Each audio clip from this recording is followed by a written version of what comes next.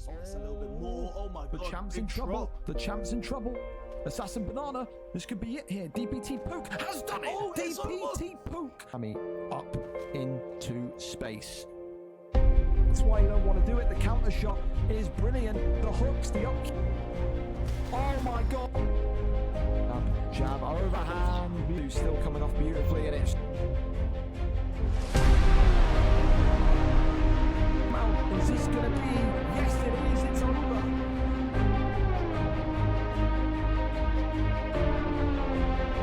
Shots again.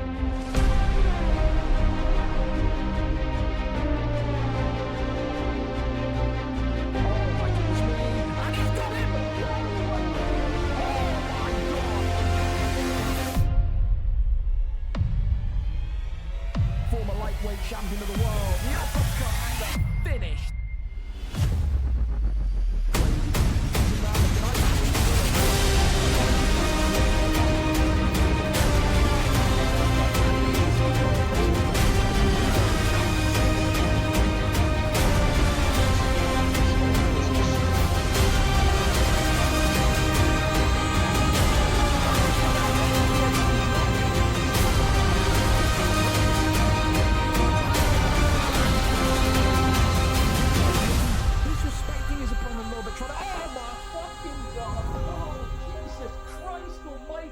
He gets the flying knee.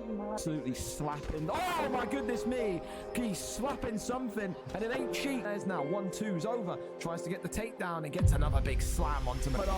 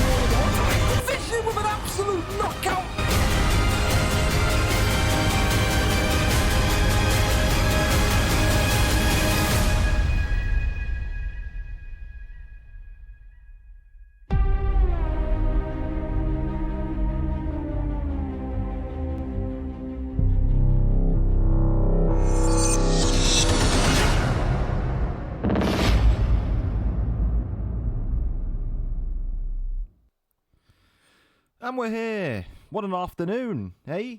The sun's shining, but it's freezing cold. The Americans are out, but they're all so stupid. Not all of them, but if you've been in the fighter lounge, you know what I'm alluding to. Why we got a black screen? Hey, there we go. There is light. Thank you, Gaston, as well for the sub.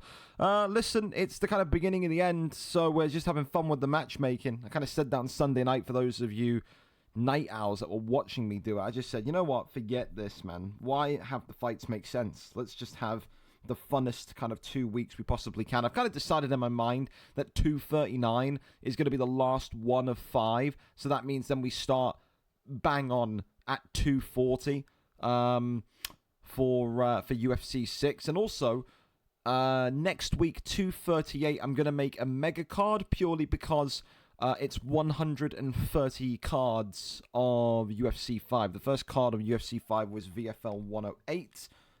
To 38, of course, next week. So 130 cards of UFC 5. We'll do that for a mega card to end off the disaster that has been UFC 5. Of course, with all of the ongoings today, there has been swaps to title fights. bigj455 still the main event, but Believe MMA takes on PickedLawyer. Ian, of course, is in double duty tonight. He's not only defending his Xbox belt, but also competing for the PlayStation belt. Takes on Clinch Enthusiast Pisces there at the 11:30 p.m. slot. JR Salmon against Juan Fe should be a Boxer's Delight. Angry One against Driscoll. Boxer against Wrestler. Sicknick against General Bean 2. Moby against Headbutt. Gramontic versus Standard Demigod. Morgs versus Bobby DCFC. And of course, a very rare one. You're ready to get to see these on the numbered cards. A BMF title between Evo X and Jazz Cox. Interestingly enough, that one's actually super important because we're having a BMF Grand Prix, the first ever crossplay BMF Grand Prix, on the 20th, the day after UFC 6 comes out. the importance of this is you win this title tonight, then going into the first BMF of UFC 6, the first crossplay BMF, the winner of this one tonight will get to use top random rather than A to Z random. So it's an investment in the future, isn't it? Of course, we start off pretty instantly, trolled by PG against TTV Adam here tonight. Of course, PG coming back in, getting himself warmed up or re-warmed up ahead of UFC 6. Haven't seen him for so many weeks, but he's here. 2-7 tonight, coming in off of a 2-fight losing streak, where his opponent, TTV Adam, 1-1 with a victory, his first ever, last week. Of course, Adam has been more active. PG has been active in the other sporting worlds of VFL, basketball on 2K, football and Madden, but does he still have what it takes to secure a knockout in this one tonight? We are over and up to it, first fight of the evening, and we are strapped in for a banger. The PlayStation division, or I like to call it the amateur division of PlayStation, again, kind of like it's the beginning of the end for these guys as well. These guys are going to blend into the kind of normal weight system when it comes to UFC 6 because of crossplay. So it's an interesting one for these two tonight to kind of prove themselves. Thank you so much as well, DJD as well, for the sub. Here we go then. Of course, as per usual, it is Sergey Pavlovich against Derek Lewis. Of course, like I said, for PG, hasn't really been seen in the last few months, let alone weeks. He is the man coming in today with maybe a little bit of rust, but there's no time like the present to get that rust off, to shake that rust off ahead of UFC 6. Adam, of course, winning last week. He will be confident, and of course, when you've got that 99 power of Derek Lewis, you're always going to feel like you can't lose a punching battle. For some of these guys tonight, will be very weird to come back in and fight after the UFC 6 beta, but it's one of those where they'll have to try and make it work. The volume of my headset, by the way, is very, very loud. Dear Lord. I think that was probably Ian with that message, but again, apologies if the game volume is a little bit loud. I'll try to adjust it. Oh my goodness me, overhand comes in as Derek Lewis says, forget your volume, man with glasses. I'm here to collect skulls. Overhand there comes in. I got hair going to my eye. I'm telling you, I look homeless. I didn't need to tell you that. You can see that. Haven't had a haircut since early February, boys. It's getting out of control. I just have no need to. Body shots there coming in now. I'll tell you what, he's got to start defending that body, does Derek Lewis, because this is not going to last too much longer. Adam is just going for kill shots with those overhands. Right hand now from PG. Goes right back down to the midsection now, swinging, ripping to the body. It's the body uppercuts that are undoing Adam here as well. He won't really be feeling it as of yet, but he will in rounds 2 and 3. 2:15 left here of round 1, and still PG continuing to just sock that midsection. Overhand there, swinging and missing. It's the simplicity of the 1-2 that gets Adam down. Let me turn this down. I'll tell you what, in my ears, it is loud. I feel like I'm in a nightclub. Unbelievable. Little shimmy there with the right hand. Again, that body uppercut continuing just to kind of give him trouble. Look at the stamina bar already. Round 1 coming towards its conclusion, and Adam has lost probably about, I would say, 1/5 of that stamina bar. Overhand still coming in, but it's just being avoided. Works off the 1-2. Gets the body shot off there. Front kick there. Swings and misses. Left and rights again coming from Pavlovich here. Another right hand comes across now. Adam still not defending the body. He's only defending the head. If I'm PG, I'm not directing a single strike back to the head at all. I'm just going straight body work for the rest of this fight. That is such a chunk of stamina gone in round 1. If there was any concerns, if there was any worry about PG tonight maybe being a little bit rusty, he is completely sent that kind of lineage to the shops. That is not the case. 1-2 head kick coming forward again. The only real kind of harm PG has here is that maybe he overthrows and puts himself in trouble, but round 1, there's only one winner in that one, and it's the man in red, PG. 10-9 for me. It all kind of comes to a point here of at what point does Adam start defending the midsection? At what point does Adam protect himself? Because I feel like this is going to end in a body TKO tonight. There is no ifs or buts or maybes about it. If he does not defend that middle section of Derek Lewis better, he is going to lose in this second round. Look at this now, the head work, and that's the thing. He's created that fear factor now. You've got Adam kind of so petrified of the bodywork that PG is able to now work upstairs. It's a real textbook performance from the great boxer here tonight. Front kick there. Body shot comes right back. Big knee, but that's Derek Lewis for you. And like I said, PG's kind of only way to lose this fight tonight is if he rushes and if he kind of overdoes things. Nearly gets caught with a TKO there from Derek Lewis. Of course, though, the knockdown will not really phase him. He knows he's in such a great position, a prosperous position. But he will maybe now have a little bit more, I think, focus after that drop. Overhand comes in, but of course Pavlovich also landed. Oh my goodness me. And those heavy hands of Derek Lewis still very much there and a threat. 1-2's down the center again. 3 minutes left here of round number 2. Front kick now comes forward. And Adam here working the shots. Uppercut left hand. No knockdown just yet. The elbows, and there's the right hand. And Pavlovich here in top mount. This has got to be it. Adam in huge trouble. And Adam is out of there. A wonderful boxer's performance from Trolled by PG, who comes back in after so many weeks out.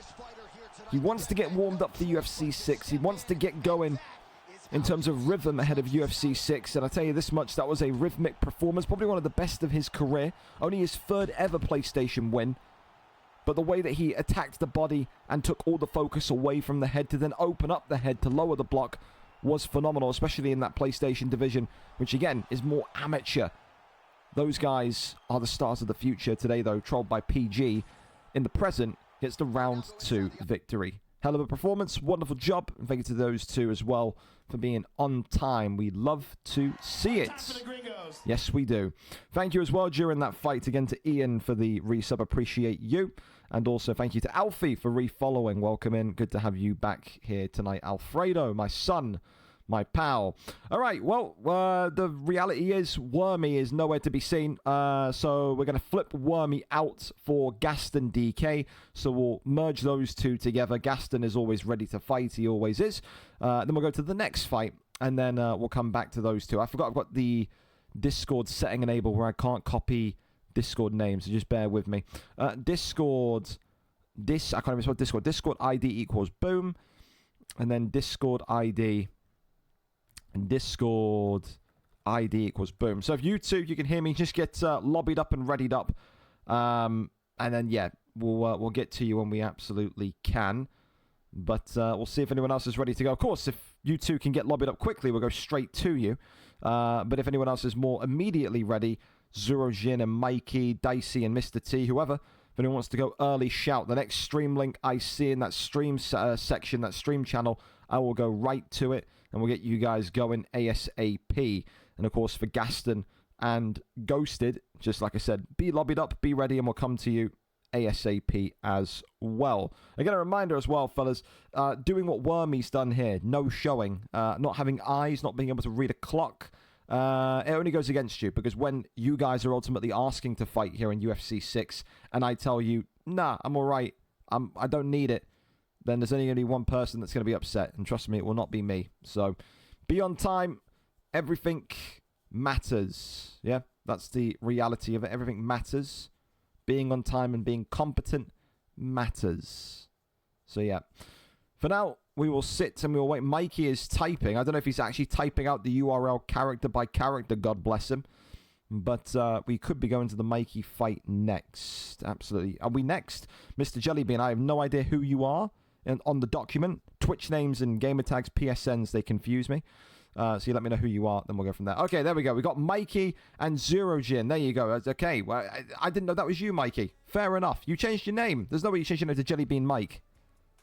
That sounds funny, but it's good at the same time. Oh, Jesus, we've got Minecraft Buffer. It's all right, though. Here we go, then. We'll go to Zero Jin and Mikey to get these guys going. Zero Jin, of course, coming in 2-0. He's feeling confident tonight. Mikey, of course, though, is also on a 2-fight win streak, 2-1. One of these two tonight goes to a 3-fight win streak, and what that means is potentially a title shot. General Bean's fighting for the belt tonight. There could very much be title implications. You win this fight, maybe, just maybe, you become heavyweight champion of the world before the turn of UFC 6. Alexei Oleinik, of course, for Mikey, whereas Zurojin coming in tonight with Sergey Pavlovich in this one. So a jiu-jitsu artist against a boxer is the best way to describe this one. And I apologize again if the volume was a little bit janky in the last one. I'm still trying to kind of go on the fly here. I absolutely am. All right, here we go then. Oleinik in the reds, Pavlovich in the white. You can maybe... It's a pick-em really, isn't it? You could say that both of these two have keys to victory tonight. For Mikey in the red, if he gets you to the ground, he's got probably the best wrestling in the heavyweight division. Zurojin's going to need to have that takedown defense, and both of these two are going to need to respect each other as well. Both of them on 2-fight win streaks. If you win here, like I said, it's probably, more than likely, the heavyweight championship of the world next. And like I said, these next two cards, 237, 238, 239 today, and the two afterwards, the final two after this on UFC 5, we're going to be seeing title fights, title fights, title fights. If you're a champion and you sign up in these next 2 weeks, you are going to defend your strap. That's how it is. Get you guys active, get you guys moving going into UFC 6. Big shots here already, but Oleinik trying to box with the big Ruski and Sergey Pavlovich, and already dropped down. You cannot stand and box with this big boy. He's like a Russian tornado. Mikey trying to shoot a takedown for dear life here. Zurojin denies that one. The takedown defense of the Pavlovich pick and white so far, absolutely phenomenal. And already you can kind of start to see Mikey in the red looking a little bit frazzled. When the takedown doesn't land, he doesn't know what to do. I love him. Great fighter in his day, but he is one-dimensional in this heavyweight division, and that's the kind of thing that can backfire massively when going for a championship opportunity. As of now, Zurojin's just got to keep doing what he's doing. He's in a great, great space here. Knees here coming to the body. That one there lands. Uppercuts, comes forward. Left hand goes across again. Still the right hand, left hand coming forward.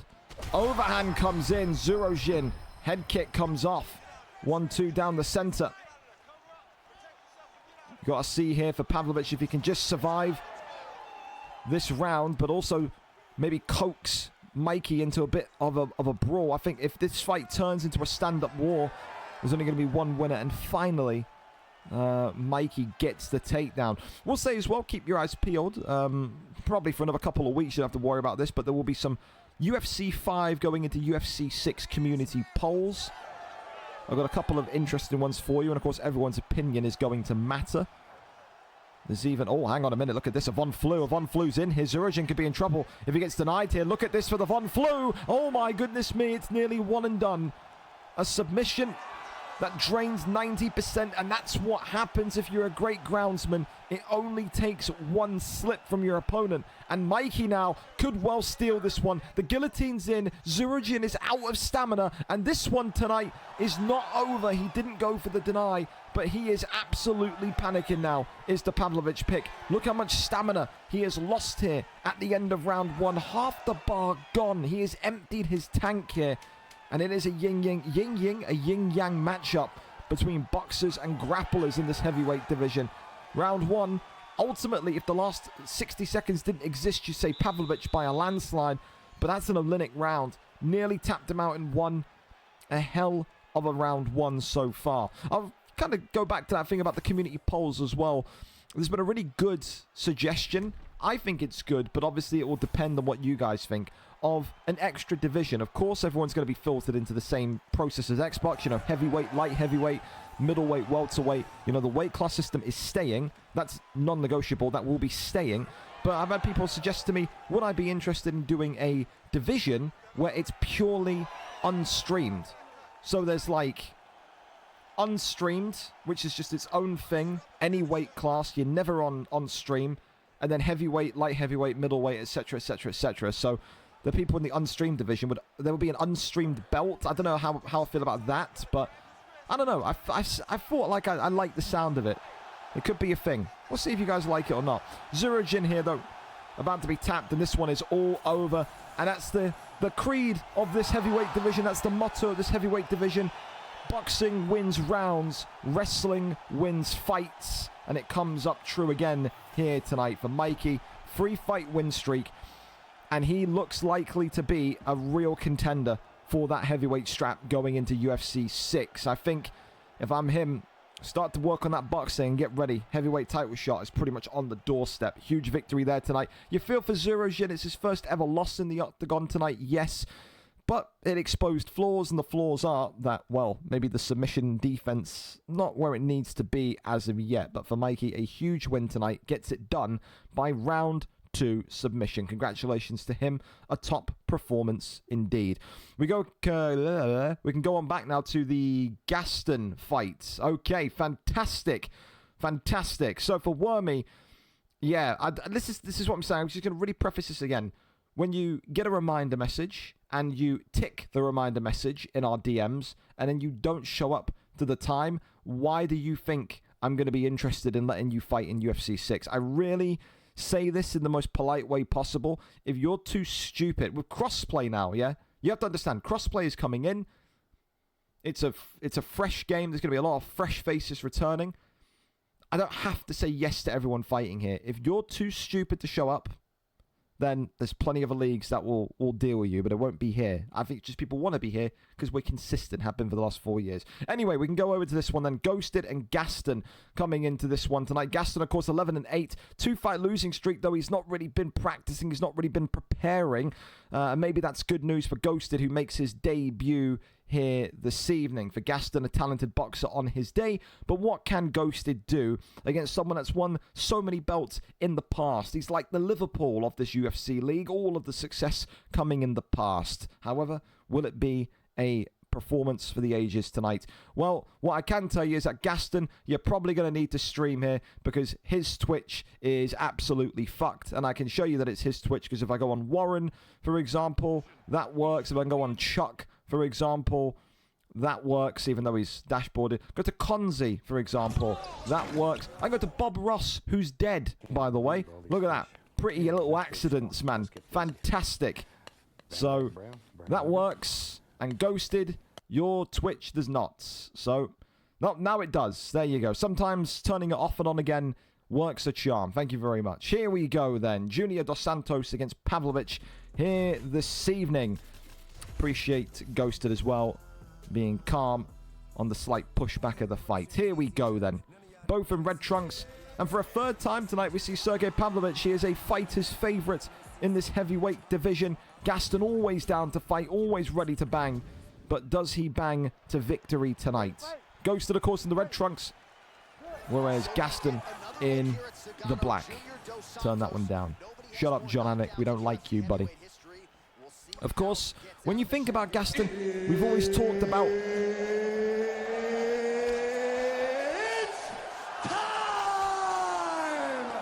Thank you very much. Of course, when we talk about Gaston, we always talk about his ability to box, but also his ability to work takedowns, to work wrestling. He just doesn't do it. He says, I'm an entertainer first, I'm a winner second. And I want to come out here and I want to have quality fights. I want to win those fight of the night performance bonuses, and you need entertainers like that. Of course, it's cost him some, in my opinion, easy victories which could have led him to gold. But some people in this league just want to come out here and just let the aggression of the work day out. They just want to come online and they just want to kind of swing for the fences and pretend that you are their boss. Yeah? Do that stock order. No, I don't think I will. Poof, poof, poof. Right hook, left hook across the dome, eh? Fantastic. Of course, when it comes to Ghosted, though, we know nothing about this guy. Debut here tonight, coming into UFC 6 in less than a month now. Feels weird to say that. It's about a month away. Deep dive tomorrow, by the way, if you haven't been keeping up with things. Left hand, right hand comes across. But across the plane of time between now and UFC 6, a real opportunity for Ghosted to kind of get himself situated and understand the quality that exists here across the league's divisions. Right now, though, Gaston, with that front kick, does get the first stun of the evening and has opened up a wound on, I think, the right eye there of Junior Dos Santos. Body shot there was being looked for by Ghosted, but overhand into the left hand, right hand comes forward again. Big straight down the center. Left hand, right hand again. Elbow now. Nicely timed there by Gaston. Tries to look for another one to the right of the dome, but not going to happen. One thing that Gaston, of course, likes to do is he likes to double up on these punches as well. He will start to go brawler-esque at moments. He doesn't really work off the jab, more so he works off kind of double hooks at points, as you're seeing there again. But against these kind of guys that maybe new, that can be overwhelming and it can cause problems. Ghosted there. Was almost doing the cha-cha slide across the octagon. Minute and 13 remaining, and I think if you're JDS at this point, if you're Ghosted, you just got to look about and think about survival at this point. Double and triple uppercuts there coming in from Gaston. It's the 1-2s down the center again. Trying to break the block here. Gaston surviving an uppercut as well, which just goes onto the block of Pavlovich. And right now, for Ghosted, he is swinging against the wind. This is not the type of fight you want to have against the Great Dane with all of his experience.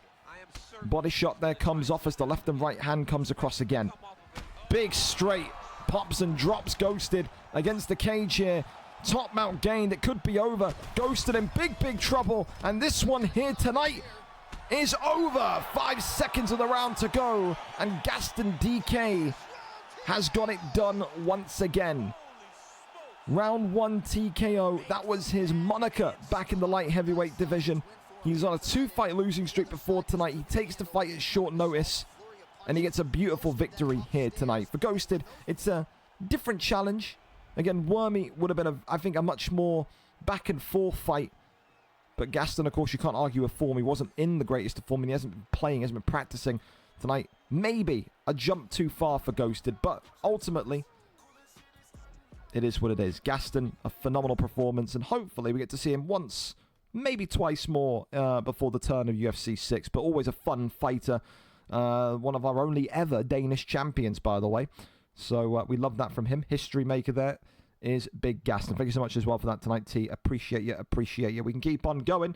I've got DMs raining into oblivion here. I was at the hospital. That's no problem. That's fine. Don't worry. Driscoll. Because my VFL is completely gone and it doesn't exist and never has, and I've been banned. Bob the Cut. Driscoll, buddy, it is UFC night. I do not care. God bless you, but I'm not reading anything about bans and that shit yet. Cleared everything up 9 is fine. Daichi, top man, thank you very much. And we've got Dicey O'Reilly ready for us. Look at this. People are ready to go early.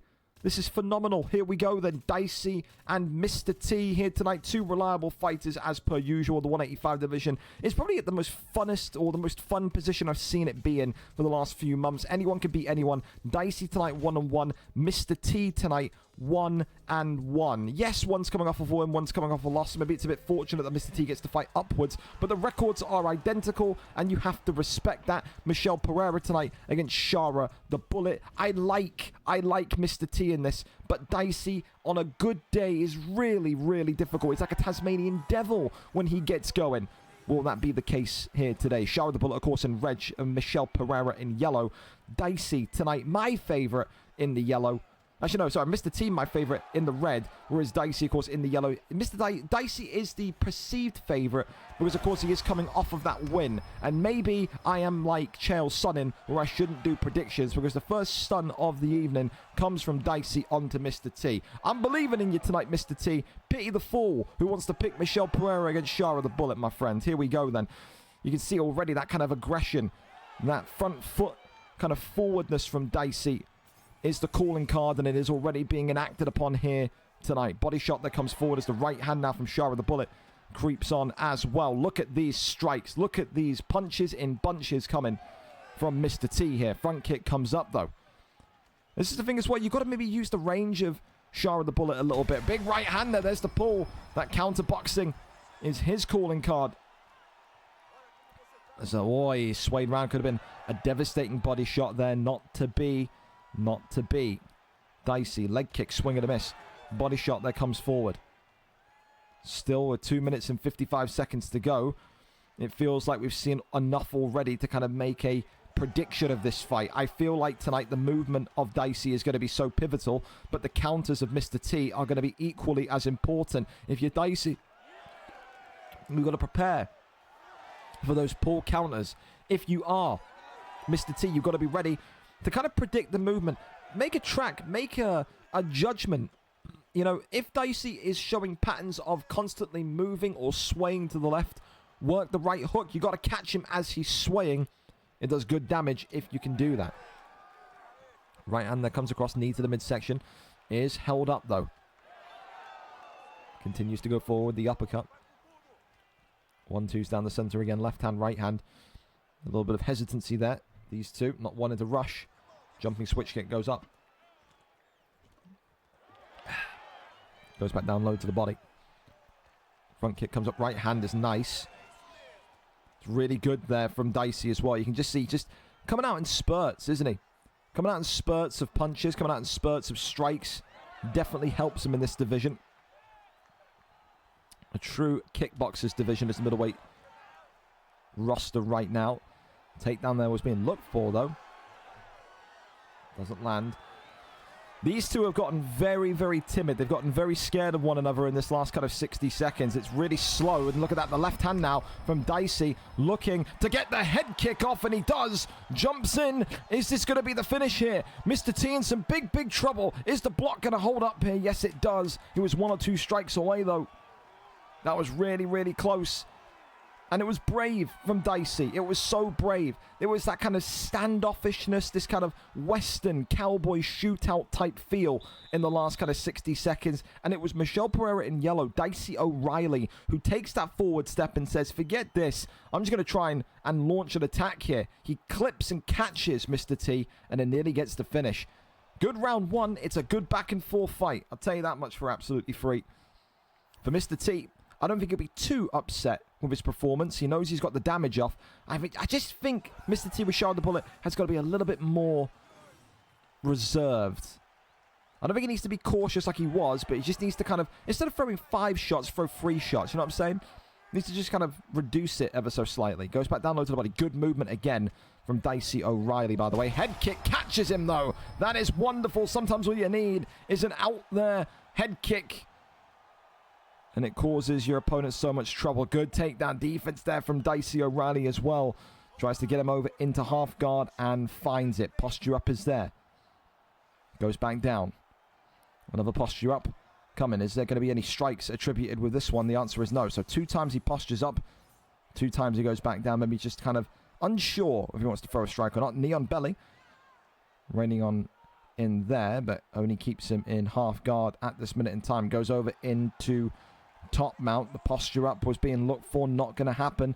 Back to half guard. That one there denied, though. Kicks the leg away. Now has full guard position. If you can get an armbar, this would be fantastic, but not able to get the deny. And ultimately, Dicey gets back to his feet. Of course, though, Dicey's got to be careful. Like I said, that wound on the right eye, no, it's the left eye, actually, excuse me, is really starting to get closer towards that red zone where the doctor's stoppage could maybe be sought after. Body shot there comes in once more again. Works off the jab. Nothing there, though. Was maybe faking the takedown. Little side kick to the ribs. Working the body shots here now. Dicey combining body shots with body shots. Little jab head kick there comes off. Shoots the takedown here. Mr. T so crazed about the wrestling and gets the land. But he's got to be able to do something from here now. Goes over into side control. This is a good start. Look at this side. Let me listen. Look at this side control. Look at this side control. Look at it. It's good. And Dicey's in some serious trouble now. We can see why he wanted to go for the wrestling. Minute and 30 to go here in round 2. Side control. Dude, his side control may be some of the best I've ever seen in the middleweight division. This is actually nuts. His boxing isn't great, but his grappling, boy, wow. Wow. You can only kind of applaud this so far. He looks night and day different on the ground compared to standing up. I think we found a purebred jiu-jitsu artist here, fellas. Dicey O'Reilly, who was absolutely running this fight in round 1, is now being exposed on the ground here. The Irishman having his arm taken, but just denies that one. Can he survive this and take it into round 3 is the big question. The stamina is absolutely cooked, though, on Michel Pereira, on Dicey O'Reilly. Takes the arm, and he does get this. Is it going to be a buzzer beater submission? 3 seconds to lock it in. Can he lock it in? The answer is no. So close. Dicey O'Reilly thanking his lucky stars he's getting out of that one alive. I mean, it doesn't take a rocket scientist, a Nobel Peace Prize winner, to understand what's going to happen now. If you are Shah of the Bullet in red, you are shooting takedowns upon takedowns upon takedowns. There is no reason, after what you've just done, to keep this fight on the feet. If you're Dicey O'Reilly, you have got to defend the takedown like your life depends on it. Third and final round here in this 185 division tonight. We've seen the best of both worlds, the striking of Dicey and the grappling of Mr. T. But are we going to get the perceived winner tonight? Looks like my pick of Mr. T is coming up fruitful. There you go. I'm not all terrible predictions, eh? There you go.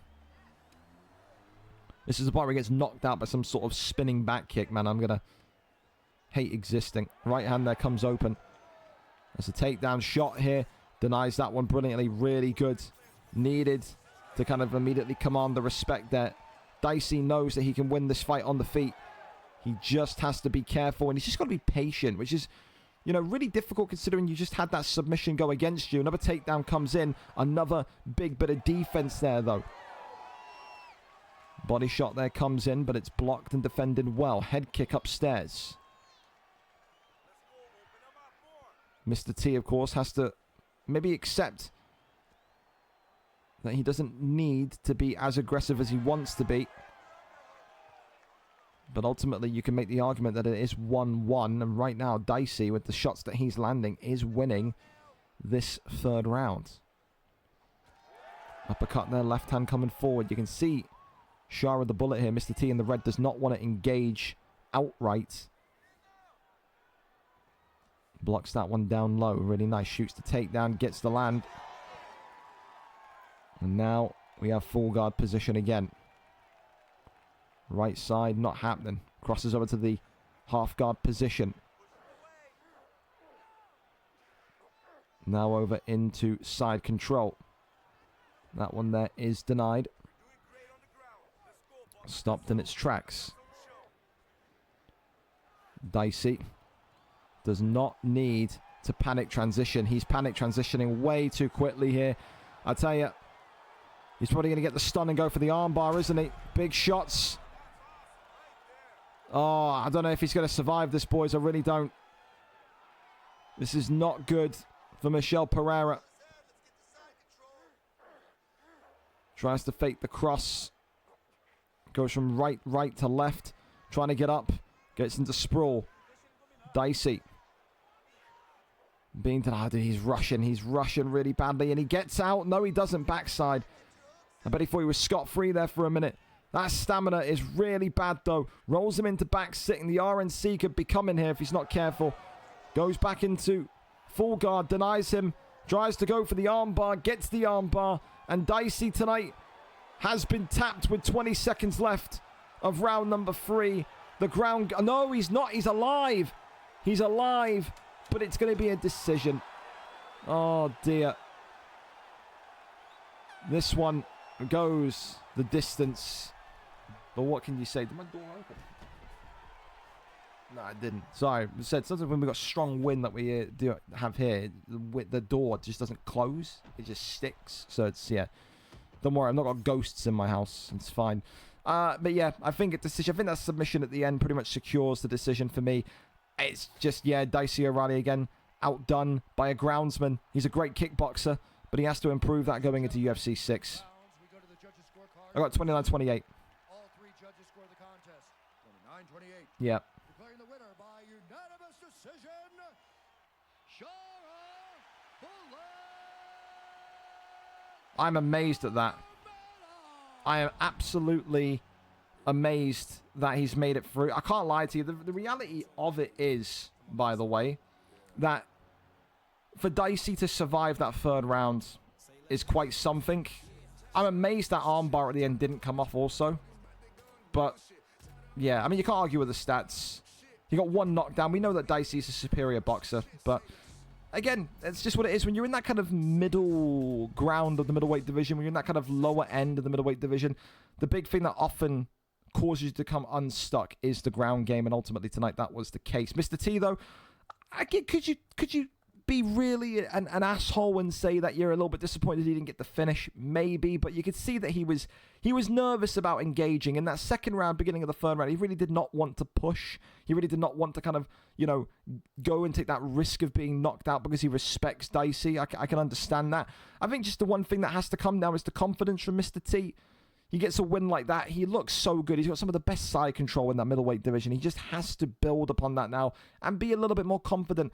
Get the takedown earlier. That fight probably would have been a whole easier show. But he struggled a lot to get that landing in the first, and that shows you. I think that's a big factor he needs to accept as well. In round one, when he couldn't get that takedown, he looked like a fish out of water when boxing. Has to improve the boxing if he wants to have high hopes for UFC 6. I'll say that for sure.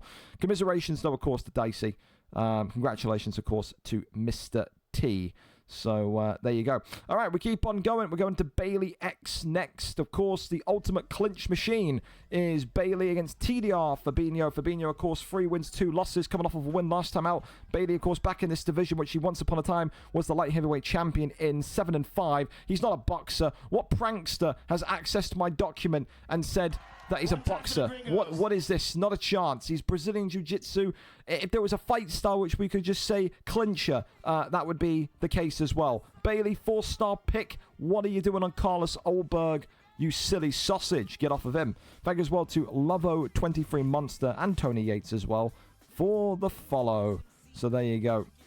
There you go, there you go. All right, are we ready to go? Oven St. Preux against Vitor Petrino here tonight. If you're Fabinho, a.k.a. Archie, you have to be prepared for takedowns, for clinches, for all the above. Let's see if he can outbox the grappler or if the grappler can have his way here tonight. Volume looks good. Bailey tonight, former champion in the white, whereas TDR Fabinho in the red with Vitor Petrino. Again, Bailey does not have a lot of TKO victories in his career. I think if you go back for the document and count them up, definitely less than 10. He is a grappler first. When he gets into trouble on the feet, he will resort to this. The clinch comes in, and immediately Archie, TDR Fabinho, shakes that one off. Body shot there comes in as he just continues to walk into Bailey's prime territory. This is the thing as well. With how Bailey fights, you can't walk forward because that clinch is going to be waiting for you. Get stunned there, does Fabinho as well. 350 on the clock already, and look at that damage on Archie, already feeling the power of Oven St. Preux, which of course as well, to Bailey in his credit, is a bit of a nice pick. It's a niche pick. You don't see too many people go with OSP. Maybe there's a reason for that, but only he'll be able to tell you. Look at it. The clinches are missing. They're whiffing. I bet clinch enthusiast Pisces tonight got tears in his eyes looking at this. I tell you, head kick there comes off, swings onto the hooks of Archie. Or onto the block of Archie with hooks, should I say. So Bailey does not mince his words about what his fight style is. It is effective. He says, I'm not a boxer, never will be a boxer. I'm a winner. It's what I do in these lower divisions. I know how to win, and sometimes it can draw the ire of the crowd, and sometimes it can be fantastic. It can be brilliantly timed. I've seen him get some brilliant submission counter victories over the years. We have. Uppercut there comes in. Still being looked for. Fabinho trying to get the hands moving. Body shot there comes forward. Left and right handers as well. Clinch there from Bailey. Bailey is getting the clinch in, but he's not able to get the takedown whatsoever. He's trying to push him against the cage. Look at this from Bailey. He's got no shame. The 205er takes the back and then puts him down. Goes into the rear naked choke here. And Archie, now TDR Fabinho, got to make sure he knows what he's doing down here. Gets the first deny. And Bailey opts to go into mount. No, he doesn't. He tried to. But Fabinho gets out of that one, but then puts right back into an armbar. And now this is a position where you wouldn't expect Bailey to lose control. Archie very much running out of ideas. Being denied not once, but twice. Has the arm extended. 85% of the bar gone. As the clinch machine, the Olympic gold clincher of the light heavyweight division, is getting closer and closer to a successful return. Was not having a good time in the 185 division, but is very much fighting with a confidence beyond his level here tonight. Goes to the right side, nothing there. round 2. Very much going to be up and underway imminently here. But it's the same hold with Bailey. No boxing. Just jiu-jitsu and vibes. Round 1, it's a Bailey round. It's an Owen St. Preux round. For TDR Fabinho, I mean, it's quite simple. You just cannot go anywhere near him. You can't continue to walk into the pocket. You can't continue to do what you're doing and get away with it. Of course, he did get rocked by one head kick, but ultimately you can see what Bailey wants to do, and that is to kind of get the clinch, push him against the cage, take the back, and get the submission. He wants you on the ground. You have to be privy to that. Round number 2, up and underway. Of course, as well, tonight's main card and the main event of the prelims, title fights galore. It is a gold rush for these last couple of weeks. As I said, from now on until UFC 6, you're a champion and you sign up, you're going to get a fight. It's pretty much how it's going to be. A couple of vacant belts to put on next week as well. Should be fun. VFL 238. Mega card. Works off the 1-2s. Nothing there. Left and right handers. Elbow there comes off. Clinch. Avoids that one. Swings on rounds. Continues to work off the 1-2s. Goes back down low to the body. Another one. Left hand there comes up again. Headshot. Wee, nearly. This is the thing with Bailey as well. Sometimes he'll get so kind of overconfident, he'll start to forget what he is, and that is a grappler first. And I'm glad that he's kind of snapped back into reality there, because he was getting touched up and he was getting damaged. You can see that orange damage next to the eye indicator in the left of the HUD. And yeah, I think if he kind of kept that standing anymore, he would have maybe put himself in a little bit of trouble that he did not want to be in. Goes for the body shots here. Works the ribs. Goes for the Darce choke. Finds the Darce choke here on Fabinho. But what is Bailey's denies like here from the Darce choke? Answer is we're not going to know. Goes into back flat instead. And now rains down these thundering shots. Big shots here. Fabinho, is he in trouble? He was nearly down and out. Goes for an armbar. Bailey rolls it through. He's got a stamina disadvantage. And Bailey ultimately trying to rush the armbar rather than get the deny. And now Fabinho has dominant position again. It's going to take a Christmas miracle in May for Vitor Petrino, for TDR Fabinho to win this fight. I don't know what he's going to do. I don't know why he's even attempting to posture up and strike. This is the correct decision. Get right back to the feet. Bailey has got to shoot a takedown. I've got to get him down here ASAP. He has to. 1-2s down the center from Bailey. All he knows is simplistic striking and clinching. Leg kick there comes in. Not going to happen just yet, though. Works off the 1-2s again. Uppercut. Still walking forward. And just see here. Owen St. Preux grabbing up, and not going to happen. Archie. Oh, head kick now from Bailey. This is what I mean. Bailey gets a head kick stun. What's the next action? A clinch. You can't write this stuff, man. You can't write this stuff. And somehow, someway, this one is going to round 3. Dear goodness me, Bailey. Dear goodness me. Would you say that's 2-0 because of the stun? I think there's a very possible reality where it is, but I've never seen in my life someone get a head kick stun and then go, yeah, let's clinch after that one. Oh, wow. That's something. Third and final round. Can Fabinho do something incredibly funny here? Left and right handers, of course, as well. Crack the leg. Owen St. Preux already starting to clinch. Oh my god, he's been knocked and dropped it. There's no way Bailey sells this, man. There's no way. Spinning back elbow there by Fabinho, who is feeling confident as ever now. Clinch is coming. Denies the takedown. Another clinch. He's going to try and put him against the cage here. Oh god, it's just so horrific from Bailey, it is. This is, for the people watching here that are kind of, you know, the hardcore viewers that are here during the prelims, this is what, like, Kiss George or Nightfall would look like if they were terrible and they were in light heavyweight. This is so bad from Bailey. Oh, it's so bad. He's going to get the sub, though. There's nothing illegal about it, but Jesus Christ. How you can be fighting for 4 years and your boxing has gotten worse, I will never understand. He's a yo-yo fighter. He prospers in light heavyweight. He was on a 5 or 6 fight losing streak in middleweight. Maybe this is his peak. Is he too good for light heavyweight, but too shit for middleweight? Maybe that's where he falls into. But that's the Bailey experience tonight, man. Clinches and submissions and all the above. He gets it done by a round 3 submission. You ain't got to like it, but you got to respect it. It's a win here tonight for Bailey, who will continue to add submission wins to his resume. You can see here he's already got 24. It's his 25th submission tonight. And I tell you this much, they've all been pretty much like that. I think probably out of 25, at least 22 of them have all been like that. So, yeah, I mean, what can you say, dude? What can you actually say other than, woo? You know, woo. What can you actually, what can you do?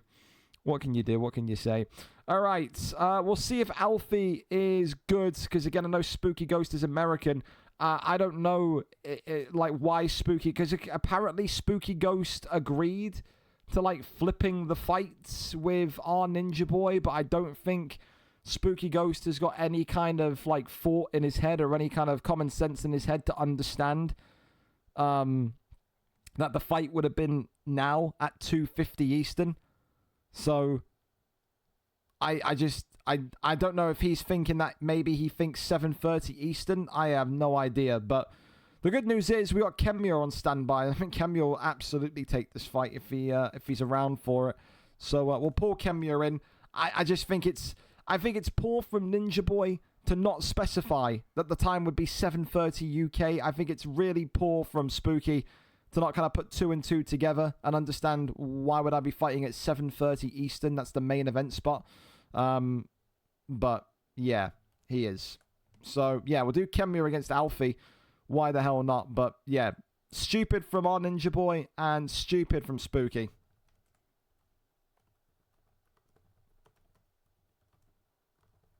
So you gotta think, boys, when you get messaged about flipping fights, yeah? About moving fights, flipping fights, please, common sense.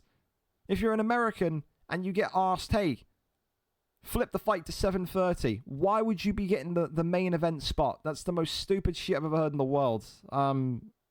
Mind-numbingly, ridiculously stupid. But yeah, I mean, I don't think Alfie and Kemio have ever fought either, so I think that's quite good. I'm just a little bit disappointed in Ninja Boy being dense and Spooky being dense, but what can you do? It's one of those. I blame Ninja more than Spooky, to be honest, because it's Ninja's job when he wants the fight moved to make sure that every fighter understands what time zone we're talking about. So I'm actually not going to be too harsh on Spooky. I'm going to be more harsh on Ninja. Ninja won't get a fight moved again until he understands how to, you know, use basic comprehension in English and explain to people when the fight is moved to. But yeah, a little bit annoying, but luckily we land on our feet. And Alfie and Kemio have never fought before, so that's a cool one as well. So yeah, maybe we get to see Kemio a couple more times before the cards stop on UFC 5, but ultimately we get him here tonight for this flyweight matchup against the returning Alfie 74, 77. What's the, yeah, 74, 74, 497. These numbers, mate, I'm old. Yeah? There's no need for it. So, Kemio and Alfie, that is the matchup. I'm going to ping you both just so you know to talk to each other, and we'll just stick with this one because we don't need to go too far ahead because we've got Showtime on the fucking card today. You know what Showtime's like? He literally needs everything to be on time or else we're fucked. So I'm happy enough to be a little bit behind in that regard tonight. 7 Alfie. He's even got a number in his Discord. Unbelievable. That is marvelous, isn't it? There you go. Come on, let's get going. Let's get moving. Yes, sir. Yes, sir. My leg got humped for 3 rounds. It did. It did. Did I say Alfie and I did. I did say Alfie and Kemio.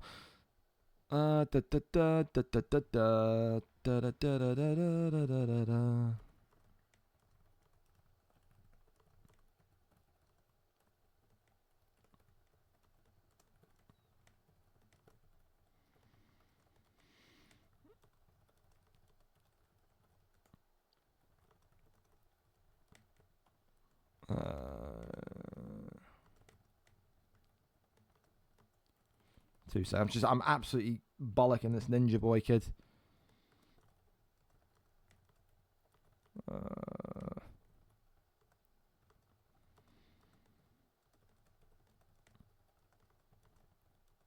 Yeah, so don't ask me to move fights if you can't be bothered to then go and tell the American people what time it would be. It's crazy. Be 2 seconds, didn't get the invite, so trying to send him one. There you go. Invite issues. EEE. So there you have it. We wait for that one. So, yeah, like I said, I'm not going to be too upset with Spooky. It's more on Ninja. Spooky's always done everything correctly as well. So I can't be too upset. Not at all. Oh, Roof and G09G is lobbied. Okay, well, while Kemure and Alfie get ready to go, we'll go to that one. Why the hell not? We'll go to G09 and Roof then.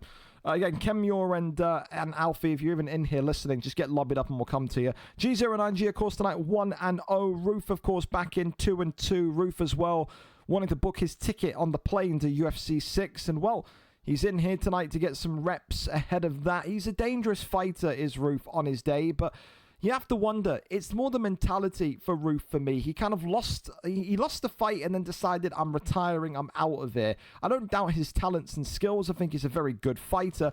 I just have to doubt whether or not he can take losses. And that sounds maybe kind of insulting to you, but I see it a lot, man. I see a lot of fighters. Look at Rando on the PlayStation division. 2-0, talking the most, loses one fight. No one's seen Rando for 4 weeks. Where's Rando gone? No one knows. We see it so often across both consoles. Is Roof another one of those? We have to wait and see as we go into this one tonight. Of course, you've got King... Is it King Green? I think it is King Green. Fucking Jesus Lord. King Green, Bobby Green, all the Greens against Conor McGregor. G09G tonight, of course, is fighting with the most incredible belief that he's had since coming into this division. But I tell you this much, Roof tonight absolutely starting strongly here. And sometimes that confidence, that overstature of belief can cost you in so many ways because you start to think that no one can touch you. Well, G09G has already been touched here tonight by the hands of King Green. Of course, 2 boxers here this evening, but G09G does have a background in wrestling from his time in the welterweight division. Does he maybe lean on that if he eats another big strike? Uppercut there lands again. Wonderful work here already. And Roof showing why he was so dangerous in that first stint in the lightweight division. Absolutely breezing past G09G and knocking him down here. This is the most trouble that G09G has looked in since those early welterweight days, but he's got an armbar in here with McGregor. He may well have to wrestle with McGregor tonight.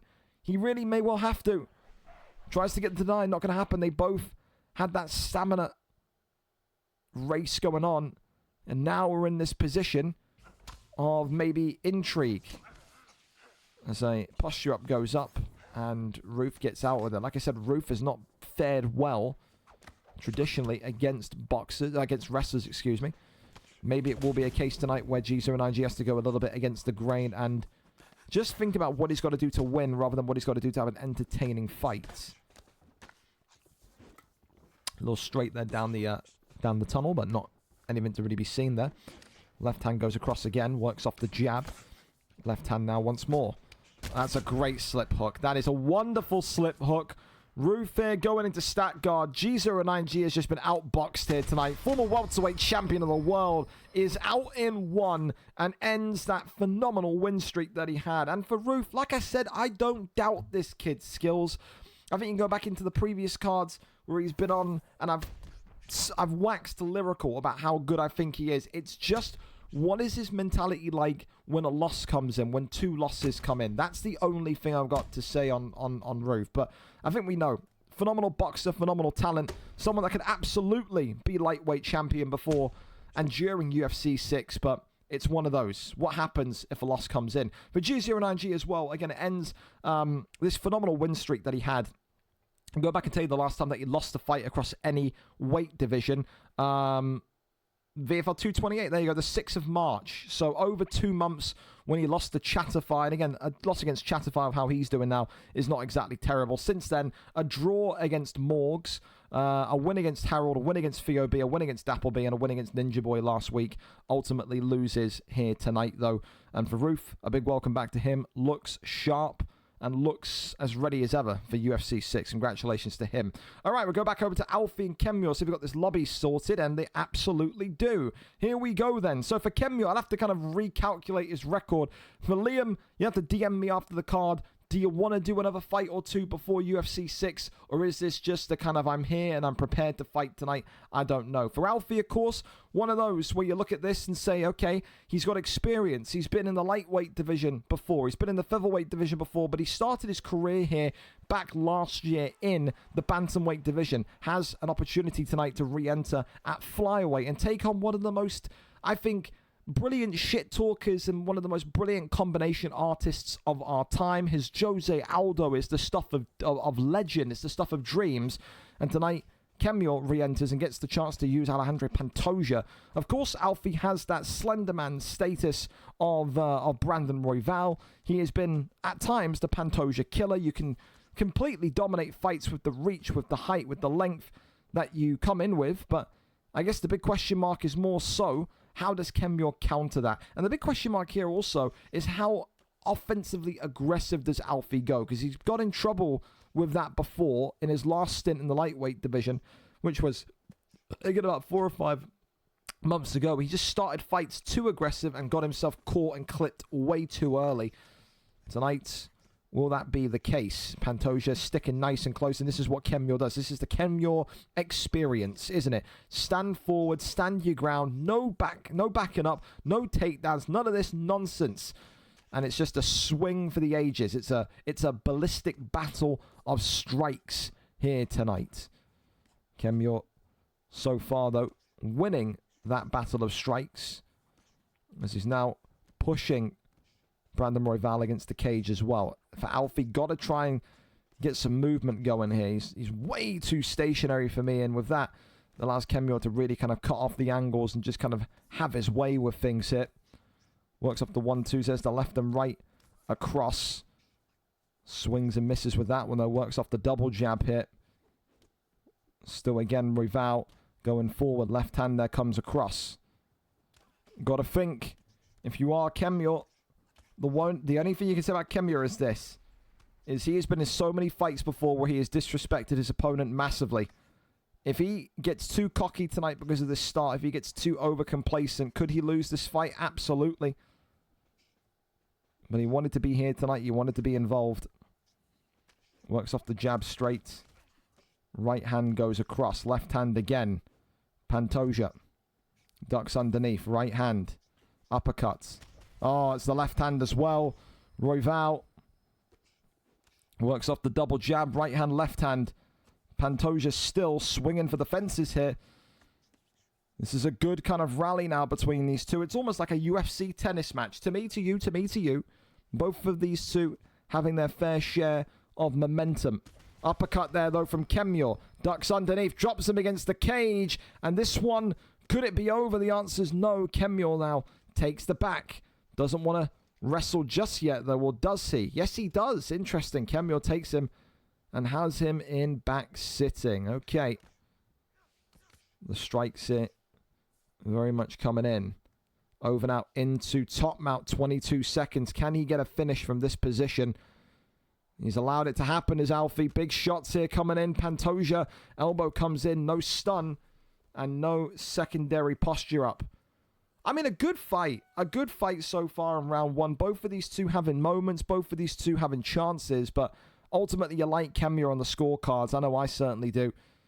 For Alfie, the second half of the round was a lot better than the first. I think, again, was just a little bit too naive in the first part of the round. I think the first 2 or 3 minutes, a little bit too naive for me. He's got to respect Kemyor and his pressure. That was the difference maker.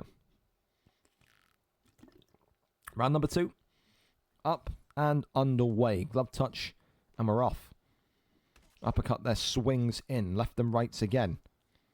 Look at Alfie's head. Dude, Alfie's head health is absolutely a flaming mess.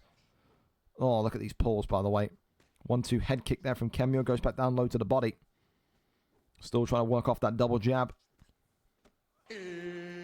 Thank you so much for the sub. Appreciate it. Kemio drops him again. The potential of a finish coming. Oh, it's a good left hand there, though, from Alfie. Again, these two giving as good as what they're getting, man. They are. Still swings across. Left hand, right hand. 340. And I don't think we're too far away from a knockout here this evening. Kemio's damage, though, is getting closer to red. But that head health of Alfie. Oh, he goes for a labored strike. He's dropped, he's clipped, he's downed. And Alfie is out of there. The Prince of Scotland returns home to roost.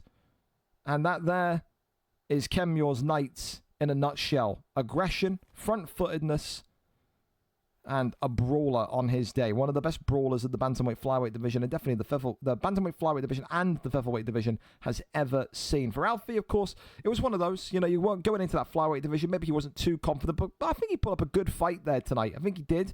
I just think it was that first kind of 2.5 minutes of round one, just a little bit too aggressive for me. Ultimately, Kemio gets it done and gets that one over the line. Congratulations to him tonight. A solid showcase. I think we needed that. I think, you know, there are some names that you want to see fight before the turn of UFC 6. Kemio's definitely one of them. And we got that wish there tonight. Gets that one done. And another victory on the record books for him.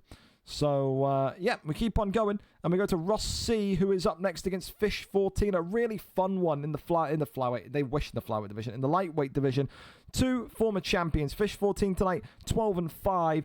Again, we have to say what it is. And I don't think Fish will mind. A failed featherweight experiment. Not just once, but multiple times across UFC 5. Fish falls into that category. He's too good for lightweight, but he's not good enough for featherweight. He never seemingly finds consistency in that 145 division. He can't find his way to get streaks going. However, when he's in lightweight, he feels like $1 million. This guy is phenomenal on the feet. He's phenomenal on the ground. He is a true mixed martial artist in this division. Rossi, of course, former champion as well, and has been the other side of the coin. He's, you know, moved his way up. He was in this welterweight division, earned his stripes. He went into lightweight, didn't go too well in lightweight the first time, relegated back to welterweight, won the title, dominated welterweight, and then came into lightweight and then won the strap. So he's doing it the proper way. His dream is to get into that featherweight division and cut his teeth against some of the very best. However, this is a huge, huge test tonight. I don't think he's fought anyone as well-rounded as Fish until now. Fish 14, of course, coming in with the reputation of being the 2024 Fighter of the Year. This is someone that was phenomenal at the back end of UFC 4, beginning of UFC 5. It's down to Ross C to show him that there are levels to this in the race for another opportunity at lightweight gold. I think there's a big, big opportunity you win here tonight, whether you're Ross or Fish, that you win here, it could well be a title opportunity. We're there, we're set, and we are ready to go for this one. Showtime Pettis, of course, against Paddy the Baddie here tonight. And again, a big thank you once more to Jack9 for the resub with Prime as well. Appreciate you. Here we go then. The prelim card rolls on. Paddy Pimblett in orange for Ross C. Fish 14 with Anthony Showtime Pettis in the blue. Ready, fight? Ready. Again, expect grappling. Expect these two to put on a true jiu-jitsu performance.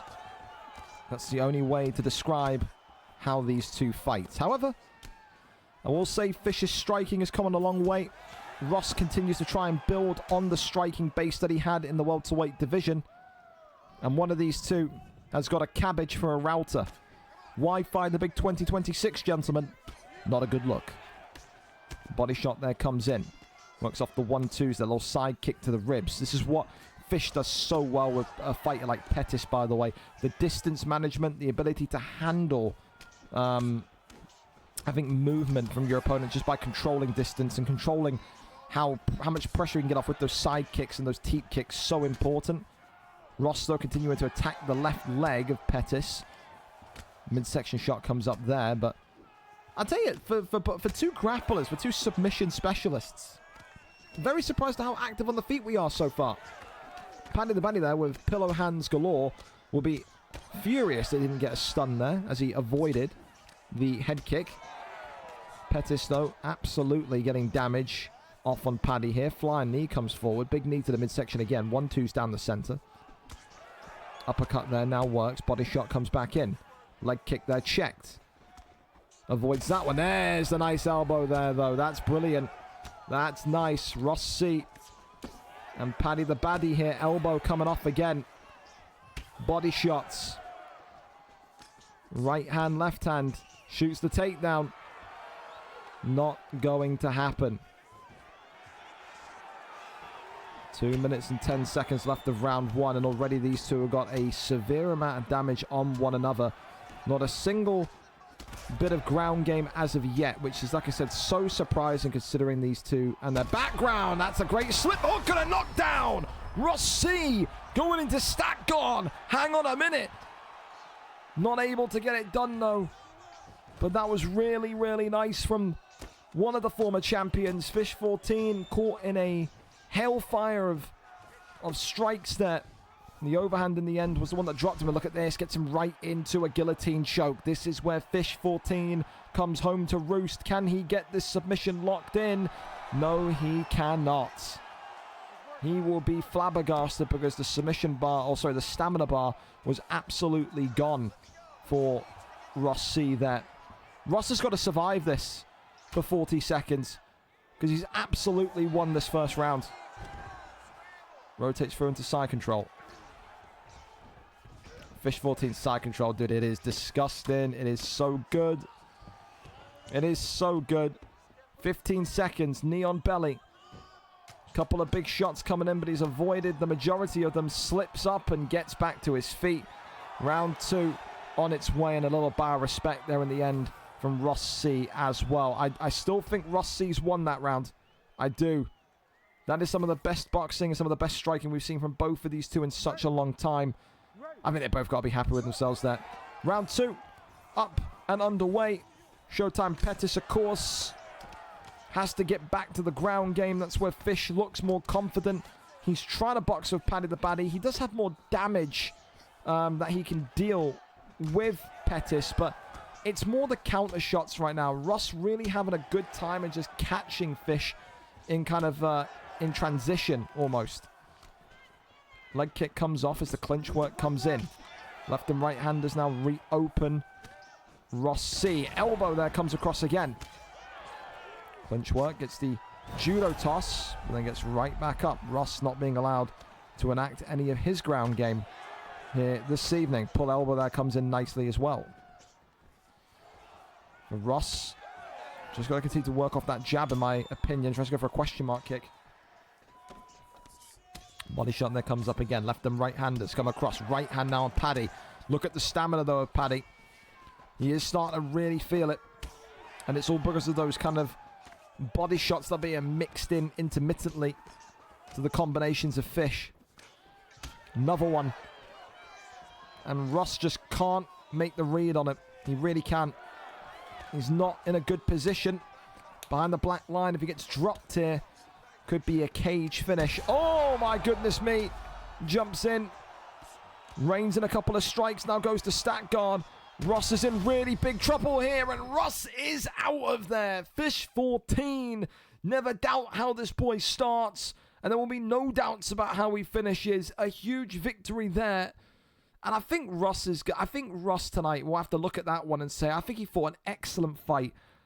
I think Paddy the Baddie cost him there tonight. There was that one strike at the middle part of round one where Ross ducks a head kick or sways out the way of a head kick, and he gets a left hook unblocked, unguarded against Pettis, and there is no stun, no knock, nothing. If you picked... Because I thought his boxing was good today. I thought Ross's boxing was A1 today. I think if he went with someone with heavier hands, more power, he probably would have won that fight. And I think that's exactly what Fish went for. Pettis has this brilliant blend, this brilliant mix of ground game, but also power on the feet. And I mean, that's what got him over the line today. A very, very good fight and close fight between two jiu-jitsu specialists, but Fish 14 gets it done by round 2 TKO. Congratulations to him in that one. We keep on going. Of course, if Inked Beast and Gleason are ready for us, and the answer is yes, they certainly are. Inked Beast tonight coming in with a point to prove, because this was once upon a time the best boxer in this PlayStation division.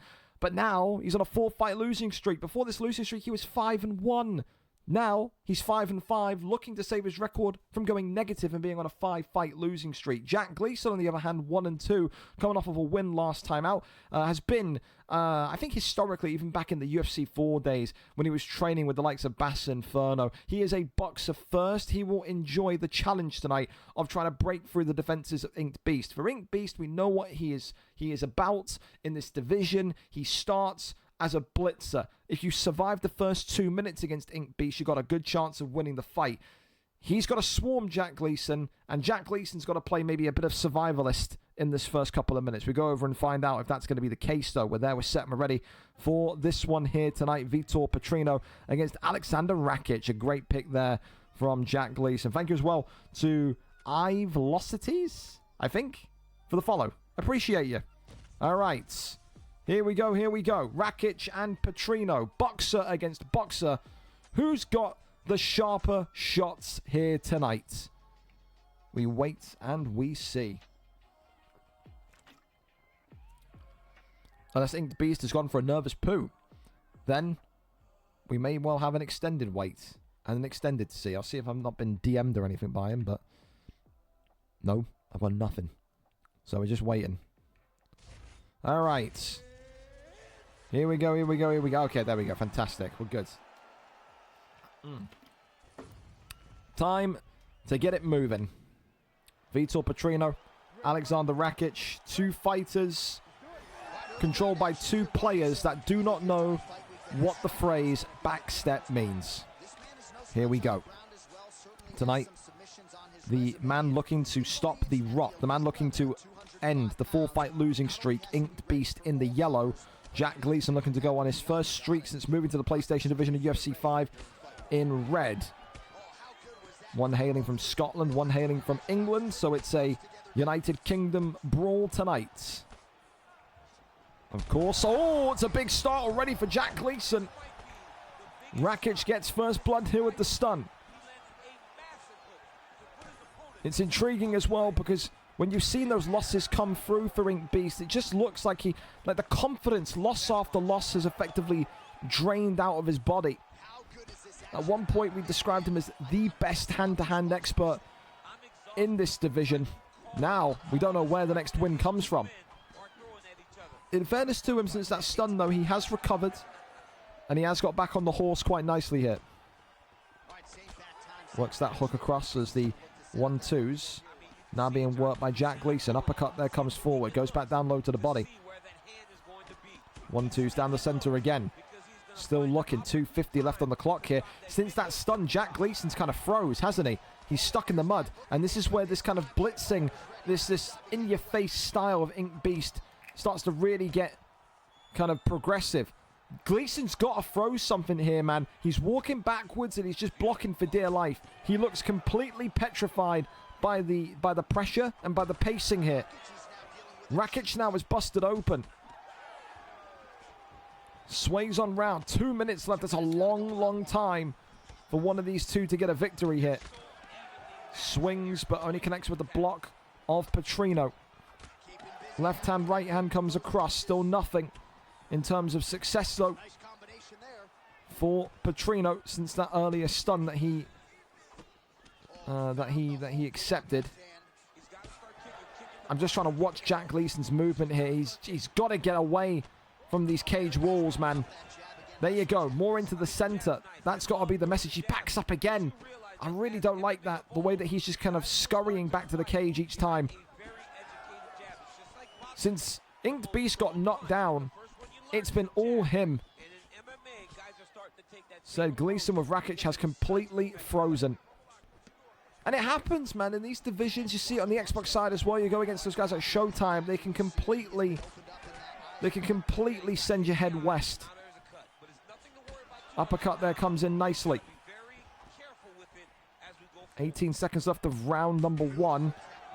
Are we going to see one last big shot here?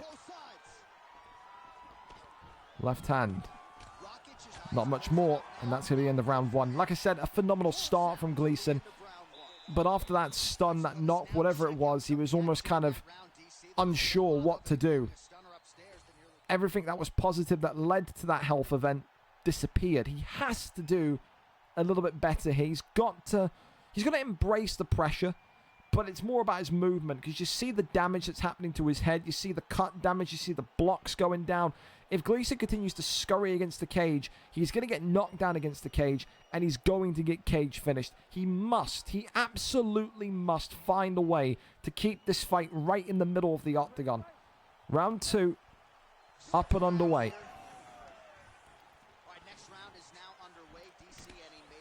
Already, you're kind of looking at... He's already running back to the cage again. It's such a bad habit, and it can put you in such big trouble. And there you go. Look at that. Ink Beast knows it. He's trying to get those hooks going. He's got a teep kicker or something. Clips him. Jack Gleason with the knockdown. Maybe it was a bait and switch. Ink Beast now is down. Gleason hunting for the kill shots. Works off the jab. That is bright red though on that health event, on that eye damage, should I say? Oh God, Ink Beast there was swinging with some serious venom. Big shots down the center. He could try and win this with a doctor's stoppage, but he's not that type of person. Is Dalton? He will want the clean knockout.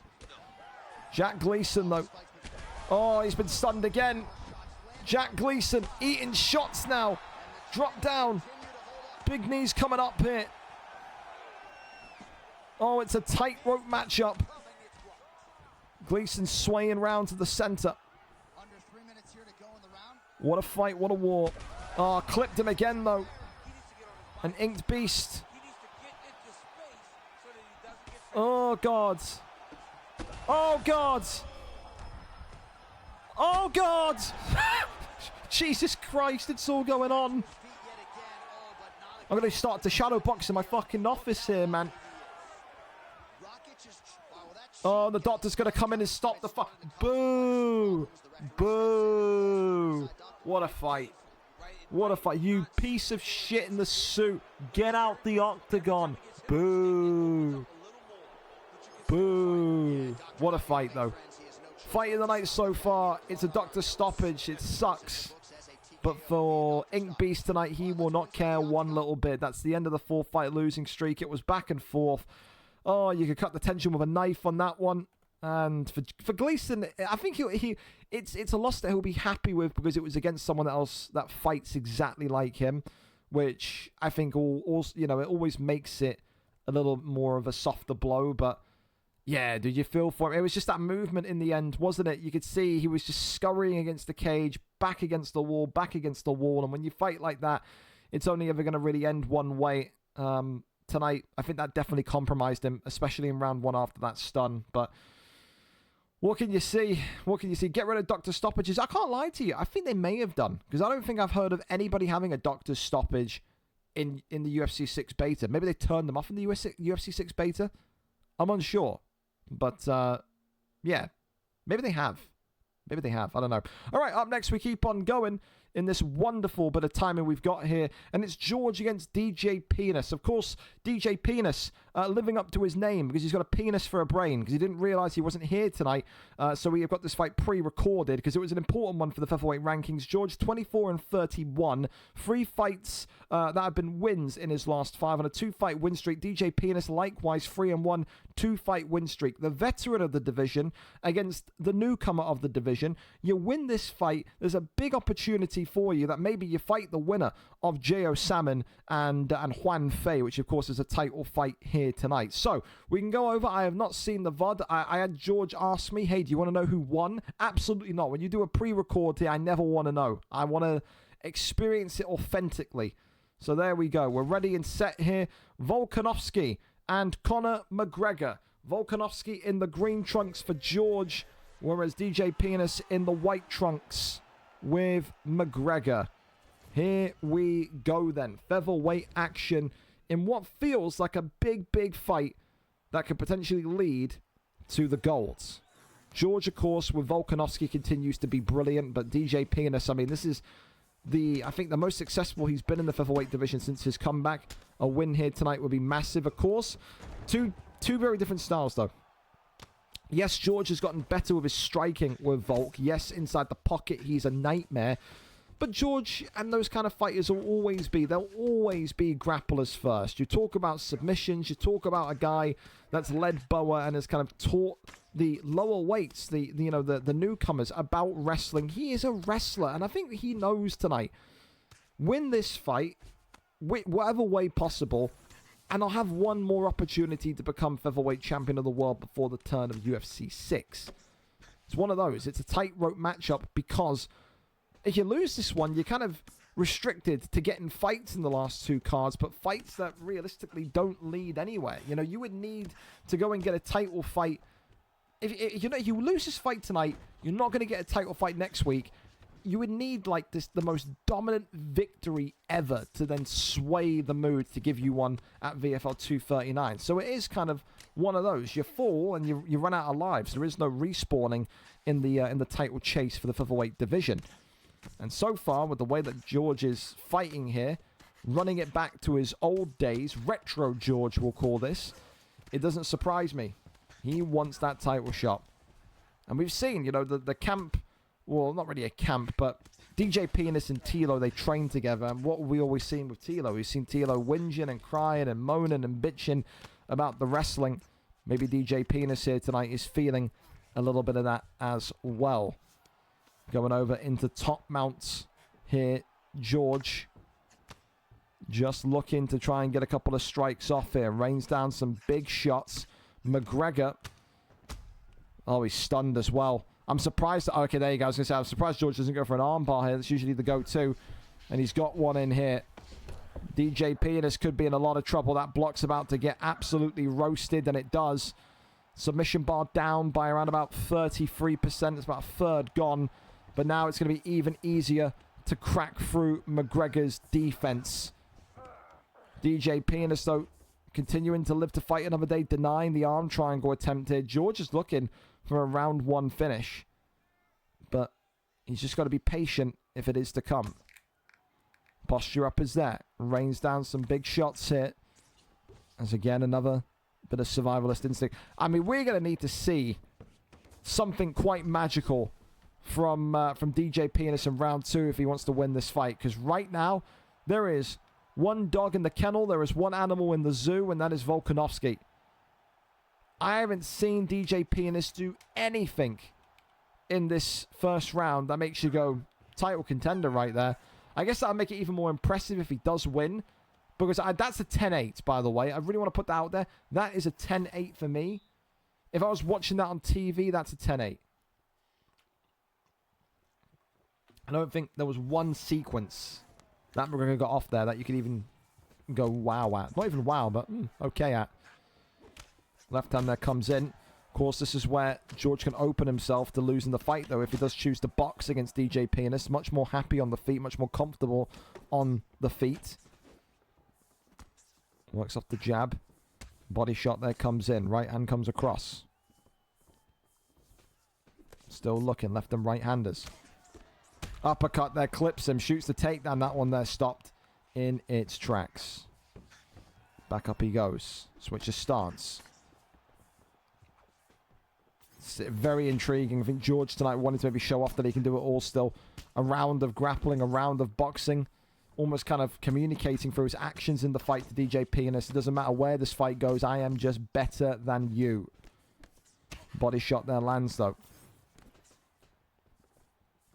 3:20 left of round 2. And there's still big question marks to be answered here by DJ Penis, who is just being absolutely torched here at the minute. This is one of George's most complete performances in recent memory, man. It's so good. It's so good. Straight down the center. Left and rights again. Uppercuts. Jab there coming forward again. There's the right-hander. Goes back down low. There's the teep kick. Little shot to the body there. Works off the jab again. Oh, I tell ya. Oh, hang on. Oh, hang on. Oh, George. Oh, no. Oh, God. George has gotten way too comfortable being on the feet here. Oh, you old dinosaur. God, you're our dinosaur, George. But go back to the wrestling, please. Oh, thank God he's heard me in the past. I've got my time machine and yelled in his ear. Yeah, he just allowed DJ Penis right back into this fight. Again, it's difficult. I don't know if it's stupidity or cockiness from George to just kind of do it, because you dominated him on the ground with wrestling. What even enters your mind to go, yeah, dominated him with the wrestling, I'm now going to stand up. Get the fight over the line, George.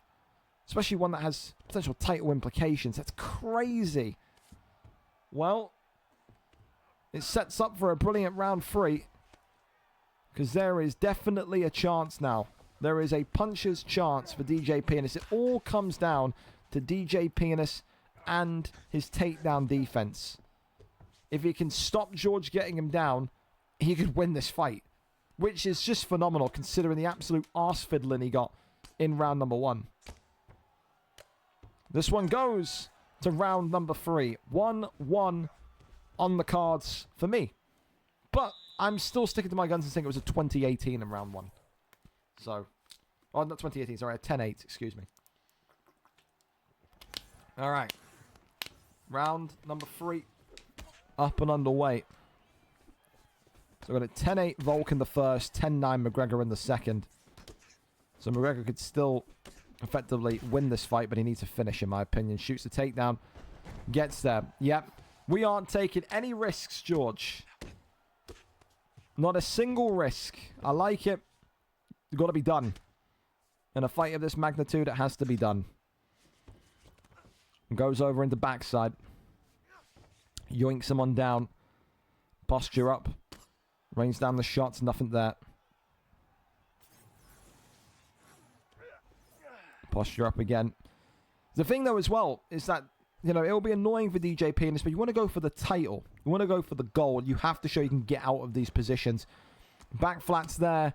Not looking ideal here. DJ Penis in a lot of trouble. And this one is all over. George gets away. He was playing with fire there in round 2. And if he wants to go and be featherweight champion again next week, the week after, whenever it comes, he cannot sit and play like he did there.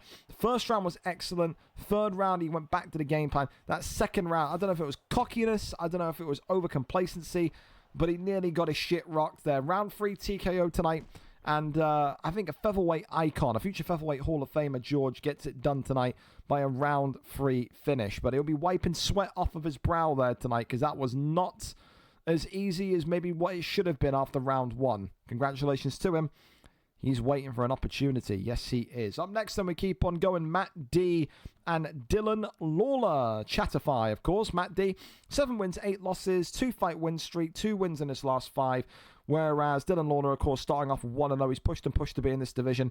Matt D, of course, has a great opportunity himself. I mean, for this one tonight, I know Matt and George know each other, but if you're George looking at this and you're looking at the way that this division looks like right now, you're probably saying you need Dylan Lawler to do you a favor and win here, because if he does, then your 3-fight win streak absolutely banks you in for a featherweight title opportunity. For Matt here tonight, if he goes to 8-8, 3 fights in a row, 3 wins, that could definitely open a door up for him to sticking his hand up and saying, hey, I want an opportunity as well before UFC 6. 2 phenomenal fighters, but 2 very different styles. Dylan Lawler, you never know what you're going to get. Chatify, it could sometimes be boxing, it could sometimes be wrestling. Matt D, of course, has made his name for jiu-jitsu, for submissions, and for control on the ground. I wonder if that's where we're going to go with it today. We're there, we're set, we're ready. Chatify is our cameraman in this 145 divisional matchup. Here we go. Jose Aldo, the WEC version, continues to be one of the most enjoyed picks of the last kind of 6 months. And connection to your opponent has been lost. Well, we've been cucked. We've been false started. So, there we go. We will wait to go. If anything, we're still, I mean, take your time. Take as much time as possible. Showtime will definitely thank you for it. We're 10 minutes early. The brilliance that we've had tonight in our timings, sensational. I'm a happy man. I'm a happy, happy man. So, yes, yes. I'm still so upset with fucking Wormy. I am. I wanted to see that Wormy fight tonight, but when you're dense, boys. You know, what can you do? All right. Well, We're back to it again. Jose Aldo and Diego Lopez. Take 2. Here we go. A good fight, though. Definitely a good fight. An interesting fight. Will definitely give, I think, Matt D a taster of what the new generation of upcoming fighter looks like. And will definitely give, I think, Chatify a taster of what there is to come in terms of the higher echelon of this division.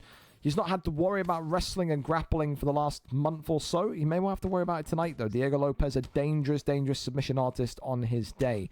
Chatify, of course, in the black and white with Aldo. Matt D, of course, in the yellow with Lopez.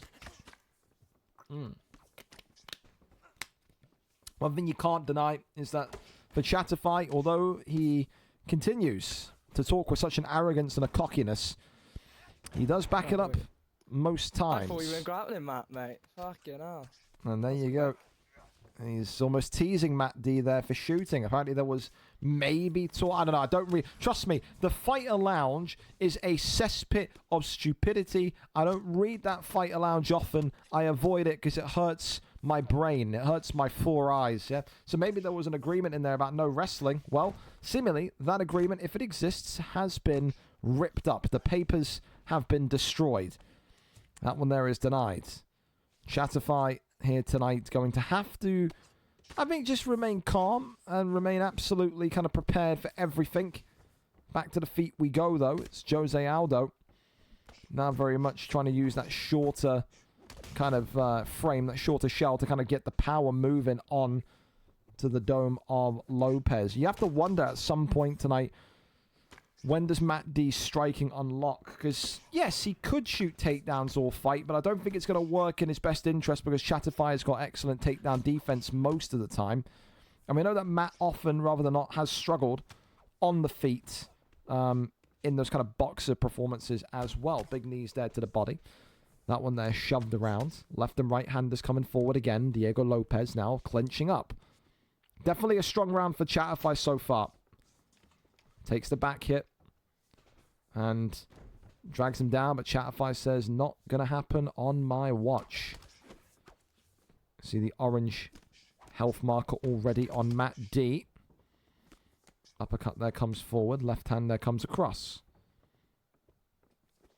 Got to think here for Matt. How do you get out of this position? Because right now, he's in this kind of do or die moment, I feel like. He has to do something, but it's such a risk, because you can see there, when he's trying to get those combinations off, it's just that sharpness. It's that kind of swiftness of Jose Aldo that puts him in so much trouble. Power behind those little Brazilian gloves. Absolutely wonderful. Takedown there works. And now we assault the body once again. 27 seconds left of round number 1 as we continue to build to the end of our prelim card. Don't forget tonight, prelim main event, a rare one. A title shot, the BMF belt on the line, as 2 PlayStation names in Jazz Cox and Evo X will enter the randomizer Wheel of Doom.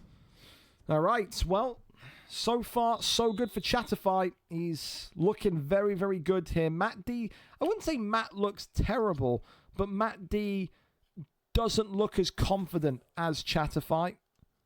There isn't that kind of... I would say there's not a lot of belief there from Matt. I think that stems from him knowing that the striking still isn't completely there. He broke the claws. Whoa, mate. Here we go, then. He's just said there under his breath, he's broke the claws. So, maybe there was a clause. Doesn't exist anymore, though. Round 2 up and underway. Can Matt D find a way to outstrike this brilliant striker?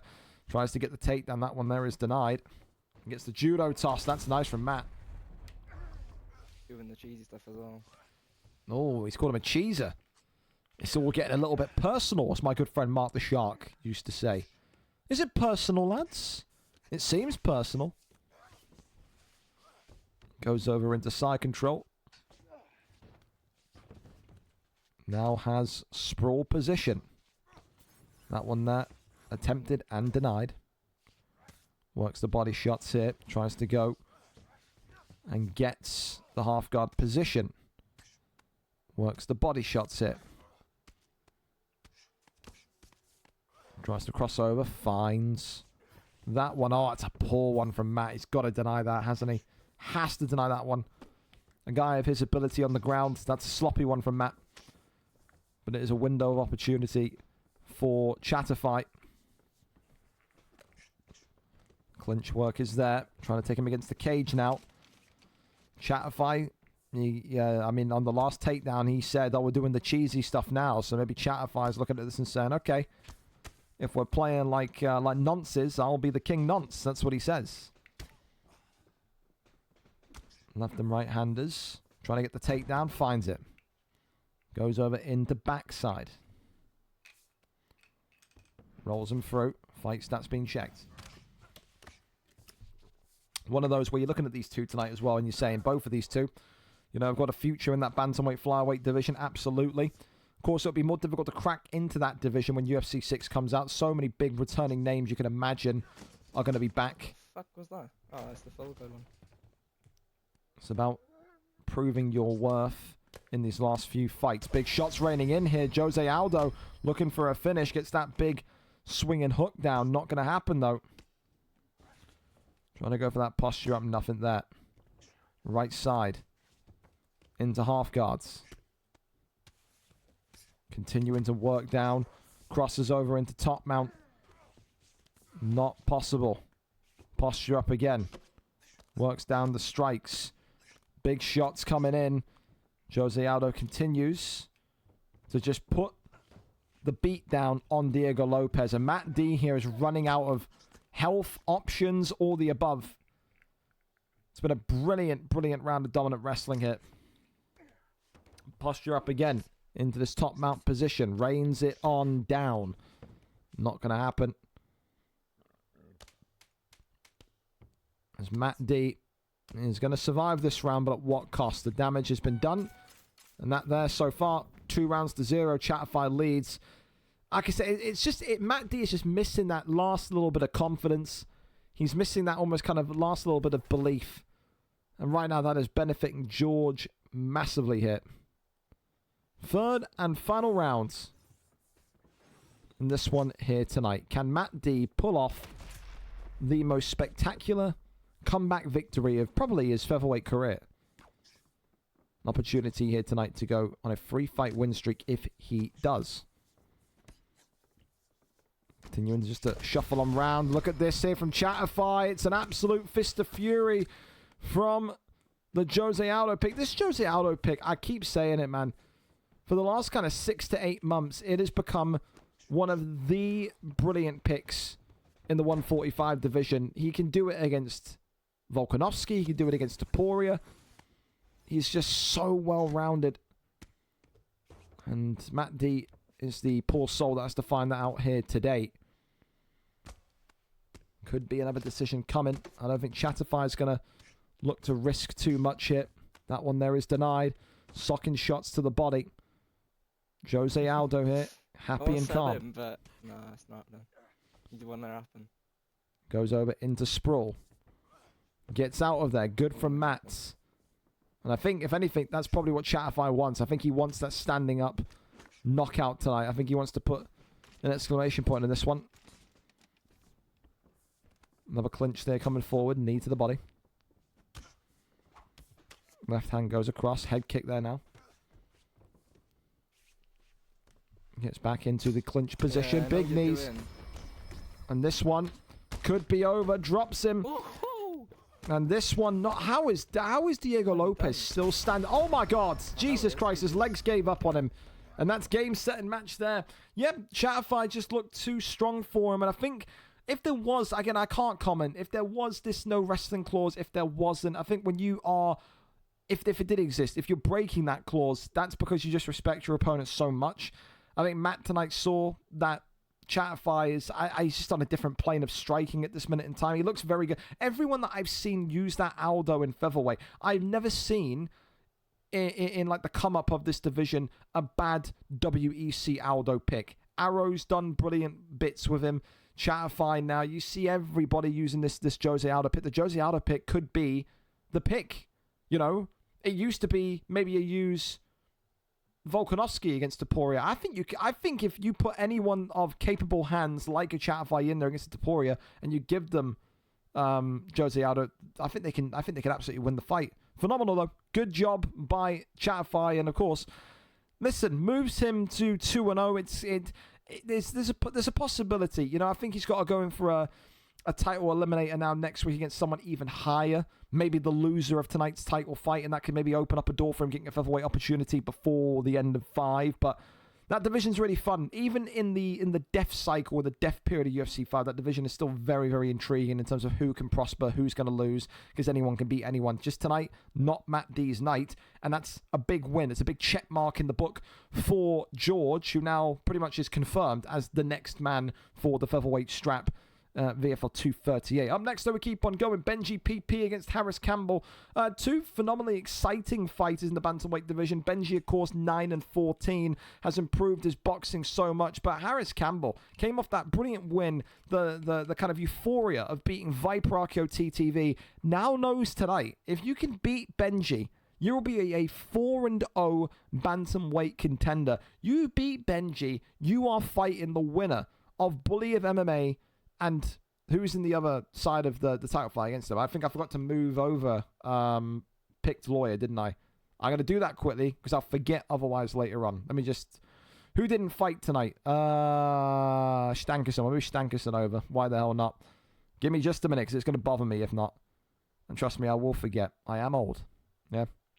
Fuck, is that the right grey? That's the right grey. Again, color coding, fellas. It's got to be correct. So I'll put Stankerson over there. Perfect. And then we'll put you... Get down. There we go. 12-4. Fantastic. There you go. That's much better. So yeah, I think if you win here tonight in Harris Campbell, you'll have the winner of Bully and PickedLawyer, and it will be for the title. And if Harris Campbell can go from being this kind of undeniable mystery in featherweight to then winning the bantamweight championship of the world, that would be quite something. But you can't look past Benji today. Benji's got heaps and heaps of experience, not just in the bantamweight division, but also the old stomping ground of Harris, the featherweight division. Does Benji tonight say this guy's been impressing with knockouts, he's been impressing with pressure? Do I go back today to wrestling? Because if you can take the O from Campbell, take the invincibility away, maybe there's a line you can follow and say that maybe Benji deserves to be the next man up. It's a very intriguing fight, absolutely, positively. We go up to Benji PP, who is our cameraman this evening. We are there, we are set, and we are ready to go. A Peyton Talbot pick is quite rare, and we get to see that tonight from Harris Campbell himself. Umar Nurmagomedov against Peyton Talbot, how you fucking pronounce it. The man with the big black dot in the middle of his stomach, in his chest. Here we go. Don't worry, you can't already gain volume. That ain't me, that ain't you. That is Benji PP, who is a serial killer who likes to play in the silence of his own thoughts. Here we go then. Red trunks for Benji, blue trunks for Harris Campbell. Time to see who makes a leap, a jump towards bantamweight greatness. Harris will come in tonight as the favorite, and I'm sure that will probably annoy Benji a little bit. But when you beat Viper RKO TTV last week, and when you sit there and you boast a 3-0 record, potentially 4, you're probably regarded now as one of the best up-and-coming strikers of the bantamweight division. I mean, you can't knock it. You can't knock it. And this is the thing as well. The Scotsman shows up, he does what he needs to do, and then he disappears. It's none of the extras. There's no autism, so to speak. You don't have to deal with like kind of, the shit that you deal with Nightfall or OG Mud. This guy is a quality player, a quality boxer, and just keeps himself to himself. Benji, so far, feeling maybe the length of Peyton Talbot already. Almost kind of groaned under his breath there. Oh, my God. So clearly, he's maybe getting a little bit overwhelmed already. And, I mean, you can see that with the damage as the health pack has already appeared. Tries to shoot the takedown. That one, they're not going to happen. As Benji... He's getting more and more... In the last kind of 30 seconds, Benji's gotten more and more kind of annoyed at the damage he's taking, at the takedown not working. Everything is going against him. But this is what Harris Campbell does, man. This is what he did against Viper. Brilliant starts are what lay the foundations for the ultimate round 2 TKO. You've got to make more use of Umar here. Because right now, you could have picked that. You could have picked the pizza delivery guy, and you would have had the same performance. Wonder if maybe a takedown will come at any point as well. Right hand comes across. Mate. There you go. You knew that was going to come, but he denies the bail as well. Benji continuing to bleed frustration. Oh my goodness me! Wow. There you go. Harris Campbell, little taunt there as well, saying, "Yeah, I like that. Keep it coming." But it takes just one flurry with Umar, and now we're right back into level pegging here. Uppercut there was just whiffed. Oh, the step back is so gay. Ooh. He means happy. He means happy. The step back. He's so happy that he's seen the step back. Twitch, don't worry. A block. He's really, really happy. Minute and 10 to go here. Harris Campbell. Got to stoppage. Yeah, well, I think Ben's just revealed his grand plan there. Benji, under his breath, just randomly said doctor stoppage. So clearly, we know what this young man's going for tonight.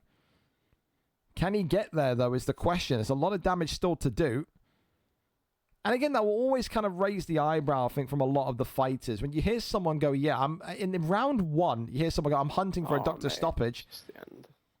Benji now saying it's the end. He's dropped against the cage. It could be the end. Harris Campbell not able to get it done just yet. But this kid's a force of nature, mate. He is ridiculous. Scotland's own has just taken round number 1.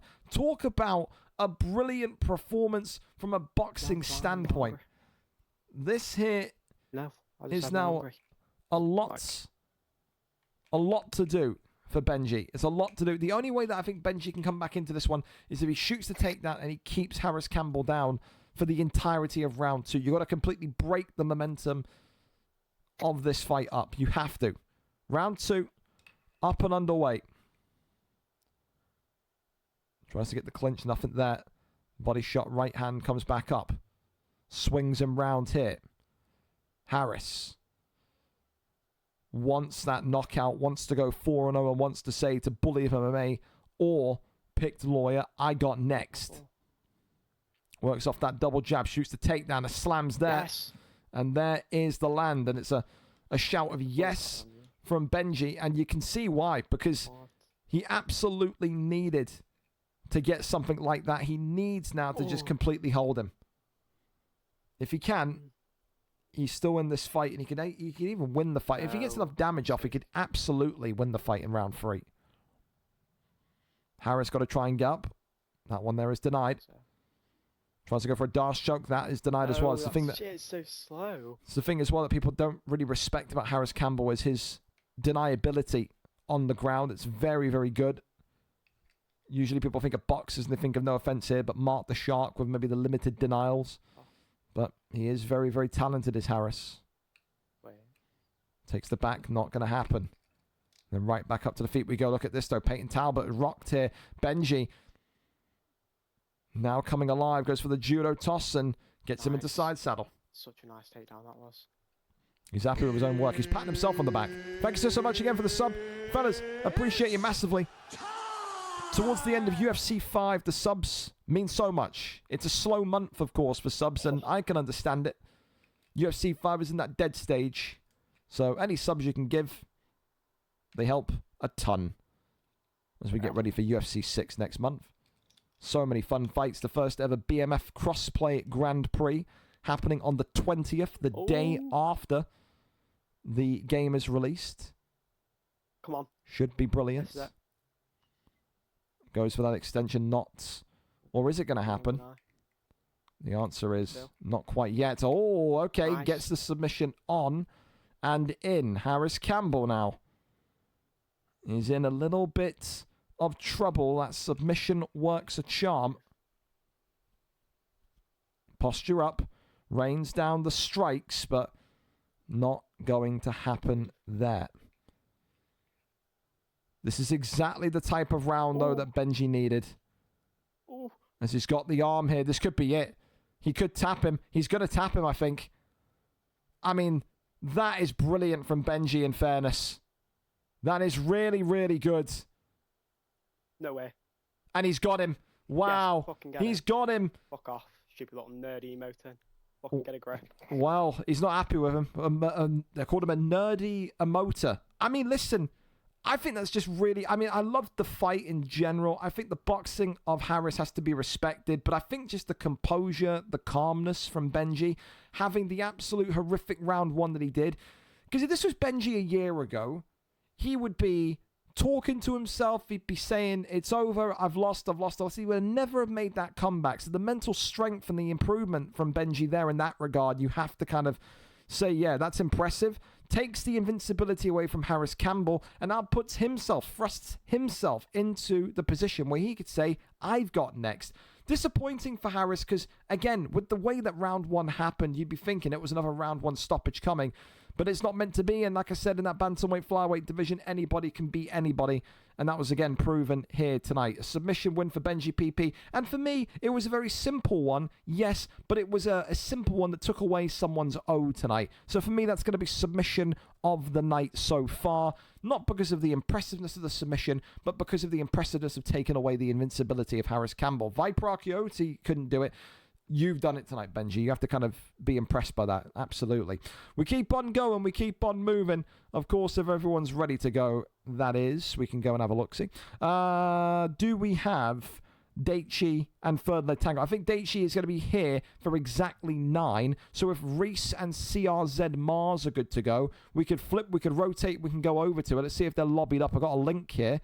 Yes, they are. We'll go to you two then. Reese and Mars up next. Hello there, fellas. 19 and 14. 4 wins in 5 for Reese. A win here tonight. 20 wins as a PlayStation fighter. That will feel nice as a landmark, a milestone. But, of course, Mars, 12 wins, 8 losses. Realistically, this is a PlayStation contenders fight. Whether you're Mars or Reese, you'll win here tonight.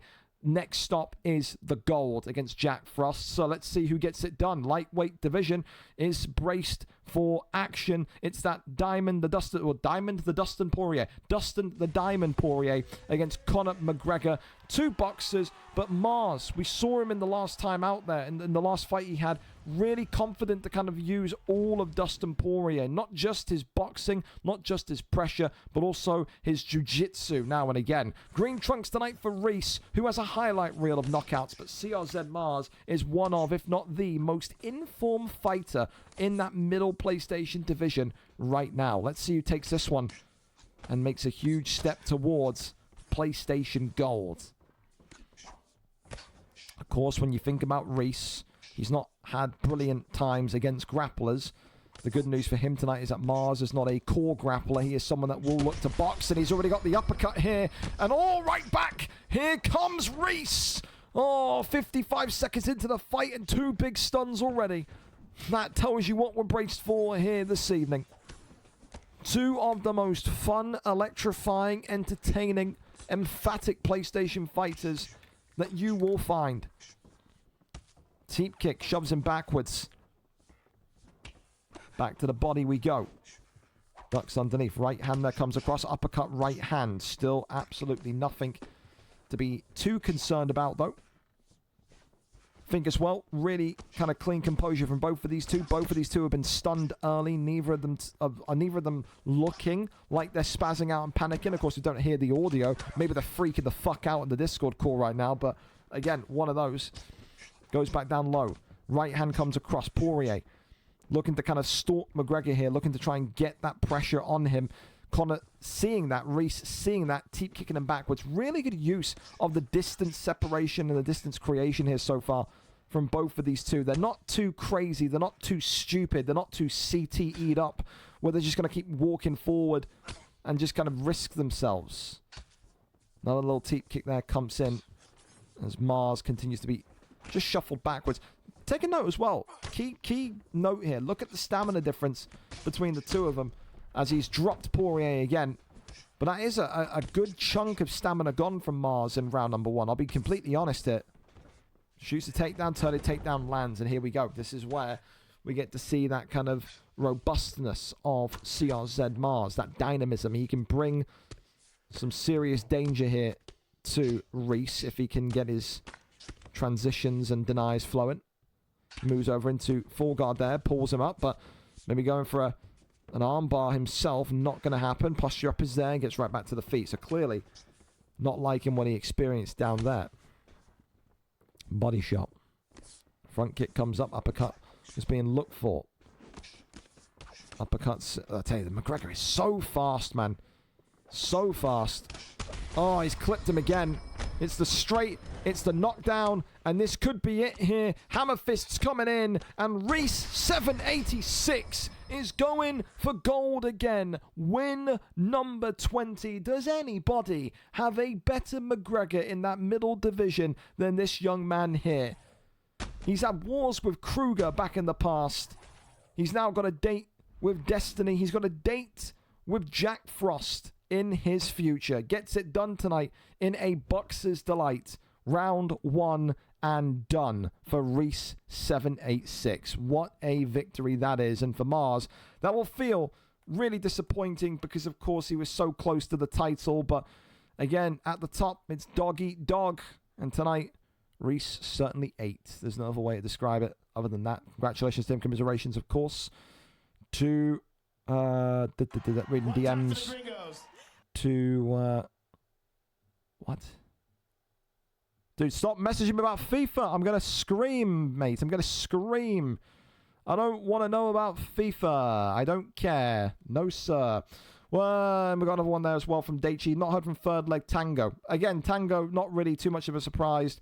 If you're not here, I'm not doing it for UFC 6. I knew you'd do this, Tango. Just like you always do. For live fights. Again, there's people that have a reputation that you know are going to no-show for live fights. So, thankfully, we have got a backup pre-ready. So, yeah. I think Techie Dags is going to come in for this one as well. I think so. And, of course, Techie Dags...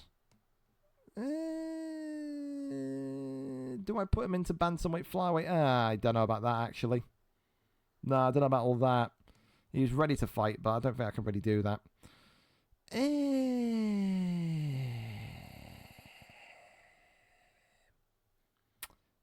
Theo James? Maybe. We can try. We'll have a little talk. See if Matty X can do it, maybe. Never mind. Weight class is way too high. Yeah, I wouldn't be wanting to put you in there. That is crazy. If it's some sweat, I'm going to kill. Don't worry. Let's see if Theo's around. Available if needed. You would not. Number one, you're on PlayStation. Number two, if it was crossplay, you would probably put a bullet in your own brain. I can't lie. You do not want that. You do not want that. Tell you that much for absolutely free. Thank you as well to Zook Nukem. Thank you so much. Exhibition fight, not interested. We're not that down bad yet. Don't worry. Could try Matty. Oi, Shagger. Let's see if Matty's around. Why am I being pinged? What in the blue hell am I getting pinged for, man? Leave me alone, damn it. What the Dude, what is... Yeah. Matty just replied to me saying, you want me to fight, don't you? Yes, I bloody well do. You can read me like a book, son. You can. You bloody well can.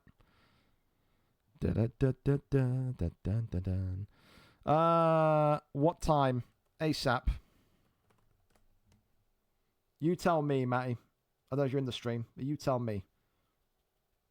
We'll make it work.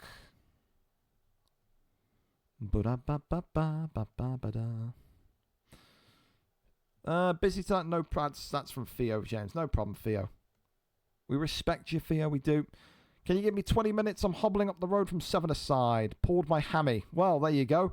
You got an injured fighter here tonight, Daichi. So don't you worry. I'll send that to Daichi in case he's not in here listening. So that's fine. There you go. Cool. All right. I don't think Matty and Daichi have fought before either. This is where I start to look like I'm completely lost it, and they fought maybe last week. That's when the dementia's kicked in. Yeah. We'll see though. Please, PickedLawyer, Mitchie, oh, it's looking good. It's looking brilliant. It's looking phenomenal. I don't care if they fought now. It's been long enough. There we go. It's the second time they're fighting. VFL 216. I'm not opposed to that one. 4th of December. Yeah, it's been like half a year. I'm completely fine with that one. So, yeah. We'll get... I mean, if anything, it gives Third Leg Tango a chance. Sweet, gonna break the other leg. That's funny, by the way. That's good. I'm gonna send that to him, by the way. That's good. Oh, that's funny. That's very good. All right, we'll keep on going anyway. Fellas, does anyone want to go early? We got Iceman, Brad, and Slenders, Tilo and Ninja, Showtime and Preston, Evo and Jazz Cox. Where do we want to go, fellas? Does anybody want to go early since we're waiting on Matty to return from 5-a-side? 7-a-side, either or. What region of the UFC tournament's in? Every region. We take in people from all over the world. Just don't play on Wi-Fi and you'll be out. Don't play on Wi-Fi and know when I send you a reminder message what time to show up. I baby everyone here, Mr. Zoo. I message you the night before. I say, hey, don't forget you got to fight. And still we have people that have CTE that don't show and then they're removed. All right. So there you go. There you go. Anyone want to go early, though, fellas? Talk to me. Talk to me. Do we want to go early? Anybody? Iceman, Slenders, Tilo, Ninja, Showtime, Preston, Evo, Jazz, Cox. The floor is there. The floor is open. The floor is yours. Absolutely. Absolutely. Had to complete the Snapchat integrity check before I fought Matt. There you go. Ringer looking like Shara with that. Dude, it's getting bad. I haven't had a haircut or a trim since February. It was before February. It was for the... No, it was for the Super Bowl. When was the Super Bowl? Like the second week of February or the first week of February? It was like around then. So I've not had a haircut or anything for like 3 months, dude. It's bad. I can't see. If I don't have the hat on, even off stream I'm wearing the hat now because the hair is just in my eyes. Like, it's bad. So yeah, it was at the first week of February I had a haircut. So, yeah. Sounds dope. When I sign up, do ! Discord in the Twitch chat, Mr. Zoo. And then you can ask for UFC tags in the tag request area. And then you'll be able to see all the UFC sections. If one of the boys could guide him, that would be fantastic as well. That'd be fantastic. Again, we've only got 2 cards left after this week, Mr. Zoo, of UFC 5. And then we'll be kind of prepping for UFC 6. So, yeah. For now, we're kind of just in this limbo because we're waiting for fighters to be ready to go. So, yeah. And we do unstreamed fights and we also do live fights. Our live fights are every Thursday. I don't know what region you're from. I'll pretend that you're from the UK and the US. So every Thursday, 7 p.m.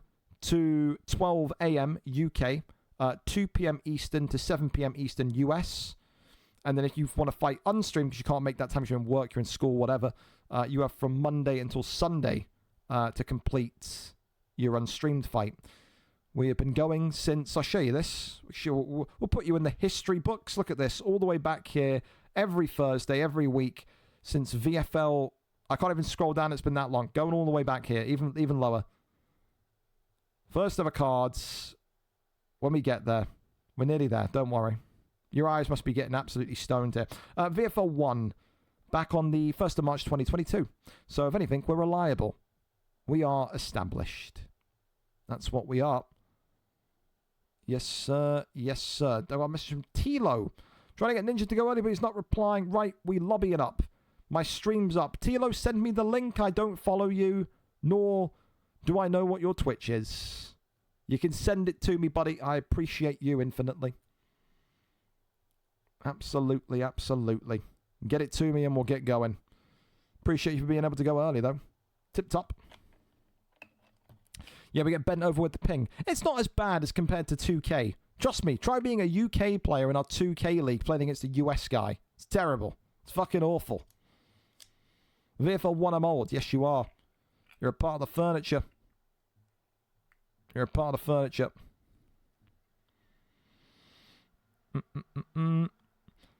Last title, one last title run. Nah, I won my last time I was in the league. Well, there you go. Let me find my Discord chatify. There you go.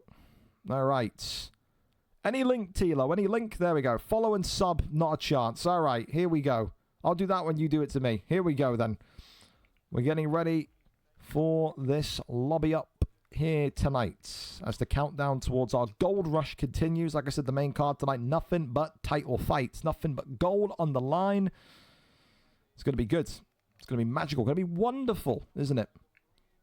As we sit back and wait for these two to get lobbied up. Tilo said to me, if I put him against a wrestler tonight, he's going to break my legs. Well, I think the good news is that we've got a strikers affair here this evening, so there's not going to be too much leg breaking going on. Discord, nearly. You nearly got there. You nearly got that.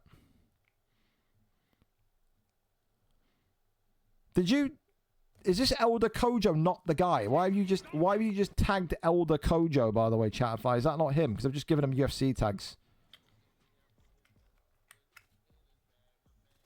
All right, we're in the lobby. He joined from this stream. Okay, I didn't know if that was him or not. But if that was him, then that's great. I don't want to give some random FIFA guy UFC tags, and he starts getting confused. All right. I've just woke up. Just woke up. It's 9:07. Get help. All right. This guy's going kinda Tilo. Respect this guy, bro. 0-1 against our Ninja Boy. 0-1. Someone's O needs to go in this one here this evening. Of course, looking like a striker's delight. Tilo was doing backflips there for a minute when he saw Conor McGregor. He won't have to worry. Oh, 4-star fighters, man. There's no 4-star. You've literally hovered over about 4 in the last 2 seconds. Wait, hang on. Am I A-side or is he A-side? He's A-side.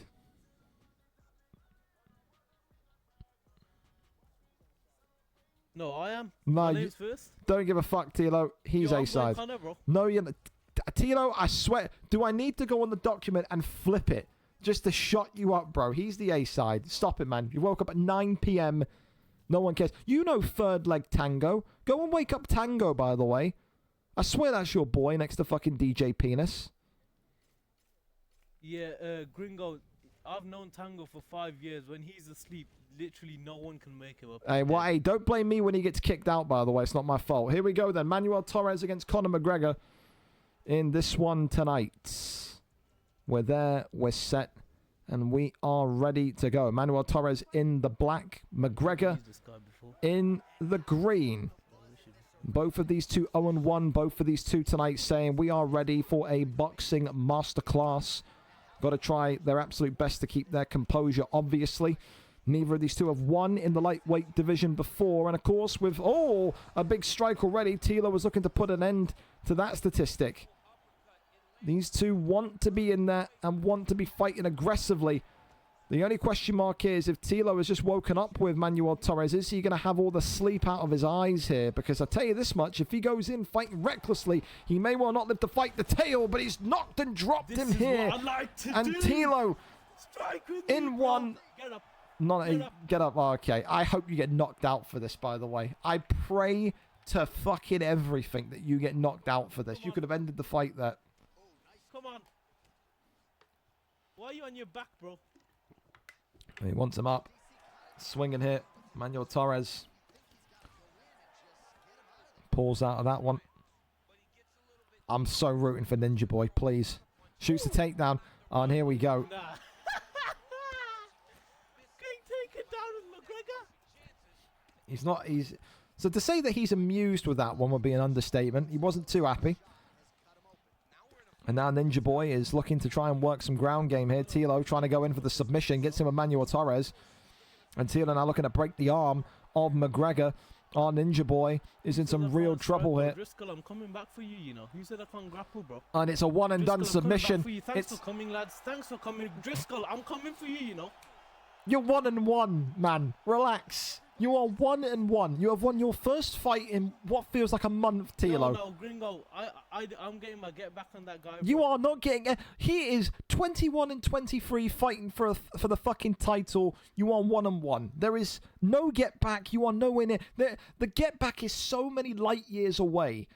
It's not even worth discussing. Tilo gets it done tonight in a rare round 1 submission. Ninja Boy was just kind of, I think, flabbergasted at the speed of the hands of Tilo there, and ultimately that came back to bite him ultimately. But what can you do?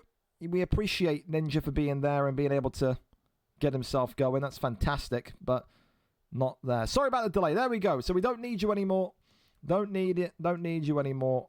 Sadly, he's showing up. There you go. Fantastic. So third leg tango is here. Go to tango. There you go. So Matty with his hobbled leg, I've cucked him. There is no fight for Matty tonight unless something happens. So Daichi and tango is going to be the official matchup that we see here. There is no change in that regard. So Daichi tonight coming in 5-3, coming off of a loss. Third leg tango, of course, 1-0, looking to make it 2-0 here this evening. Daichi, of course, with revenge on the mind, though. No danger Power Ranger. That's brilliant from you, Matty. You deserve a fight just for that alone. I just can't give you one. So we'll go over and have a look and see what the fight picks are going to be. We need Daichi's stream. Whoever's going to be streaming, let me know. Give me a link and we will continue on with this wonderful end of prelim stage that we're in. I'm getting so many DMs about FIFA. Leave me alone, FIFA people. Please. Holy shit. Can this guy be verified? Can this guy be signed? Can I do this guy? Please. Every single damn Thursday, man. Gonna take a shovel to my head. I am. Well, we will wait for those two in Daichi and Tango to lobby up, and then by the time that fight's done, we should have Iceman, Brad, and Slenders here as well. So everything is looking good here so far. Top tier, top tier. Can someone message me on Discord? I don't know WTF the tag stuff is. Chatify, be a good egg and help our friend here. You look quite sharp there, Tino. Props beat Ian. I love that. I love that. If you've already got it, then guide him as well. Tell him where the UFC section is. Get him in the fighter lounge talking with the boys. Get him comfortable. Yeah? Get him nice and happy. We've got to be welcoming. We've got to be welcome guests here, don't we? There we go. We got a link from Tango as well. God bless you, Tango. Well, welcome to the realm of being awake. Apparently you were asleep, but now you're here. That's great. All right, then. Daichi just went live as well. Well, we've got two angles here, but we'll stick with Mr. Third Leg Tango. Why the hell not? All right. All right, all right, all right. As we get ready for this flyweight bonanza, here we go. They've fought each other before. 1 win to 0. Must have been online. I don't think I've ever matched you two against one another. But there you go. Demetrius Johnson for Daichi. Against who? Manel Cap. Pantoja. I mean, listen. I would take the best fighter available against the guy that just fought for a contenders matchup for the belt. Take no chances here. Here we go then. Flyweight action about to hit our screens. About to hit our eye lobes. Eye lobes? Eyelids. Can't even fucking talk anymore. I've lost all composure. Here we go then. Green trunks for Demetrius Johnson and the favourite Daichi tonight. Of course, Tango, DJ Tango, whatever he wants to be referred to, comes in with the black and gold with Pantoja. He is invincible in this division. 1-0, yes, but it has to count for something. If Daichi takes this too lightly tonight, it could be a really devastating result.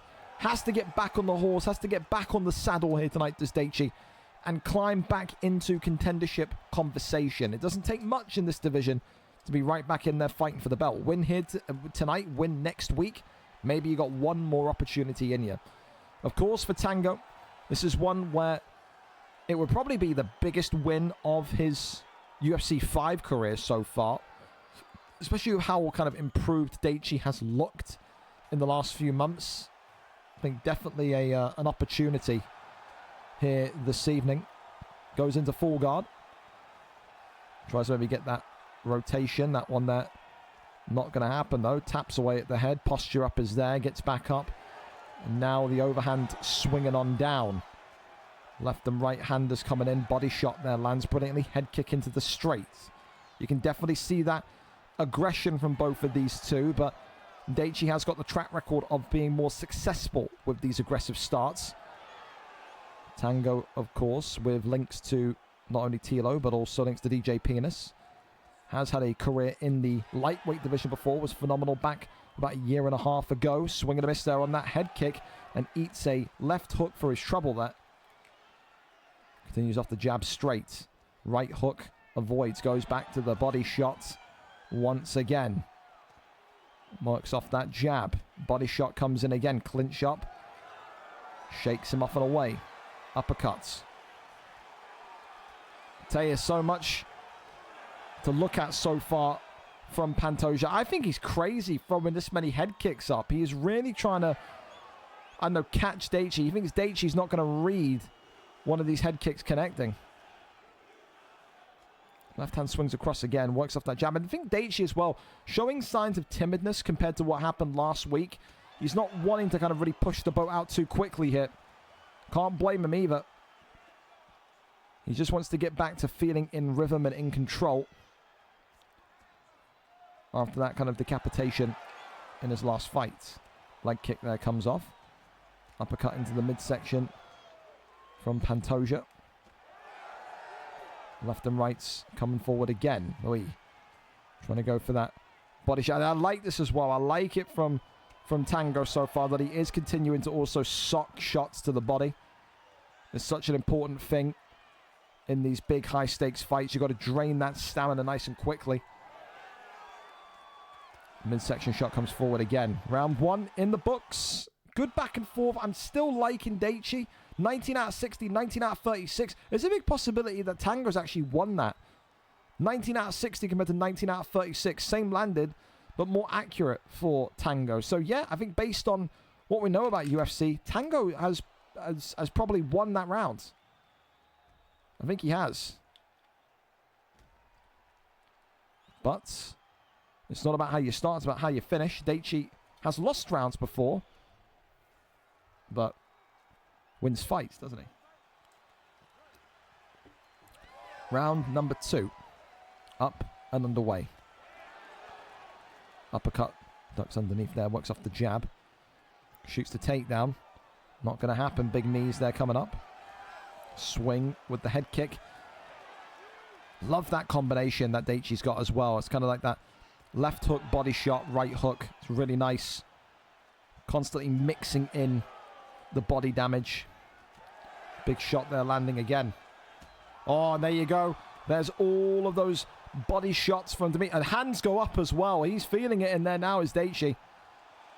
He really is.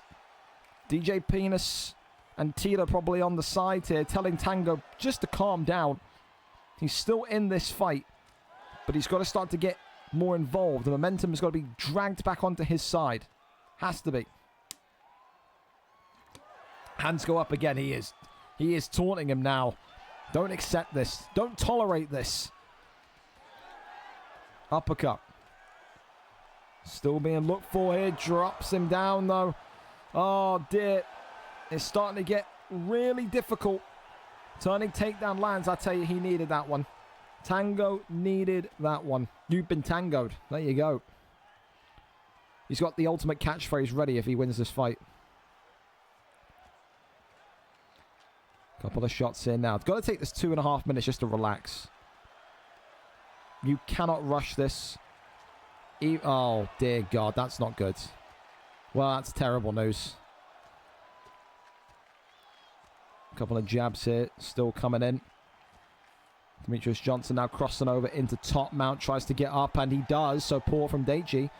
You can maybe make the argument. Little left and right uppers coming in.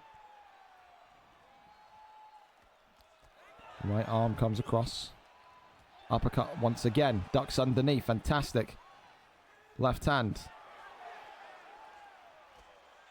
Demetrius Johnson still continuing to kind of swing for the fences here. Good body shots there from Pantoja though. Uppercut right hand though from Tango. Daichi got to be careful. Nah, there's no taunts now, is there? There's no fucking arms up now, is there? Shoots another takedown. Tries to take the back. Slams him down. Well, shows maybe a sign of, not desperation, but a sign of alertness that he knows he can't continue to fight the way that he was doing.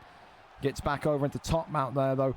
27 seconds is a long time. Pantoja's in some serious, serious trouble here. Rains it on down. Goes for the arm bar. Tango here. Maybe going to have the arm snapped in two. Daichi. Is he going to get this arm bar off? Yes, he does. Just in time. Takes about 60% of that submission bar off. And the block now is going to be absolutely leathered.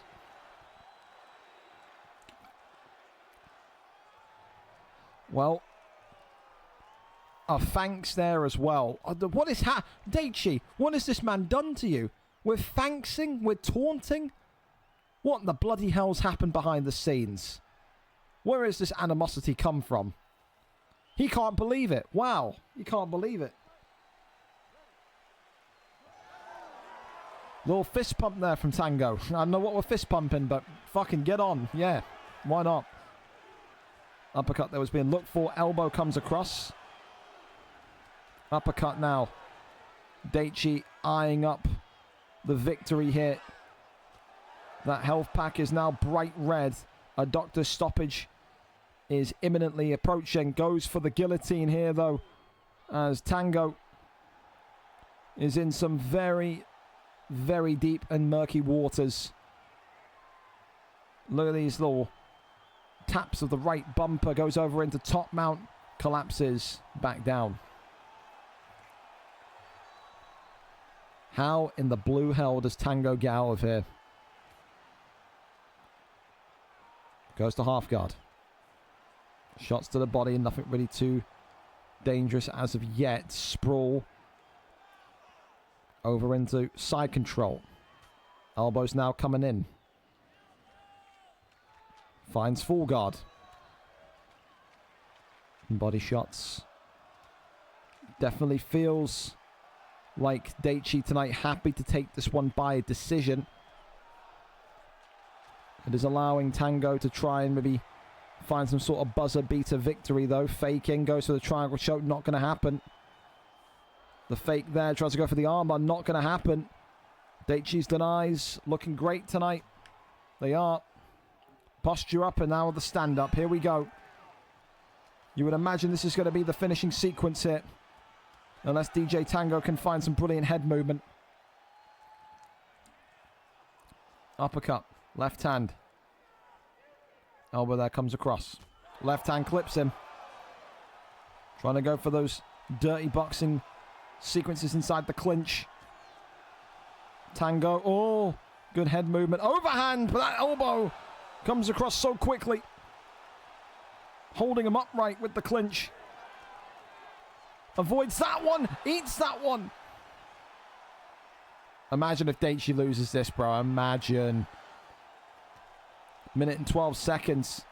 Has he played with his food a little bit too much? Time to swing for the fences and hope it.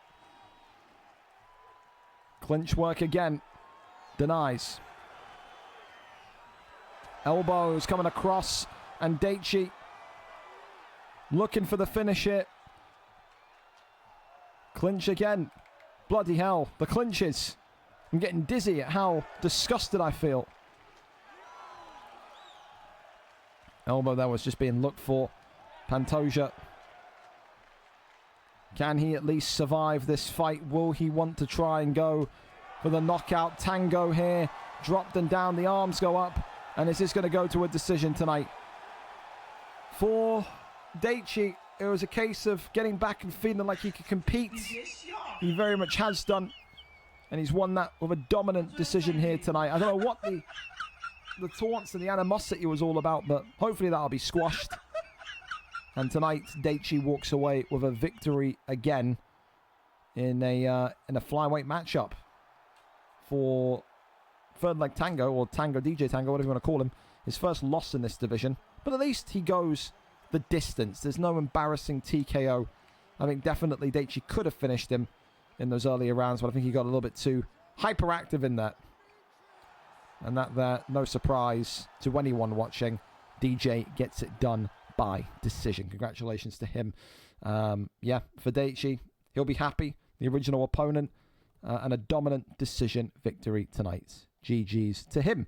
All right, we can keep on going. Iceman, Brad, and Slenders Coming up next, let's have a look and see. It's funny as it sounds, I'm downloading UFC 5 because I exchanged my PS. I will be ready to play. I hope so. Wakes up late for this clinch spam bullshit. What a retard. He's not happy. I don't know why, but he's not happy. Ops told me he has to re-download and he exchanged his PS. I'll see how long he's going to be. How long? How long are we going to be?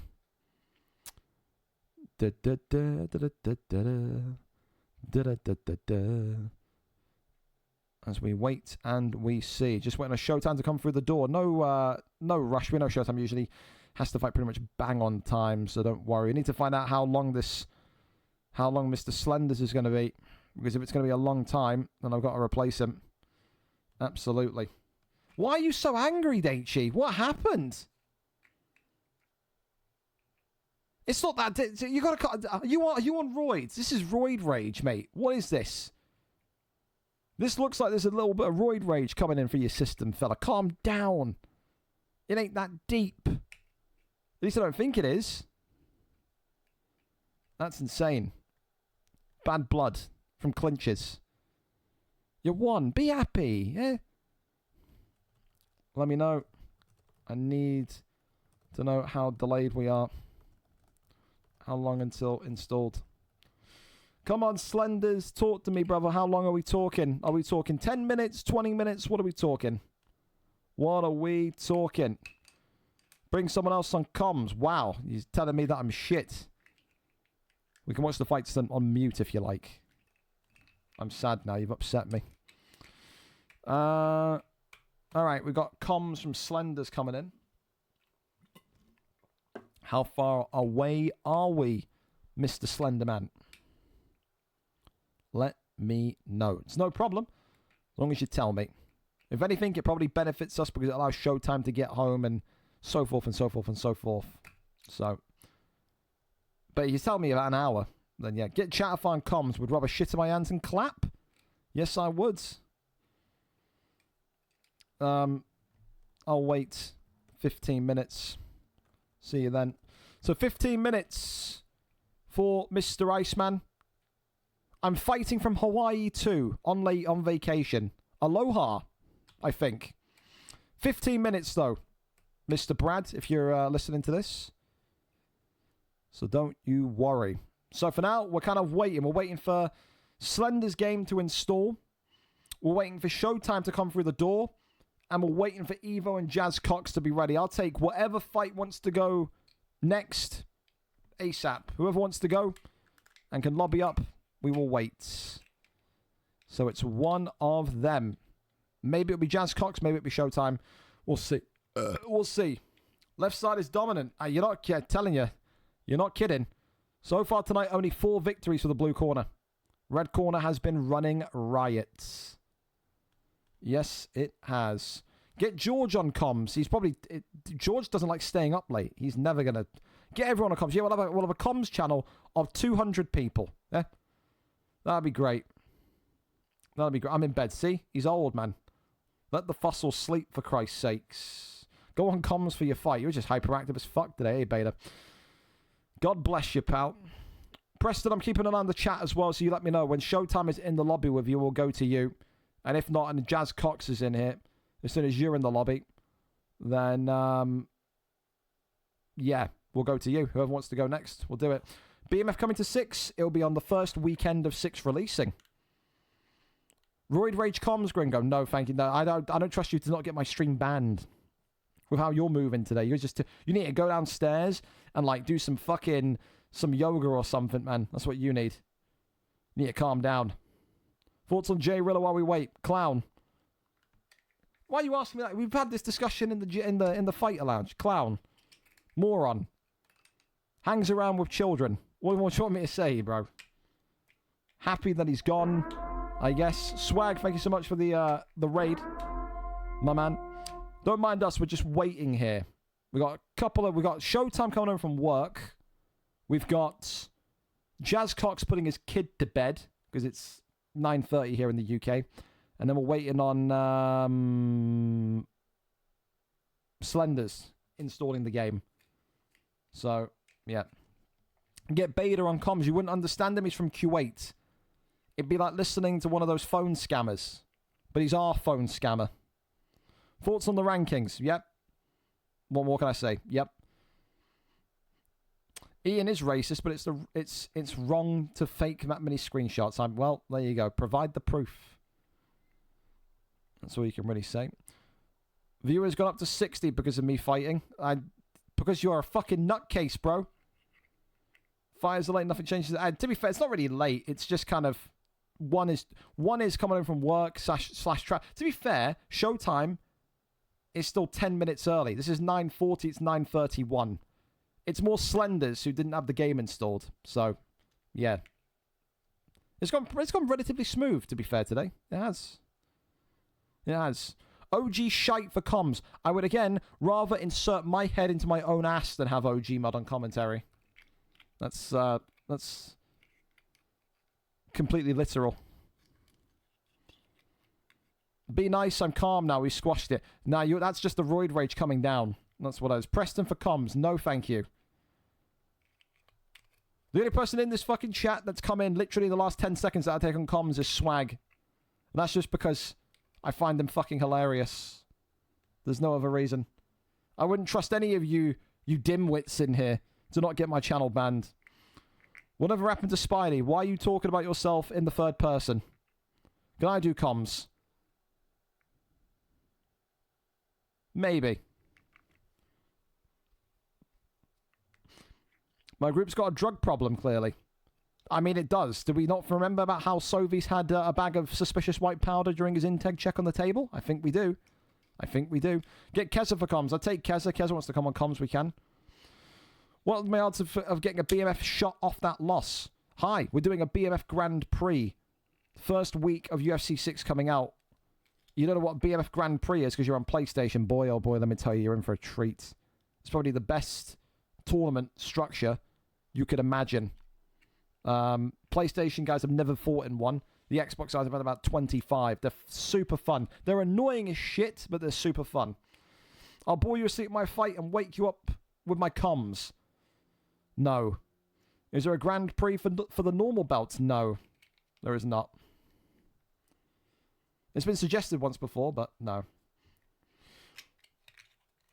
What am I did? Why we're copying and pasting what each other has said? I hate you. Can you do BMF the week after I can play then? I think you have to do it on the first week because people are going to be so hype about the game. Jack Frost ducking me sold my title chances. It's true. I can't lie to you. You would have fought if he signed up to fight. You would have fought him this week. How many people will we have in each division roughly after crossplay? Again, I can't predict who's going to buy the game and who isn't. Some will get the game. Some will not get the game. Some have the game now because it's on Game Pass. Others will not buy the game and will wait for it to come on Game Pass. But, I mean, the excitement's there. There's a lot of excitement for UFC 6. I think there's a lot of old heads coming back for UFC 6 as well that kind of gave up last year. So, yeah, I'm going to put it this way. There is so much interest that about a week before the game comes out, I'll be doing a stream on a Thursday live revealing the divisions because I'm going to be making the divisions before the game comes out. 6 makes me not want to touch 5. I think join the club. Jazz is the boldest man in Europe. Fair. Viper is built like a snowman. Wow. That's nice. All right, Jazz, are you ready? Is this linked for you two? Because we'll go to this BMF title shot if you guys are ready. I'll do it. Let me know. Thoughts on What's the Lane not being associated with the Ian drama? Surprising. But he probably is. All right, let's go then. So, BMF title shot, fellas.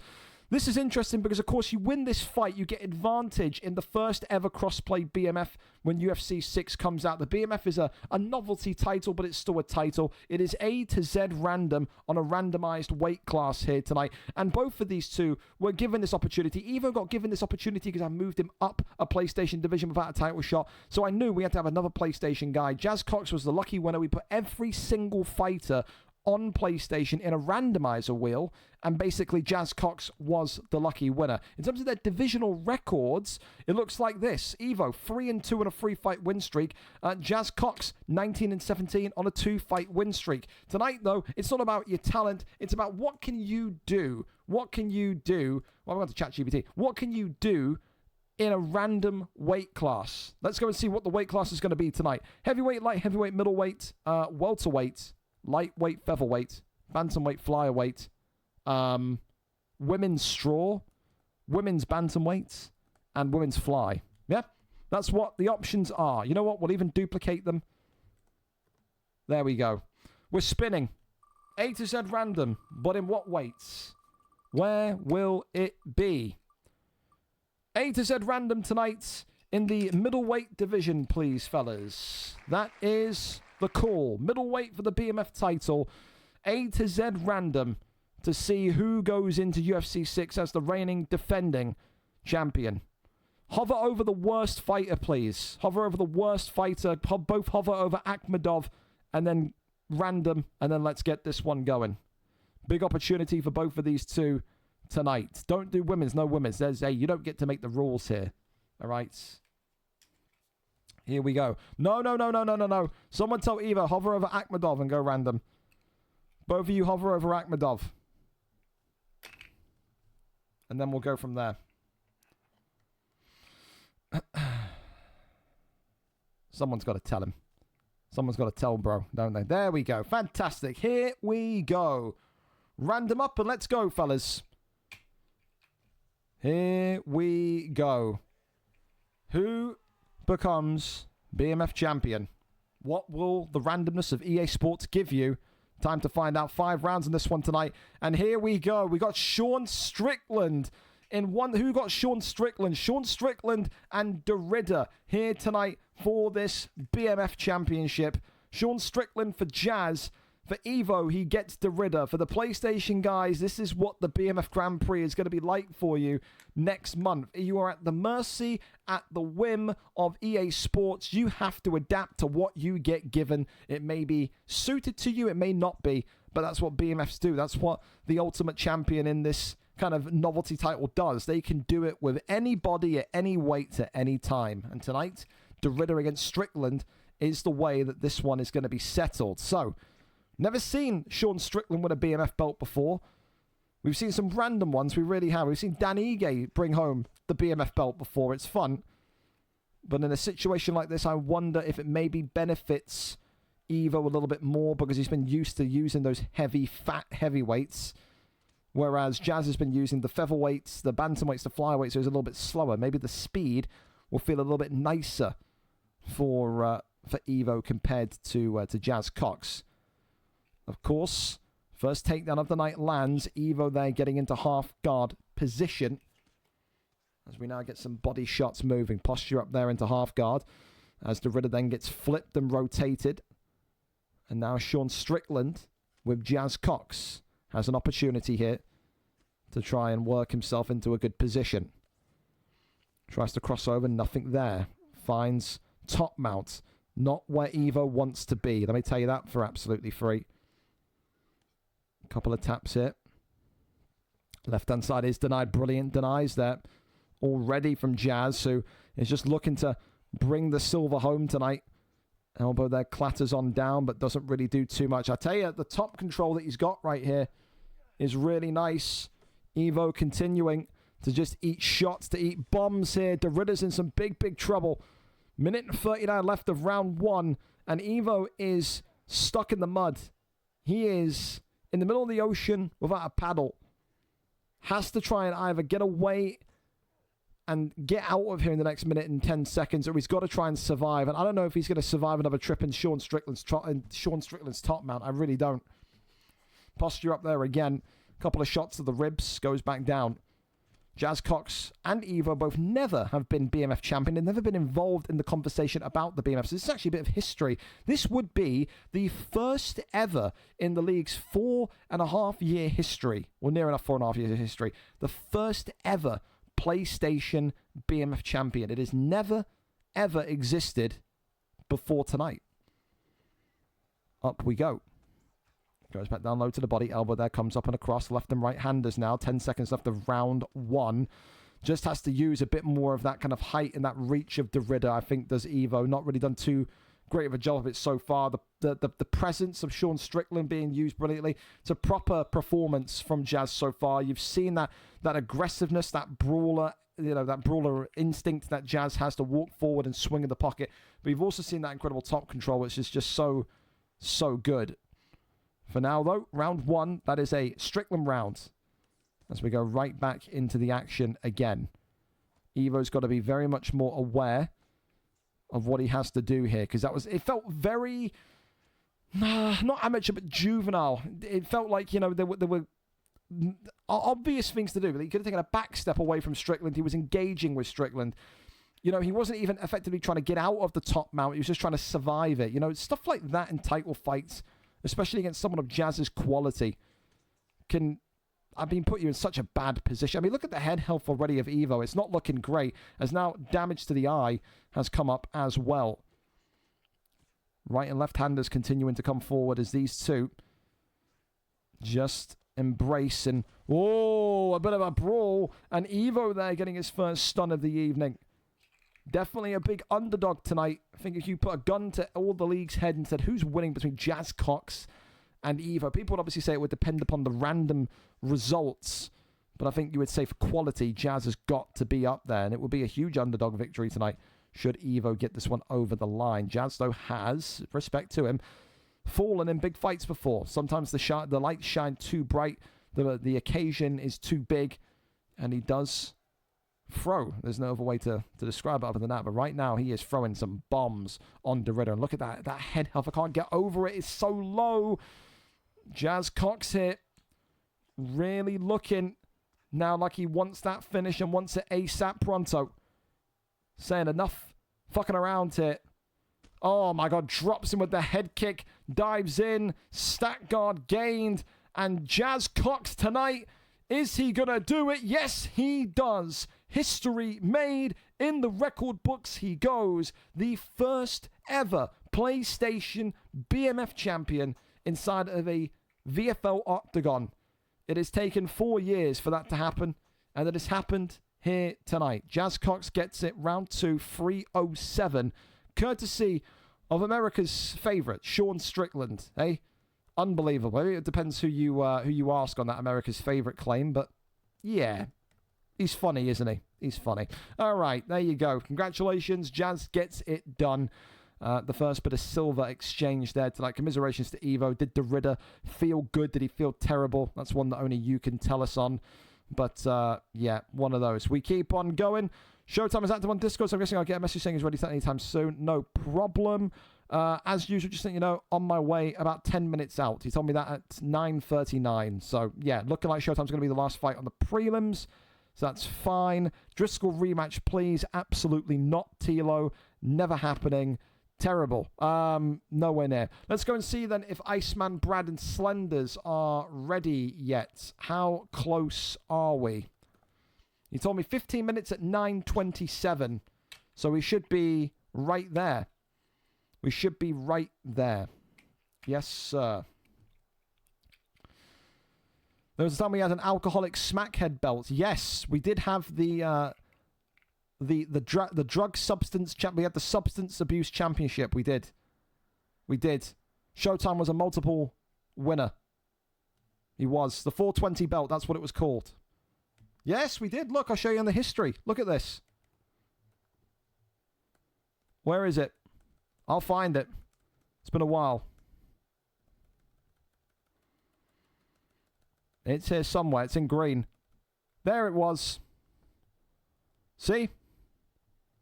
The 420 belt. You can't see it, but it was just a big... It was like a belt that was green and had a weed pattern on it. Messiah and Trey Roberts. That wasn't the last one. There was one before that. Trey Robertson, a massive alcoholic, and Messiah at the point was taking steroids. So, yeah, we had the the drug abuse championship. BMF should be only stand and bang. I mean, sometimes yes, sometimes no. Sometimes yes, sometimes no. As we continue to wait on Slenders. Come on, Slenders. I need you to talk. I need comms here, bro. Come on, Slenders. I need to know how far away we are. Yes, sir. That's hilarious. Yep. There was a point in time as well for those fights, those 420 belts, we would have you literally call up and do an integrity check to make sure that you did have the drug that you were qualified with. I had people calling me up smoking weed. I had people calling me up with about fucking 16 beer bottles in front of them. Yeah, we had to make sure that you were a real degenerate when fighting for that belt. So, yep. Well, Slenders is giving me a reply, so hopefully we're right there. You got to make sure, exactly. You got to make sure that you're a real degenerate. Have to. Pretty sure this is illegal. Hey, I'm not doing it. I'm not doing it. 16 banks for service. Fixing my HDMI real quick. Bro, what is this? Are you just trolling me or what here? Like, what is this? 1 minute you don't have the game installed. The next minute you're fixing your HDMI cable. You're trolling at this point. You're just trying to delay the card, bro. Like, if you're doing that, then that's fine, but I'm going to replace you. Hurry it up. Like, we've waited 15 minutes. Got a replacement. If you make me use him, you can't let you fight here again. You're trolling and delaying the cards for whatever reason. Chop chop. Again, not hard to replace Slenders. I don't want to kick anyone out this close to UFC 6. I don't. But it's just my bullshit detector. My bullshit radar's going fucking bananas, boys. 20 minutes ago it was, I'm reinstalling the game. Now it's, my HDMI cable, I'm fixing it. You're trolling, bro. That's fine, but just don't expect to fight here in 6. What can I say? What can I say? Pickle Jerry versus the world. Again, you got to tell me who you are, bro. I don't know. I don't know. Slenders is ducking. Slenders is G, I can't lie. Well, he better get himself sorted and situated. Because right now it's just feeling like I'm being trolled.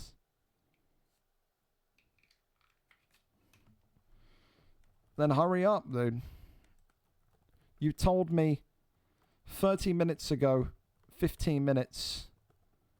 Now you don't know because your HDMI isn't working. Like what is this? Like what is this, bro? You're playing games with me. You're playing games.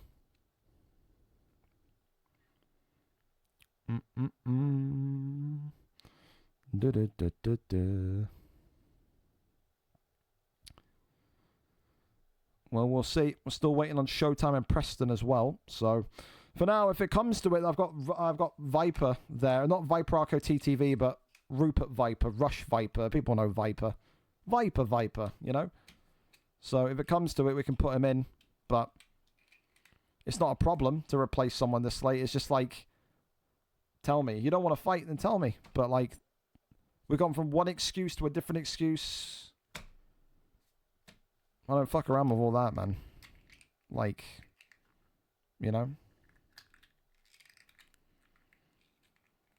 Slender's good guy, just has shit conditions. Well, what do you want me to do about it, man? I can't go and fucking mail the guy an HDMI cable. Don't want you waiting, so it's a big troll. Got it. All right, he's out, man. He's done. Viper, get on in. I'm not doing this, bro. He's able to kind of fucking text me this bullshit. He's not like, yeah, okay, whatever you say. Don't ask to fight again. It's just ridiculous. Said, I don't believe you. I can get him an HDMI. We'll go and fucking tell him that, man. What's his user? I can do it right now. Fantastic. It's going to be Iceman Brads. There it is. I'll send it over. It's nonsense. I don't believe it. I don't even know. He's got a fucking ice cube for a fucking Discord. There you go. Fantastic. That's for you. That's for you, Rupert. And then that's for you, Mr. Iceman.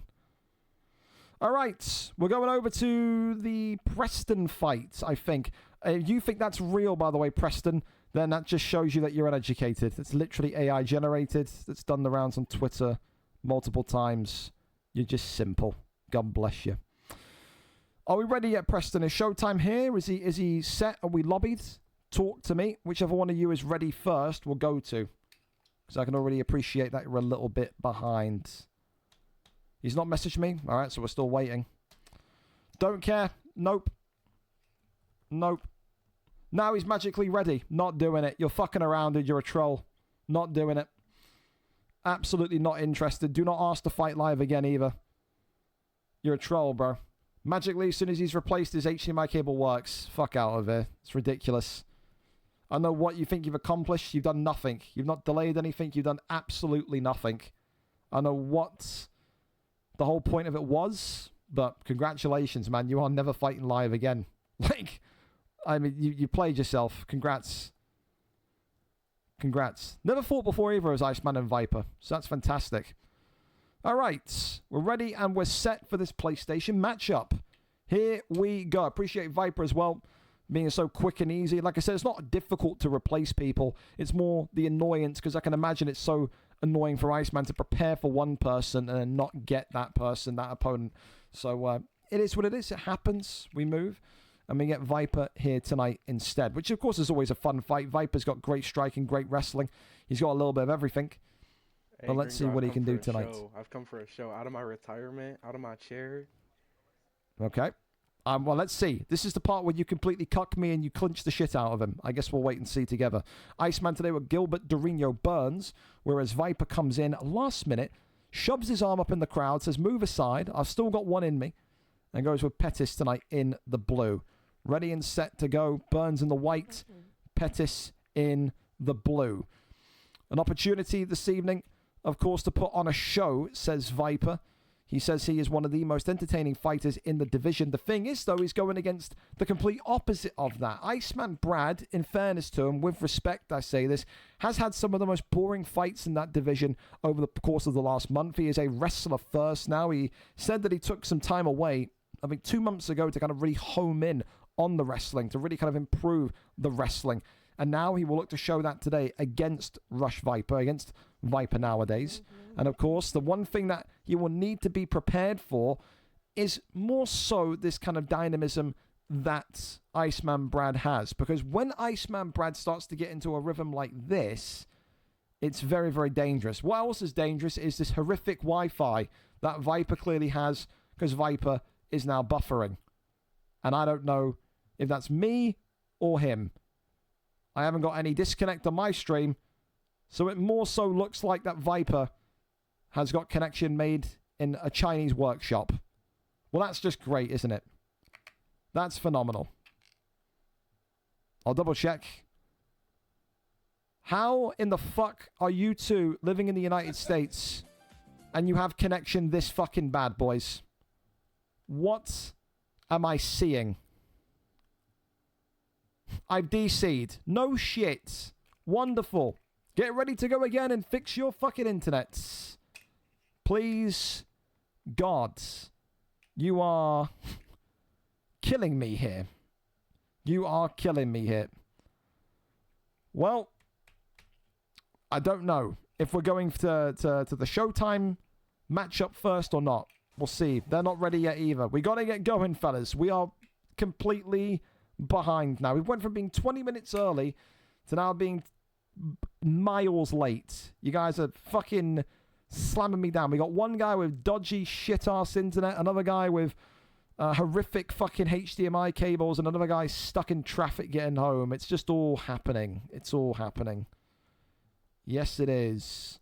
Ready. Inviting him now. Fantastic. Well, that's your kind of notice then, Viper. Get that fucking fodder net. Get that fodder net going. Get that fodder net charged up. We're going to the Showtime matchup. And then if not, we'll get another replacement. But fix that fucking absolute heap of ass. Please. Thank you. All right. We're flipping over from fight to fight like a junkie looking for a hit. Yes, we are. So, for Preston and Showtime, hopefully we can get going quickly because we're already... Jesus Christ, my ears have been blown open. Dear Lord, turn that down. My ears were just horrifically abused. We got to be moving quick, please, fellas. Quick, quick, quick. All right, fantastic. Here we go, then. Showtime and Preston in the middleweight division tonight before we go back to the other PlayStation fight. 14-14 for Showtime. Of course, coming off of a loss last time out. Preston, of course, 1-0 in this division after a successful start. He said before he didn't feel like he belonged in the welterweight division. I thought that was just a typical FIFA mannerism coming out of him. The FIFA guys often lose maybe one fight in one division and they go, oh, I'm just too terrible. I'm not good enough. And then they don't ever like to kind of test themselves. Well, Preston now got his wish. He's in this middleweight division, which I still think he's too good for. He'll have to show that tonight against Showtime, who, of course, is a legacy fighter, future Hall of Famer for a reason. Yellow trunks tonight, of course, Jacare Souza for none other than Preston. Nick Diaz, of course, for Showtime in the black. And like I said, for Showtime to be on this kind of road to UFC 6 with us in these kind of, countdown cards is phenomenal. Preston's like will have to be ready for this incredible pressure boxing that he has. But Showtime, on the same scale of things, is going to need to be very, very aware that the wrestling and the jiu-jitsu of Jacare Souza could be the biggest enemy of the night.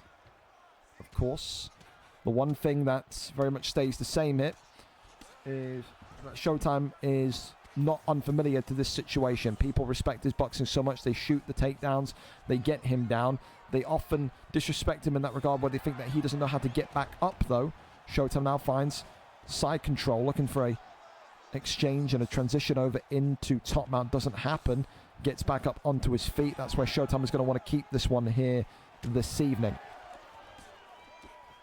Uppercut there. Landing brilliant. Or sweet your music goes upstairs there to the dome. 1-2s down the center. Uppercuts. Right hand. Left and rights again. Works off the jab. Still nothing. Left hand again. Got to think here. If you are Preston, I'm surprised he hasn't shot a takedown. I really do think he needs to kind of think about going for the takedown consistently and constantly here tonight. Often, rather than not, people want to test their boxing against Showtime, and it goes one or two ways. Right now, though, for Preston, looking like maybe that strength from Jacare Souza is helping him. Works off the 1-2s. Look at that left hand. Finds it. Right hand clocks him again. Brilliant shot. As another takedown from Jacare lands. Goes over into full guard. Tries to kick him off on the way. Not going to happen. Goes to the right hand side now. Rubber guard in. Tries to get that flip and rotation. Really nice from Showtime, in fairness. Finds top mount. It's more about can Showtime get the denies moving from this position. Reins it on in. Gets that flip. Right back does Preston. One shot to the body. Thinking about crossing over there, but opts against it. That one denied brilliantly. Elbows coming in. Jacare here. Goes over to a submission attempt. Not going to happen now. Crawls back into sprawl. And this is what it will be against Showtime. The majority of times when you fight Showtime, slow and steady wins the race. You can't really go gung-ho against him. And that's exactly what Preston is doing here.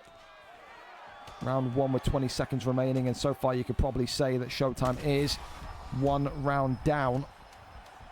Great boxing, but also great confidence from Preston as things stand. What to do for Nick Diaz, what to do for Showtime.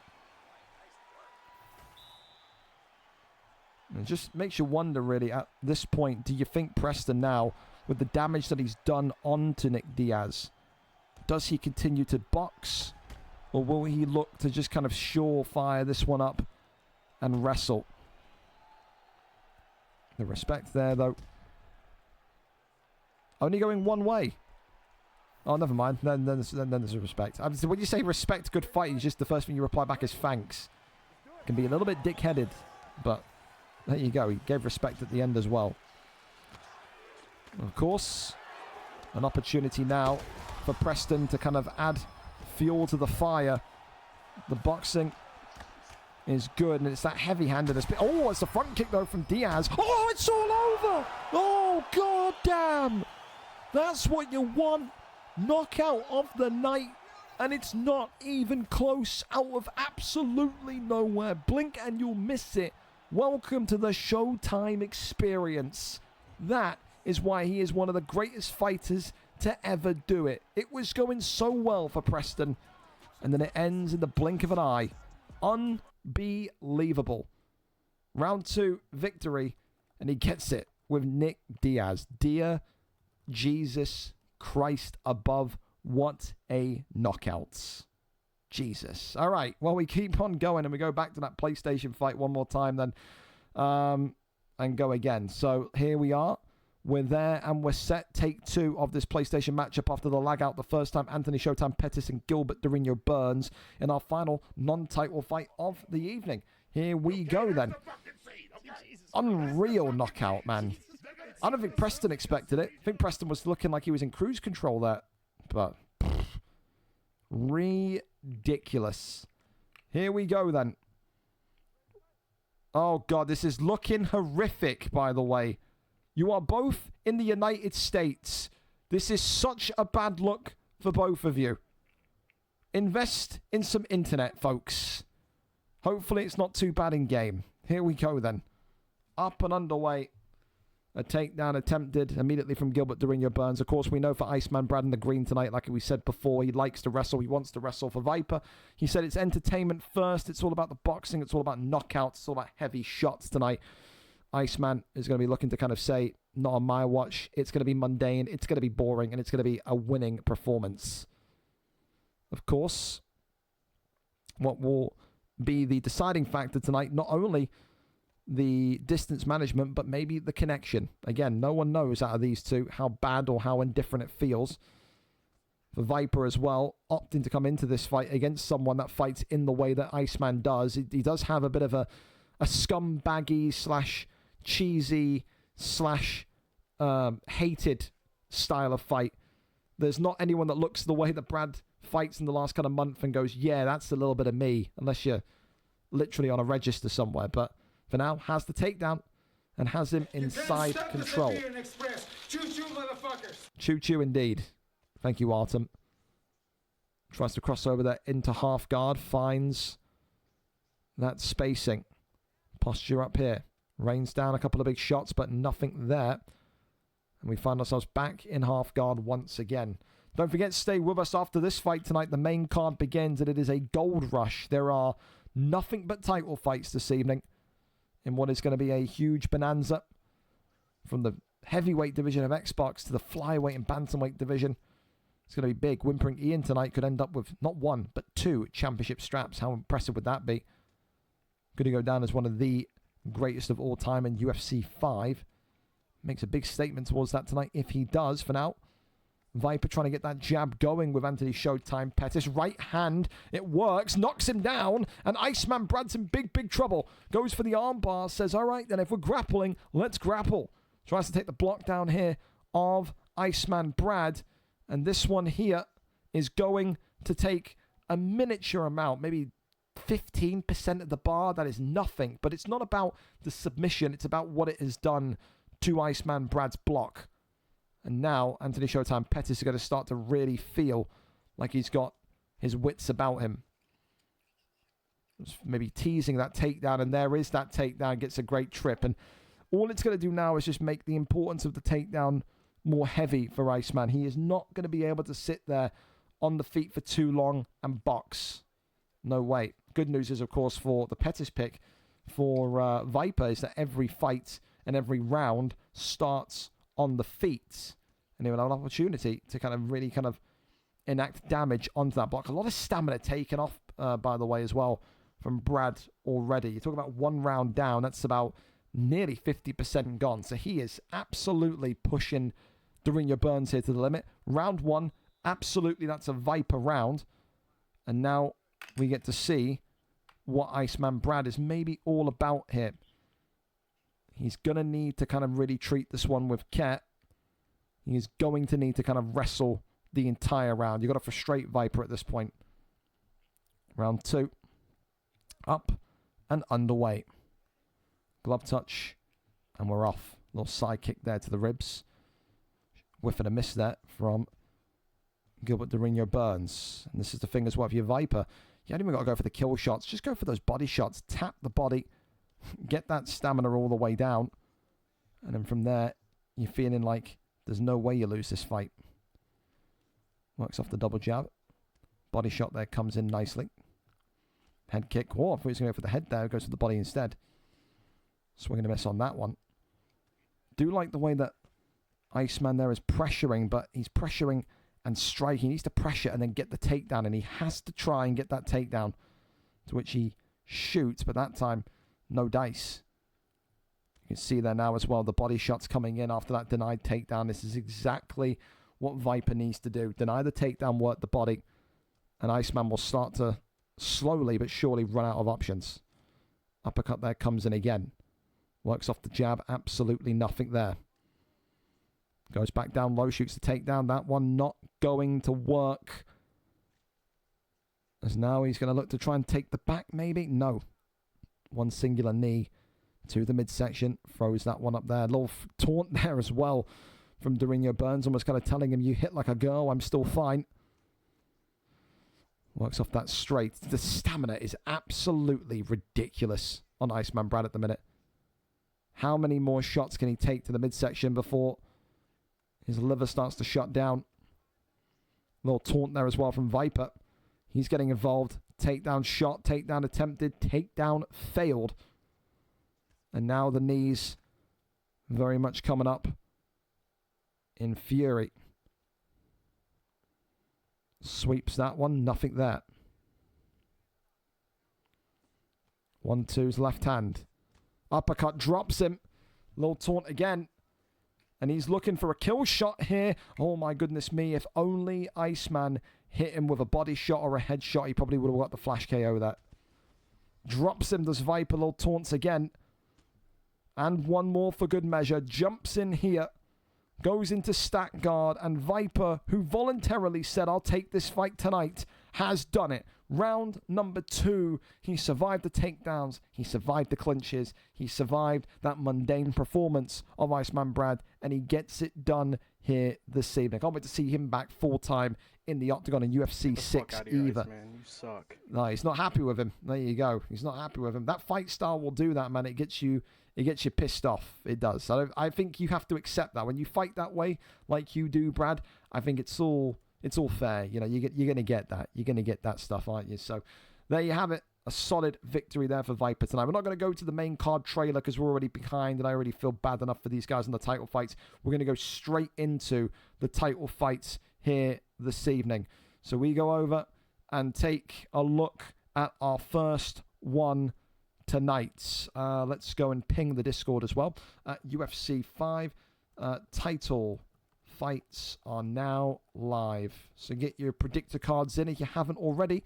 Last chance to effectively get them logged. Don't miss out on a chance to win some free money. Here we go then. Welterweight division, brace for impact tonight. Morgs and Bobby here this evening. The title is vacant. It needs a champion. Morgs, of course, 16 wins, 1 draw, 11 losses in his last 5 appearances. He's had 2 wins and a draw. For Bobby, though, he has been the most informed man in the division, 3-1. All 3 of those victories have been brutal and have come in a row. Tonight, it is a wrestler in Morgs, hailing from Wales, against a striker from England in Bobby. Which practice, which discipline comes out on top here for this vacant welterweight strap? We are there, we are set, and we're ready to go. 5-star fighters are legal. Morgs, our cameraman. Here it is. Islam Makhachev against looking likely to be Ian Machado Gary, which is a very rare and strange pick, I think, against Islam. We haven't seen it used as a counter before, but we will tonight. Here we go then. Time to strap in and start this gold rush of a main card. Makhachev, of course, in the black and gold for Morgs. Green trunks, of course, for Ian Machado Gary for Bobby. And again, like I said, Bobby is a guy that is all about his striking. Morgs is a guy that is all about his wrestling. Don't be too confused if we see Morgs here try and take this to a round 5 decision. He wants to win gold before UFC 6. He's got an opportunity here, and he's going to grab that with both hands. And if he needs to make this boring and he needs to make this a little bit slow, he absolutely will. Of course, for Bobby, he has got excellent takedown defense, but what can you do against Islam Makhachev? Keep count. So far, that's 0 for 1 on Morgs and Makhachev. One thing that Ian Machado Gary can do is he can fight from the outside of the pocket, use that distance management of the size of Gary to find a way to kind of strike from distance. Takes him down, does Morgs, but now finds himself on bottom. Goes over and just manages to pop out. Now goes over the half guard. Does Bobby. Bobby not opposed to wrestling, but I don't think this will be the wisest idea, especially against Makhachev tonight, to sit here and just kind of keep ground position. You have to kind of use Ian Gary in a way which kind of exploits Morgs' weaknesses, which is the striking defense. So far, though, some good side control work, or side saddle work, excuse me, coming off it. Continues just to kind of bear on down. Does Ian Gary. Big elbows there. Flying on in. And again, for Bobby, he too looking at this and saying it's an opportunity to become champion for the first time since coming back into the league. He disappeared for a year and a half, did Bobby, came back, and now has the welterweight crown very much in his crosshairs. That one there, denied. Tries to go for a roll of the knee here, not going to happen. That one stopped in its tracks, gets right back to his feet though. Does Ian Gary, now has the back once more, slams him right back down.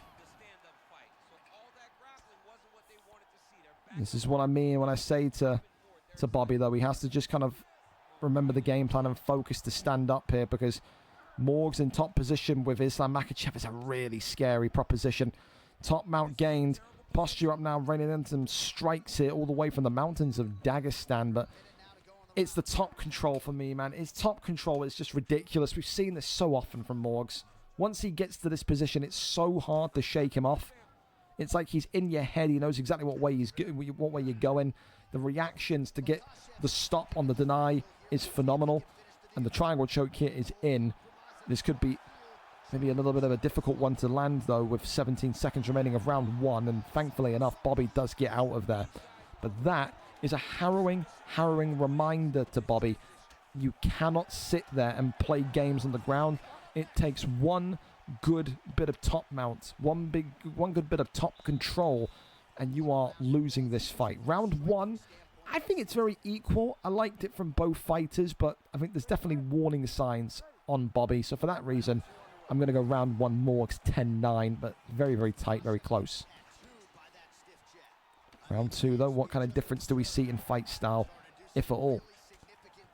Shoots a takedown, bails, and now gets him right into the triangle choke here. This could be dangerous, and look at this, trying to go for an instant one, and gets out. So Morgs trying to add some trickery into this competition. Ultimately, Bobby survives it. Goes over into side control. Definitely an intriguing one now, because again, Bobby's denies have been good as well, but it's more so the query of how long does he stay down here. Seemed like he overstayed his welcome at points in round one. Does he do that again here in round two? Works down the elbow. Over into sprawl. Gets right back up to his feet. Ian Gary, knees to the body, but oh, look at that, that's nice.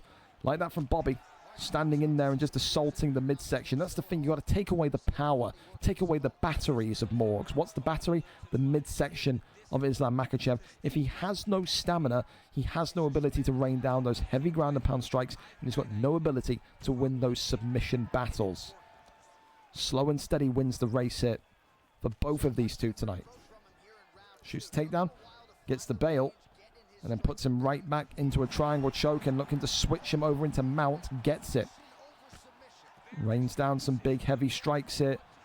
Bobby in trouble, not going to result in anything serious. No stun, no health event, nothing, but it's this again.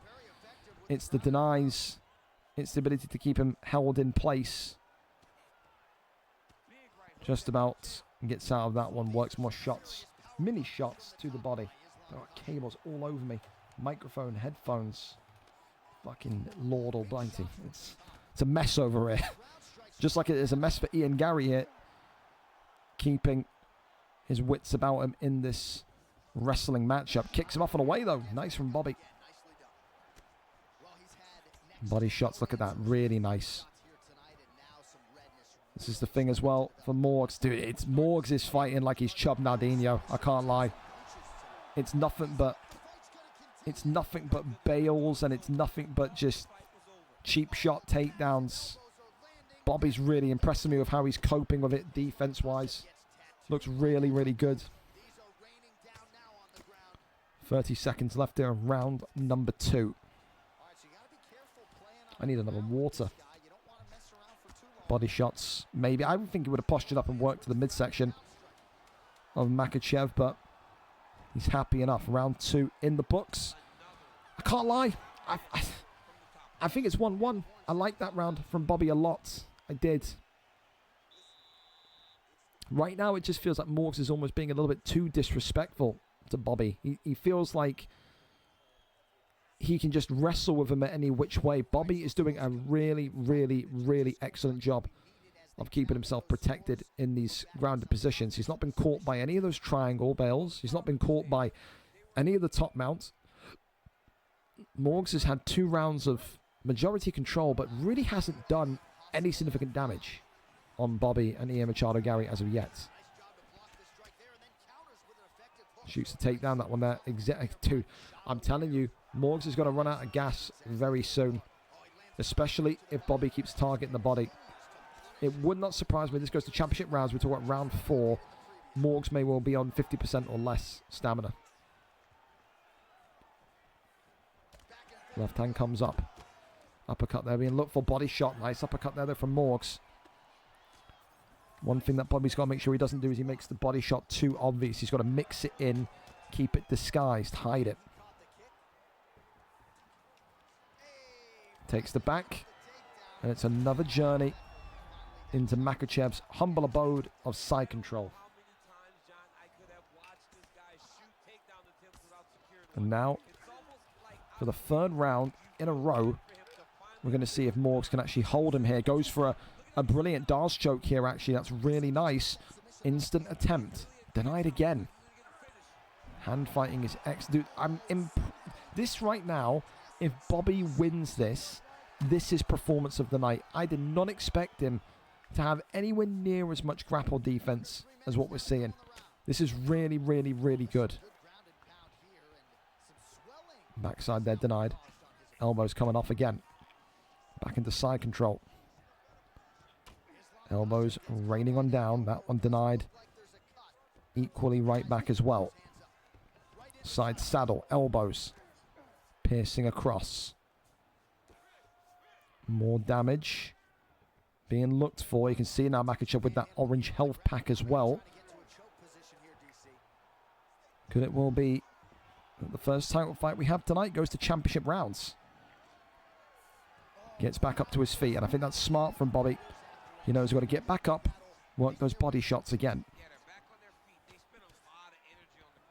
Not in a good position in terms of longevity in this fight is Morgs. Good hand work there. Head health is low, body health is lower, and like I said, keep an eye on that Makhachev's stamina. I said it goes into round 4. He's going to be around about 50%, if not under it, and it's about right. Takes the back hit. I don't know why he's even bothered to do that. You're not going to be able to do anything down here with 46 seconds. And he gets up anyway. Oh, head kick is nice. Oh, Morgs shoots a takedown, goes right into an uppercut. Morgs is completely lost. Morgs has run out of ideas. And Morgs' boring, cheesy, annoying playstyle is going to land him in a hospital. This is really, really, really good from Bobby. As this one is headed into round 4. He's lucky he's not knocked out there. Morgs has to change the way he's fighting here. It's often been the criticism of the Welshman is that he's a bit too one-dimensional. If this style doesn't work, he has nothing to rotate into. He needs a plan B. 2-1 to Machado Gary for me. Round number 4 for the first time here tonight for this vacant welterweight championship of the world. Immediate takedown lands. Well, if you're going to win the belt here tonight, Morgs, you're going to need to have this round and round 5 as just dominant rounds. He cannot be allowed to stand up. Trying to crawl over into the top mount position, not going to happen. Tries to get the flip and rotation, goes into sprawl. Works the body shots here. Couple of big ones. Drags the leg into half guard. Couple of shots here, but again, rookie mistake there from Bobby, using the hand that's on the back of the head here to strike, and it's a free posture up every single time. He has to, or have his corner tell him to not strike with that hand. He's done it again. He's missed it that time, did Morgs, but he's still gotten the posture up anyway. Flipped and rotated though, and to be fair, that's exactly what maybe Bobby wants to see. Top mount gained here. Couple of big shots. That one there denied. Good deny again. I'll tell you this much. For the disrespect that people are giving Bobby and saying he's only a boxer, he's only a stand-up guy, this guy looks like he's ready for lightweight. He looks really, really good here tonight. Another couple of big denies here. Morgs with each side control elbow looking like he's more and more closer to just residing to the fact that he's lost this one here tonight. He's been out-wrestled. And I think that's probably the most embarrassing thing for Morgs. You know, this is the guy that we regard as the best wrestler of 170. Tonight he has been outdone, he's been outclassed on the feet, and he's been outworked on the mat. Minute and 33 left of round number 4. What in the hell is Morgs going to do? It looks like Bobby is setting up for the finish. The knee on the belly's there. And Bobby tonight, has he done it? No, he hasn't. Gives up and goes back down to side control. He knows that he does not need to rush. More elbows coming in as the damage continues to rain down on Islam Makhachev. Left hand comes across. That health of Morgs is ridiculous, man. And he can't box. Boxing has never been his forte. And Morgs here is on wobbly legs. 20 seconds to survive it. Gets knocked and dropped here. He will not go down. Overhand again. Buzzer beater. Potentially loading. No, it isn't. We head to round number 5. And right now, this is 3-1 to Bobby on my scorecards. Your scorecards may have it at 4-0, but yeah, same as what we just said in the last round, man. I feel like it's Groundhog Day. He's got no plan B. He hasn't looked at the level that he usually is tonight, has Morgs. And you got to be thinking, this has got a Machado Gary finish written all over it. 5th and final round. The glove touches there, the vacant welterweight strap. Moments away from heading back to Bobby DFC and his humble abode. Drops him again. Left-hander shoots a desperation takedown. Needed it, but for Morgs, I mean, bro, you have got to get a submission from here. It's just not going to happen, is it? Has to believe, but someone has to. I got no belief. But the chances of Morgs winning this fight are at pretty much like as close to 0 as it could be. 0.001%. Because he can't even win in these submission mini games because he's so drained of stamina. Works the body. Tries to crawl over into top man. Not going to happen. Finds full guard. Elbows now flying off. Posture up, that one there is denied. Goes for the guillotine. How embarrassing would it be for Morgs to be tapped out here tonight? Keeps this one locked in. Denies him. And he is going to get a submission here.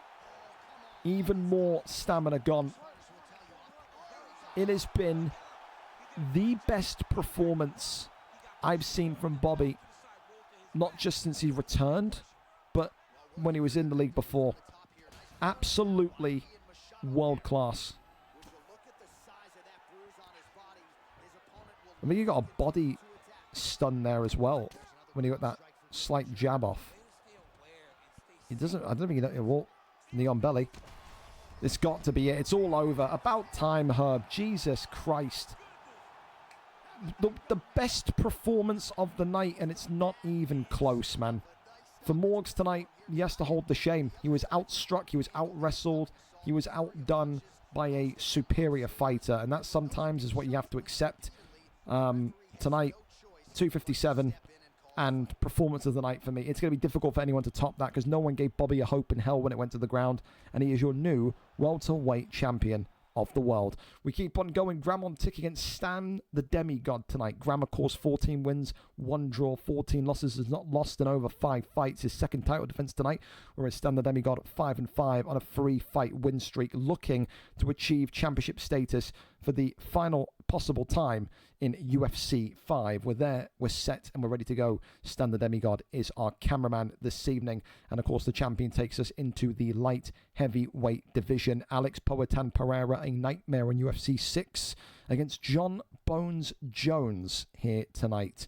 Of course, Graham, known as the wrestler of this division, whereas I think Spider Mark, or as we know in Stan the Demigod, is known as the boxer in this division.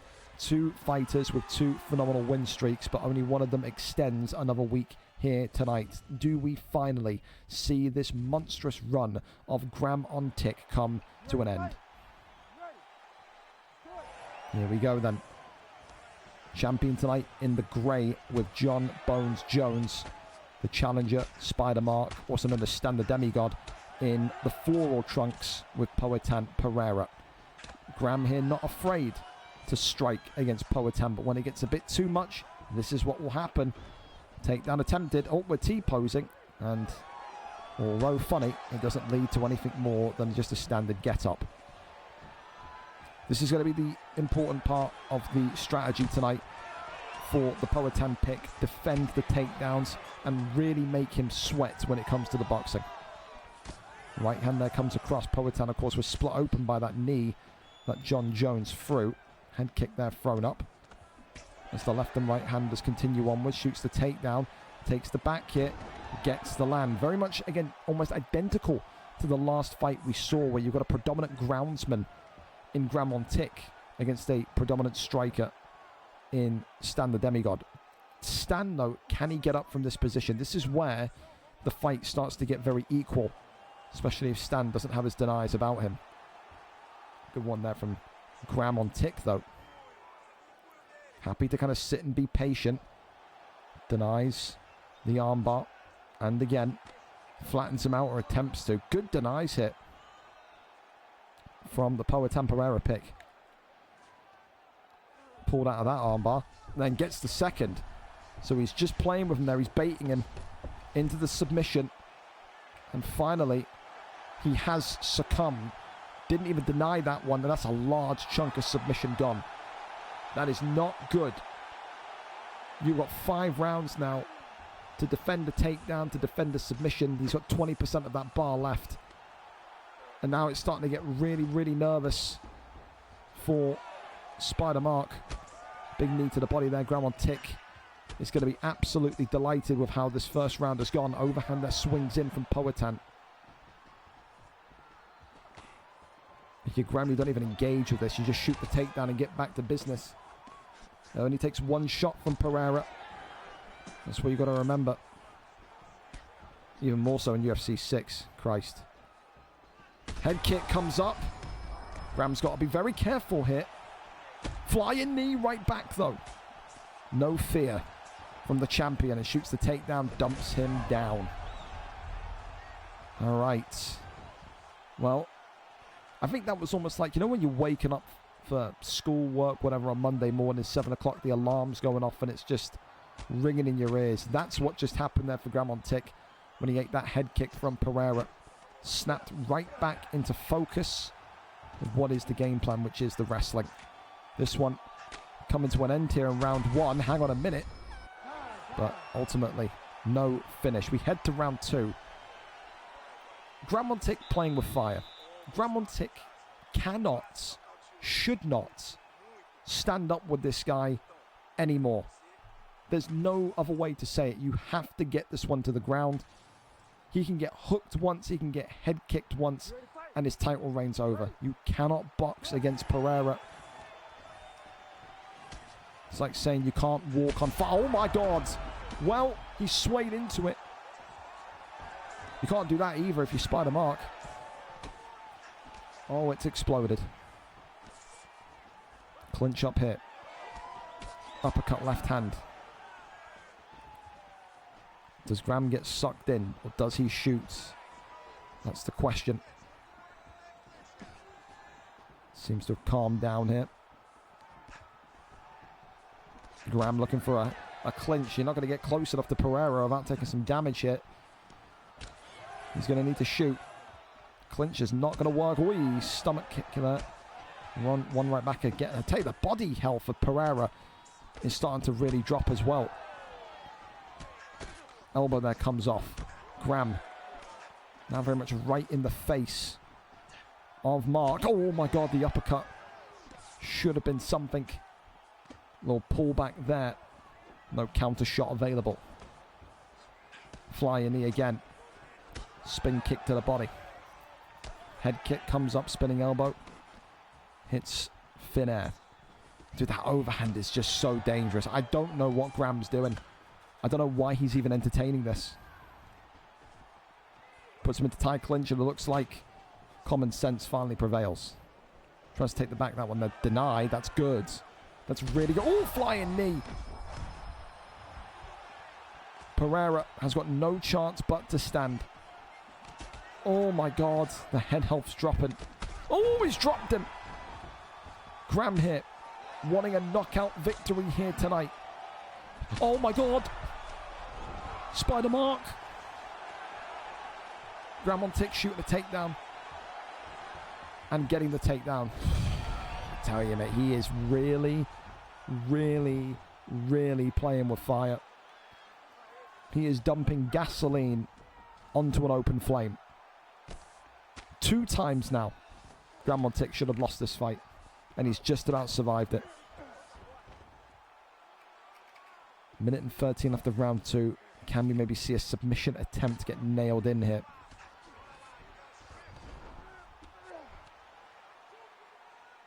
Or maybe does he just sit and wait and let this round end? I could see both. I could. I thought for a minute that he was going to get up. I was about to walk out the room and boo in my street if he got up there. I'll be honest. Crawls over back into sprawl. The get up there is denied. Trying to go for a guillotine. Not going to happen.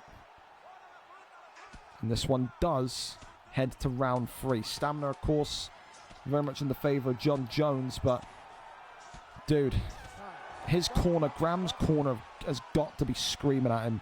Fella, no more. No more boxing. No more power shots. No more. I don't think Graham on tick will survive another round if he gets clipped by Pereira. You have got to hope and pray with everything if you're Stand the Demigod that he wants to stand up here. If Jones is smart, first thing he does, takedown. Round number 3 of a potential 5. Up and underway. Right hand comes across. Uppercut still plying on forward. Graham hit. Looks like he wants to strike. I just can't understand and explain how much of a bad decision this is. Shoots the takedown and ultimately gets the land. Needed that. There's no way he can even risk it. Elbows coming off now. He's got 4 minutes here to work 1 submission. That's the reality. Gets back to the cage though. Really nice from Stand the Demigod. Flying knee there from Graham. Another takedown. Another good bit of defense though. Knees to the body. Still nothing. Left and right handers. Overhand coming in. Spin kick to the body. Clips him with the left hand. That damage on the eye is really bad on Jones. Oh my God, the flying knee. Shots are still being looked for. Hooks galore from these two. Body shot again. Works off the jam left hand. Big knee to the midsection. And another. Spin kick to the body. He's been waiting for that one. Question mark kick comes up. Flying knee now. What one does he pick? Flying knee from Pereira. Shoots the takedown. Smart enough. Side control gained. Crawls over into top mount. Posture up is here. Rains it on down. No stun just quite yet, though. Goes over into side control now. Sprawl gained. Continues to work shots to the body. That one there stopped. Pereira fighting to keep himself alive here. Still elbows coming in. That one denied again. Crucifix now. This is not good whatsoever. Pops out of it though. Neon Belly is resisted and denied. Look at the sliver of stamina that Mark has left. I don't know why Graham isn't just staying in sprawl. Just working the body, I'll be honest. Trying to flip him into an armbar, and this could be it here. This has got to be it. Spider-Man Mark, Spider-Mark, Stan the Demigod tonight joins the list. He is out of there. 4 minutes and 39 seconds of round number 3. And the best wrestler in that kind of amateur PlayStation division continues with yet another title defense and yet another submission victory. I feel for Stan the Demigod there because, again, you know, at points, Gramontic was really playing with fire, bro. There was no reason why he should have survived a couple of those exchanges, but ultimately he does, and ultimately he comes out the other end. I tell you, though, he has to keep his head on a swivel because the one thing that you see in that fight tonight that is definitely a weak point is that he does not follow the plan consistently. That second round from Graham was so reckless. The amount of damage he took needlessly, it was ridiculous. Has to be a little bit more dialed in, has to think a little bit more, but ultimately that's a big criticism from me. Tonight he's still won, he's still got it over the line, and he's beat a guy that was winning 3 fights in a row by vicious knockouts. So for Gramontic, can anybody beat him before the turn of UFC 6? Or is this guy going to go down as one of the greats in that division? Round 1, 438, was it? 439, there you go. And the stats tell a story. They do. Congratulations to him tonight. He gets it done with John Bones Jones, as he always does in that division. We keep on going then, and we head to our next fight, the light heavyweight division set for action. Moby and Headbutt here. So, of course, Moby coming into this one, 7 wins, 9 losses, 4 wins in the last 5 for the current champion, defending the belt for the first time tonight. Headbutt, of course, 2-1, looking to make it 3 wins in a row and looking to get a fast-track journey to the light heavyweight crown confirmed. He has been phenomenal. He has been brilliant on the ground, but again, this is submission master against submission master, groundsman against groundsman. I think tonight Moby, the older of the two, is going to need to be very fearful of this young buck. I've got Headbutt here, and I think Headbutt does tap him out as well. I don't think Moby can box. I think Moby's only got one way of fighting, and he's going to need to be really, really lucky here tonight because, like I said, age is only a factor, but reactions so different. And tonight, I think that will be the difference between the junior and the senior. Here we go then. Champion, of course, in the light heavyweight division. Moby in the grey trunks with John Jones again. Whereas the challenger, Jan Blachowicz, for Headbutt in the red. Again, don't be fooled by this Jan Blachowicz pick either. Headbutt, he can box, he can wrestle. He is one of the great stars of this 205 division. And for Moby tonight, if he can beat him, what a statement that would be. Completely derail the hype train and completely showcase himself as the champion. They always say you're never ever truly the champion until you defend the belt once. This, of course, is his first title defense here this evening. Of course, the one thing that Jones will have is that length, that reach. That's why I want to see Moby kind of work from the outside. You don't want to get into brawls and needless battles against Jan Blachowicz. Again, that counter inside the pocket. He's like a heavyweight version of Volkanovski, isn't he? Takedown there, though, lands. And Headbutt is on his back for the first time here this evening. Moby is going to need, though, he must He must keep him down here, because that's the one thing that Moby had in the title fight. Moby could not get the denies going whatsoever. Has to here tonight. That one they're denied. Works the body shots. Goes over into half guard.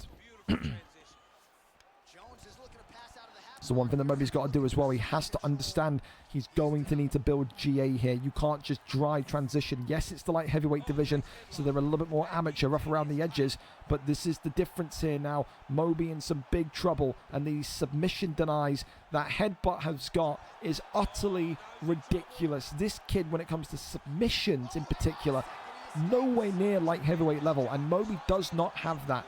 He does not. Reins in the strikes here, and this could be done before it even began. Gets up to his feet, almost kind of saying to Moby, come on, I'll give you a chance. Right hand there swings across the dome here. And now, when Moby's seen those denies and the submission,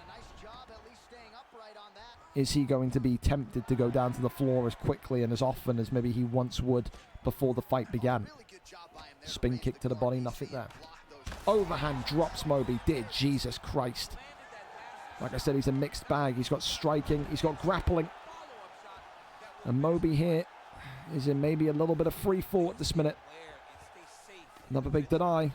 Triangle chokes it in. It could be a one and done here. Moby, can he get out of this one? Yes, he can. He's going to slam Headbutt for his troubles as well. Just about gets out of there. Headbutt guessed the wrong way that time. It won't deter him though. Trust me. Back up we get. Another big knee was being lined up there, but not going to happen. Round 2 on its way. Clear as day. Clear as day. That is a Jan Blachowicz round. Headbutt 10-9. Absolutely. And that's a lot of damage. It's a lot of submission gone when you've got 4 rounds still to go. It's going to be an uphill battle for Moby, but I'm hopeful for him. Said he's a great guy, great champion. He's had multiple title runs across the span of UFC 5 in this heavyweight and light heavyweight kind of division. But these kids that come up, man, the guys that Headbutt, they're so determined. They're constantly improving, constantly getting better. Sometimes the old-timers can't keep up with that. Shoots the takedown, gets the land. Brilliant takedown, great shot. Over now into sprawl we go. Moby here is going to be locked into place. Fakes to go to backside. Is he going to get the guillotine? The answer is no. Moby gets right back to his feet. Spin kick to the body again. And you can see what Moby's looking for now. He's looking to try and just kind of get that body tenderized to the point where maybe then the submissions won't be a threat on the ground. I like the idea. Back onto the feet in terms of the boxing we go. Another takedown, another land. Moby can't stop these takedowns, man. He can't do it. Gets an armbar, though. That's big. A huge slip from Headbutt. And now Headbutt is going to be in a very bad position. The old-timer Moby getting the armbar off, and he's taking more submission. This has just gotten very interesting. That's a huge cock-up by Headbutt there. Massive. Well, well, well. Denies him there. Moby saying, don't ever count me out. Good deny on the Kimura. Over into side control. Tries to shuffle out. This is really bad from Headbutt. Going to go for a guillotine. That one there is denied. Moby is fishing. He's gone fishing for the submission. Both of these two will know. One submission and the fight is won. Spin kick to the body. Minute and 40. Who's going to shoot first? Body shot there again. Back-to-back body shots there from Moby now. Swing and a miss. Ooh, front kick. Doesn't cause a stun. Head kick comes up from Moby. Body shot now there. Comes down from Headbutt. Both of these two going body snatching.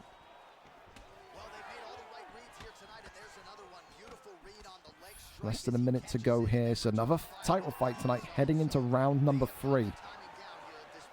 Every single one so far has been tense at their own points. Flying knee comes up. Look at this, 3 uncontested shots there from Moby. Gets clipped with the right hand. Front kick gets him down. Knee on belly, it could be over. Headbutt, raining on down. Headbutt not going to get the victory though. So close. And we are headed to round number 3. Really good submission from Moby, but he just got a little bit too greedy there. He got the knockdown on him because he just went for one too many body shots. You have to rein it in at points. You can't just be sat there throwing 16, 17 shots on the road to the body. It's never going to work. Your stamina's going to go. Round number 3. And still, both of these two can win the fight with one submission. On the feet, I like headbutt a lot though. I really do. Overhand, uppercut, clinch work now from Moby. Tries to go for a flying knee there, I think was Moby. Oh my God, what a good bit of head movement. Oh, Moby is in some bad positioning now. He's got to shoot a takedown. He has to shoot a takedown. Oh my God. And he gets it, thank Christ. Whew. Even if he gets right back up here, you break the momentum up a little bit. Moby here now into side saddle. What head movement though there from headbutt to kind of avoid the flying knee and then go with that kind of looped around hook to stun him. That one there is denied. Works a shot to the body. Couple more. Tries to go back to half guard and does. Tries to crawl to top mount, denied. Headbutt waking up here at the right time and gets that flip on Moby as well. Really good. Fakes once, gets the posture up. Rains down a couple of strikes and wants him up. It's smart from headbutt. He knows he's got this fight won on the feet. Left hand forward. Teep kick backwards. Uppercut. Oh, dude, Moby is walking into bombs here. Takedown defense, just top tier. Top tier. Moby is starting to run out of stamina quick here. He's relying on these flying knees, which... Oh! Gets the spin kick to the body. Why is he going to the head? Oh, clips him right back. Oh my God. Moby now knows he has to go for that body shot. Protect the head, go for the body. Headbutt's got to go for the head, protect the body.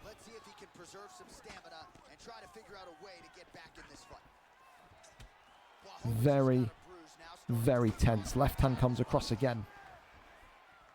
Got to start working those body shots, Moby. Oh. Oh, God, front kick. Oh, God, he's clipped him. Overhand. Oh, it's all over. Oh, God. He swayed into it, I think. 4 minutes and 12 seconds in round number 3. It felt like it was coming. Did he sway? He ducked into it. Wow. It just didn't look comfortable on the feet for Moby. He had a puncher's chance with the body shots, but the more complete and competent striker tonight, it did feel from the off like it was headbutt. Both of those two needed a submission. They couldn't find the submission. In the end, it ends on the feet, and Jan Blachowicz tonight brings the belt back to headbutt. That was not the most... how would you describe it? It wasn't the performance we saw from the previous 2 fights from headbutt. But you could attribute that to nerves. You could attribute that to maybe Moby being the best fighter he's played against so far. But at the end of the day, listen, it's the core basics that come back to help headbutt. It's that confidence. It's that composure. It's the timing. Timing was the meaning of that victory today. I was impressed with his defense on the ground at points, but the boxing. He is going to be, in UFC 6 if he continues, a really, really solid middleweight with a prospect of being a welterweight. I really liked that performance tonight from headbutt. And for Moby, listen, you were expected to lose, so maybe it softens the blow a little bit, but, I mean, you were so close to winning as well. It sucks, it does, but what can you say? A solid performance tonight indeed from headbutt. We keep on going, and we go to our next one. Sick Nick against General Bean 2 for the heavyweight championship of the world. Sick Nick, 8 wins, 18 losses, a 3-fight win streak, of course, looking to defend the belt for the first time tonight. General Bean, 12-8 on a 4-fight win streak. Now, this has got some connotations behind it because Sick Nick and General Bean have fought once before. It's an intercontinental derby, one hailing from the United Kingdom, one hailing from the United States. Of course, the champion reigning from the USA. The last time him and General Bean competed against one another, though, VFL 216, and Sick Nick, funnily enough, won on decision on the 4th of December. So a chance for General Bean to right that wrong and to make it 5 wins in a row and champion once again. We are there, we are set, and we are nearly ready to go. He needs 3 minutes. Absolutely fine. Absolutely fine. No problem. So he needs 3 minutes. We'll wait there. So there you go. We will wait. And we said, no, it's fine. No problem. No problem. Do you want me to go to the next fight and come back? If he's just resetting his internet and the other two are ready, then I wouldn't be too opposed to that one. However, Mr. Angry One is telling me that Driscoll has now gone missing. And if that's the case, Driscoll will not fight here. If you miss a title fight, then I'll tell you this much, you're fucked. I'll tell you that for free. Well, I guess we'll kind of sit and... Oh, no, he's there. I'm here. Well, reply to your opponent and get lobbied up. Let's go. I have no idea what he's smoking. There you go. The trash talk's already began. The trash talk has already began. G09G, interesting as well, has retired after losing for the first time in 5 or 6 fights tonight. I don't know how you look at that. It's a little bit soft for that, G0. I can't lie. It's the first loss you've taken in 2 months. I don't know about all that. That's puts question marks on your mentals, that one does. But I can't make you fight. You don't want to fight. You don't want to fight. It's one of them. So, yeah, we'll wait. I have a Sick Nick, Bean, Angry One, Driscoll, whoever wants to go next. Toss the link, and we will go over to you as we wait and see what's up. Absolutely. We're ready. Send the league. Your league's in shambles. That's nice. You're still here watching it. Isn't that fucking hilarious? You hang around with freaks. That fake racism waves. But don't worry. Remember, you said, quote, I'm going to slap your prehistoric dinosaur mother. I'm going to beat your elderly mother up who had a stroke. If this is what being in a terrible league looks like, Christ, I'm happy. Give me just a minute because I'm not logged into my Streamlabs, so I can't do this here directly. So I have to actually come here to do this. Enjoy the show, though, you fucking fanboy. I hope you enjoy all the fights tonight. Fantastic. Here we go, then. We keep on going. Mr. Angry One is our next cameraman up here. So, Mr. Angry One here to enjoy primetime in ESFL, by the way. Oh, wait, you all got banned from there as well. That's fucking funny, isn't it? Mr. Angry One and Driscoll, 5 wins, 1 draw, 0 losses. Has been phenomenal in this lightweight division. Driscoll, on the other hand, though, 21 wins, 2 draws, 23 losses. A chance to get lightweight gold once again here tonight. So let's go and see what the picks are going to be. Islam Makhachev versus Ilia Topuria. Standard lightweight matchup. Driscoll, of course, is a textbook grappler. You will have no interest winning this fight or doing this fight on the feet. We'll wait and see if that changes tonight, or maybe if he just sticks to the bare basics, which is grappling, grappling, grappling. We're there, we're set, and we are ready to go in this one tonight. And remember, fellas, hang around with the likes of Waves, Mud, Nightfall, J Rilla. You'll end up banned in every league. Banned from Primetime, banned from ESFL, banned from VFL. Maybe they can make a league for themselves. That would be funny to watch, wouldn't it? Imagine OG Mud trying to organise fights. Fuck me. It'd be like Father Christmas existing in June. It's just not to be. Here we go. We're ready and set here. Driscoll, of course, in the white trunks with Makhachev, I'm pretty sure. Mr. Angry One coming in with Topuria. Is that the correct way round? We'll see. Wrong way round. Angry One in the white with Makhachev. Maybe going with Makhachev tonight, the champion, just to defend the wrestling. Whereas Driscoll comes in with Topuria. Of course, both of these two have a dangerous top mount. It only takes 1 flip into top mount, and then from there, the fight is done, dusted, sealed, signed, and delivered. Very intrigued, though, as to why the champion maybe hasn't done his homework, is immediately looking to grapple against Driscoll, because Driscoll only has one way of winning, that is by grappling. He has the most submission victories in the league's lifespan. Of course, We've always got the boxing to rely on, Ilya Topuria, but if you go back and you look at the history of the league, Driscoll probably only has, in his 4 years here, 15 career knockouts. He does not score knockouts often. And this is the type of fight now that Driscoll wants. He wants this to be slow. He wants this to be on the ground. And tonight, he's wanting to try and test the champion's resolve in terms of the grappling. Remember, Mr. Angry One, no losses. 6 fights in the lightweight division. And of course, only one of them has been a draw. None of them have been losses. Shuffling towards him. 2 minutes and 30 seconds, of course, still to go here. Shoots the takedown. Lands that one instantly. I think here, if you Driscoll as well, you want to try and find a way to kind of quickly sweep him and get him up and over. Not going to happen, though. It's the thing tonight. We've said before, you know, Driscoll has had some success in this lightweight division because of his incredible grappling ability, but against the top-end guys, he just never seems to get it over the line.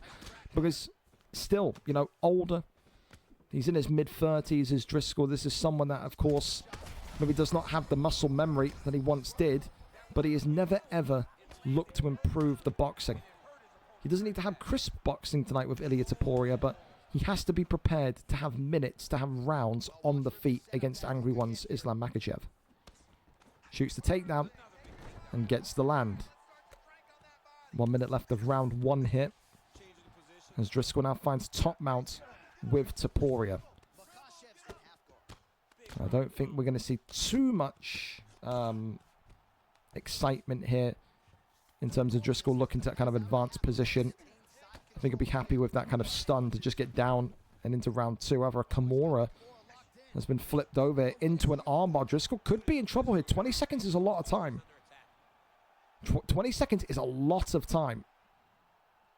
And 2 big denies that. Is it going to be possible? The answer is no. So not enough time in the end for Makhachev. Round 1 in the books. Probably got to give that one to Driscoll purely because of the stun. 7 significance to 9 significance. It's one of those. Driscoll's looked okay with boxing, but I just don't have a lot of belief that he can keep that same positivity up when we hit rounds 3, 4, 5. But fake glove touch into a takedown. Well, if that doesn't get you nice and pissed off, nothing will. Nothing will. Tries to go and get that flip, but not going to happen. Shoots the takedown. Gets down into side control. Now into sprawl. Tries to cross over. Finds that position. That's poor from Driscoll. That is so bad from Driscoll. A guy that's got so many career submissions, you didn't even deny the up transition. That's crazy. Leg kick was attempted, not going to happen. So it's crazy to me because it's a little bit of kind of shyness and timidness from Mr. Angry One at the minute. He just doesn't seem like he's confident to engage. It's almost inviting Driscoll into initiating the boxing. Shoots the takedown, gets the land.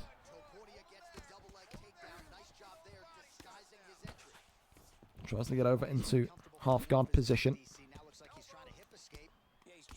Couple of shots here. Tries to go for the submission again. That one there denied. Swept the arm. Crawls over. Gets into half guard instead.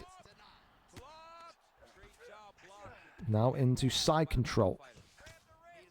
Works the body. That one there denied again. Still the knees coming off. Half guard position. Posture up. Rains down a couple of big strikes. Nothing more to see.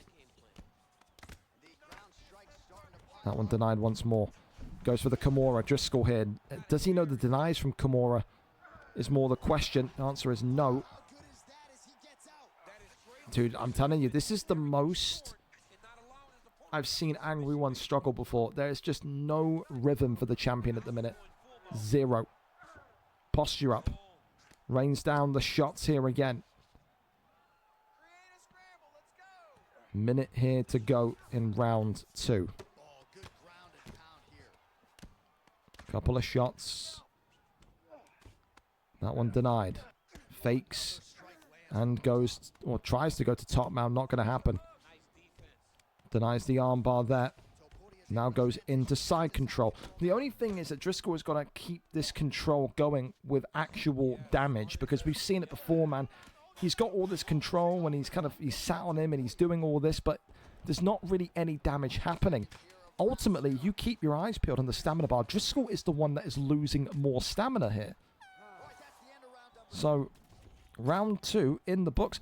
4 significant strikes for Topuria, 1 to Makhachev. This is what I mean. All of these minutes and minutes and minutes of ground control.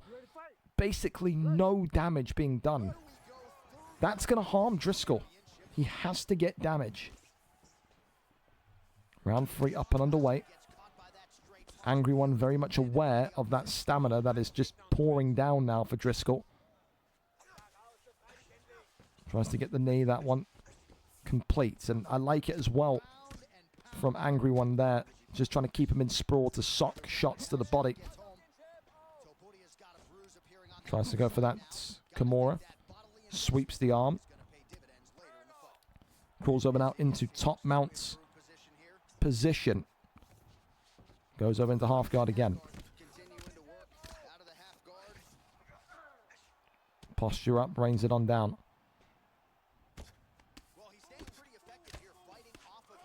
Crawls over now into top mount. This is a position that Driscoll has not found himself in often. I can't lie to you, I'm a little bit amazed that Angry One is not looking to just stand up here. Okay, well, there you took the words right out of my mouth. He just doesn't feel like this is a fight where he needs to wrestle. He needs this up on the feet. He needs to work those body shots. He has to kind of debilitate Driscoll here, because every denied takedown and every body shot is going to add to the mixing pot. And again, Driscoll, he fights just like Moore, because it's very boring. It's very shit. It's not an entertaining style to watch. But this is all he's got, you know. He doesn't really have boxing. He wants to be a winner. Doesn't matter if it's FIFA, UFC, it does not matter. He only is interested in winning, and when he can't win, that's when he disappears. There was also rumors he was teasing that he wasn't going to get UFC 6 if the grappling had changed too much. Again, we say it as we see it. You know, he's got multiple kind of things there backing him. You know, when he has a good season in FIFA, he is loud, he is boisterous. Madden, you know, he got involved in the Madden League. Couldn't get his old retiree mind on it. Quit the league within a couple of weeks. He only does what he understands, and what he understands is grappling and winning. As this one is about to head to championship rounds once again. Minute to go here. More body shots. Dude, the body shots that Makhachev, that Angry One is landing here are phenomenal. Driscoll is running out of time here. He is not going to win a single submission battle with the way that this is looking right now.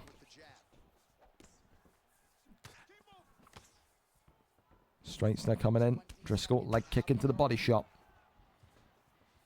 He's wasted all of that early stamina that Topuria has in trying to get takedowns, in trying to get control. We head to round 4. It's not looking good for Driscoll. I think Driscoll's missed the boat. This is like arriving at the airport and you miss your plane, man. That's a clear round for Mr. Angry One. And, yeah, if you can deny the takedown, every takedown that the champion now Makhachev denies is going to cost such a considerable amount of remaining stamina. He may not survive it. Driscoll has to make sure that the first takedown shot lands. It's that simple. Round 4. Up and underway. Championship rounds once again. Front kick there comes in. Driscoll already shot right off the rip. Another takedown attempted, but out of range. Clinch work is there. Shuffles it off. Body shot. Gets the takedown. All right. All right. We're in business. That one stopped. Crawls over into top mount. Not going to happen. Posture up is there. Rains down the strikes. Big shots coming in from Driscoll. Not able to crack through the defenses.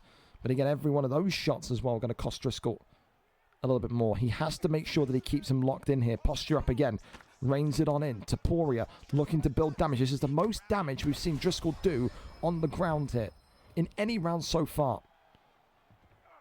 Driscoll gets denied. Guesses the right way. This is huge for Driscoll, but a big deny right back for the champion.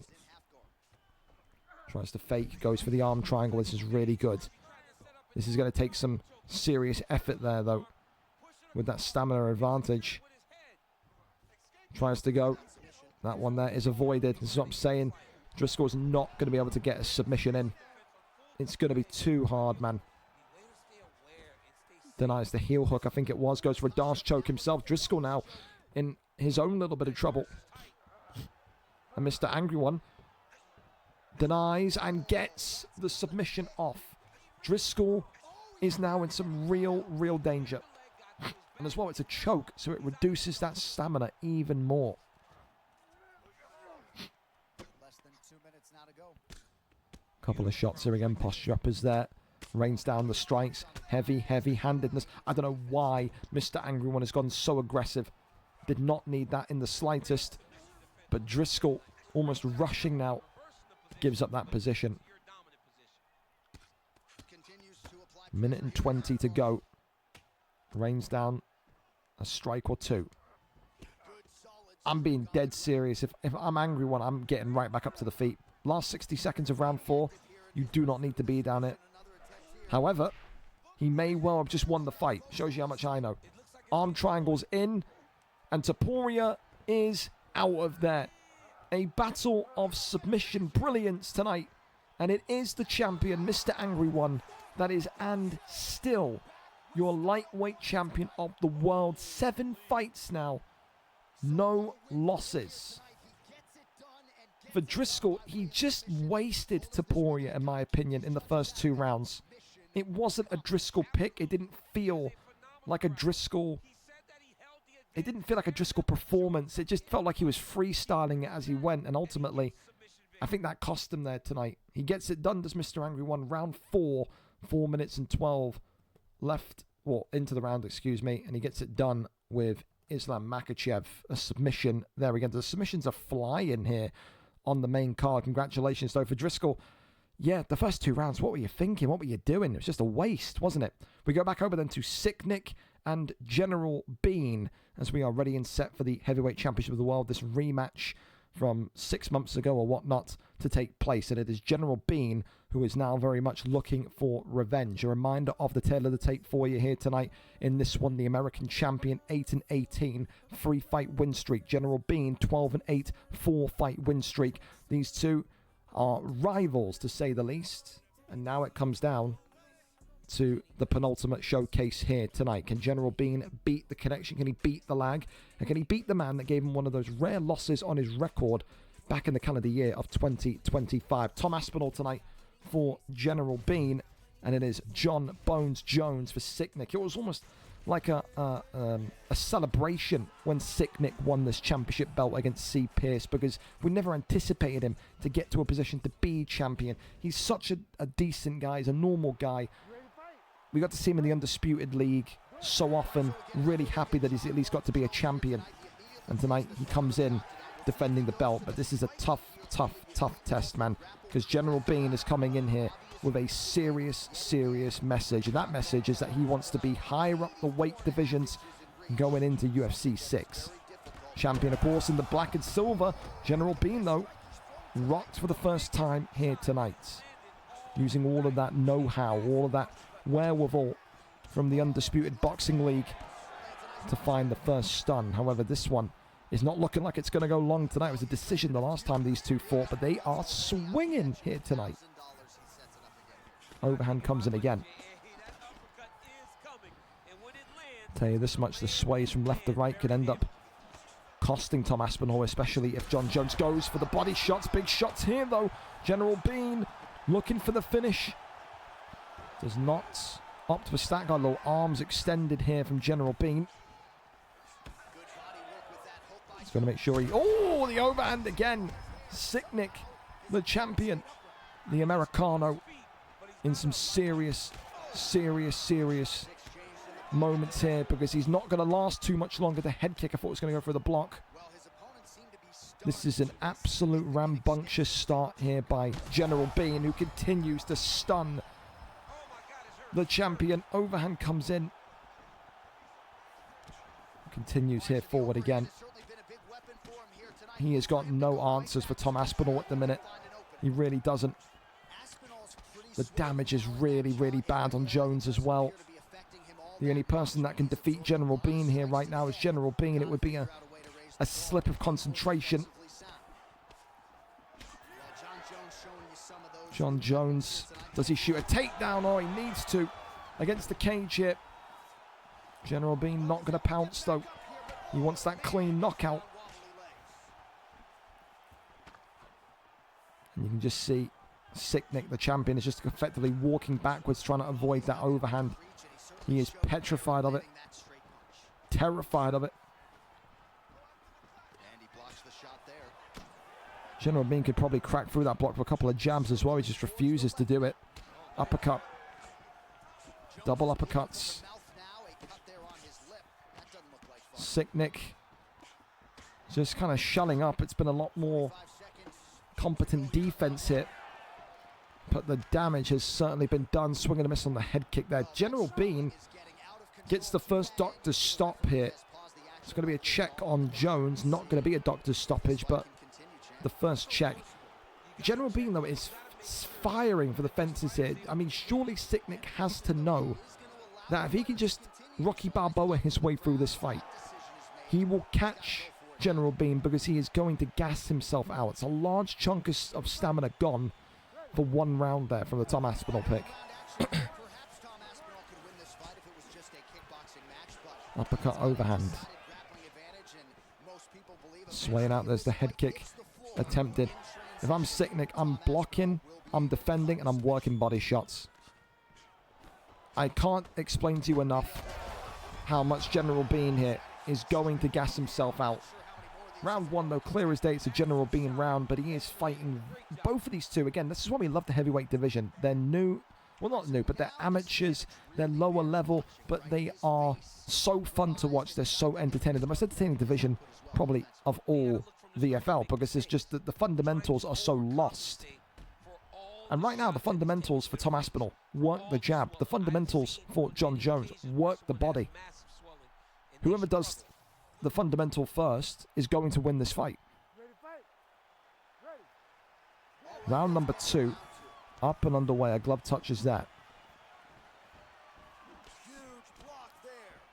Got to think here now. How the uppercut again. Overhand. Head kick. General Bean just trying to crack through. Head held for Jones. Oh my God, I thought that was going to be it. Still swinging and missing here. Left hand, right was the left elbow, right elbow, uppercut, overhand again. How's Jones survived that one? Leg kick comes in once more. Swing and a miss on the overhand. Sicknick is on his bicycle here, but he's clipped him again. General Bean, can he get the victory? The answer is no. He still can't crack through. Oh my goodness me. Sicknick is completely frozen here, boys. He doesn't know what to do. He's stuck in the mud. And there's Sicknick now rocking shots to the body. About damn time, by the way. Maybe a round too late. Just over 3 minutes to go in round 2. Right hand, left hand being worked again. Uppercut. Move being thrown into the occasion. Body shot there, works nicely. Ironically, that was the one time he probably should have went to the head. He's starting to really kind of go now for the midsection, which is important. Front kick. I fear about the doctor's stoppage here. I do. No, I'll tell you. General Bean's got to start to be a little bit careful here, because he is losing stamina quickly. More body shots here from Sick. We're getting towards about... Oh, there's a big... Oh, yeah, drops him. And this is going to be it here. He went to the body. He's not... If he loses this fight, I don't want to hear one bit of crying, because I'm telling you, that should have been fight over. Jones is still in there. Head kick defended. That body is really, really, really bad now.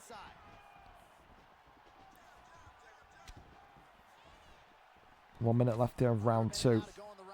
Heavyweight belt on the line. Somehow, some way. John Jones is still in there, but not for much longer. He still will not jump with these strikes, dude. That is quite something.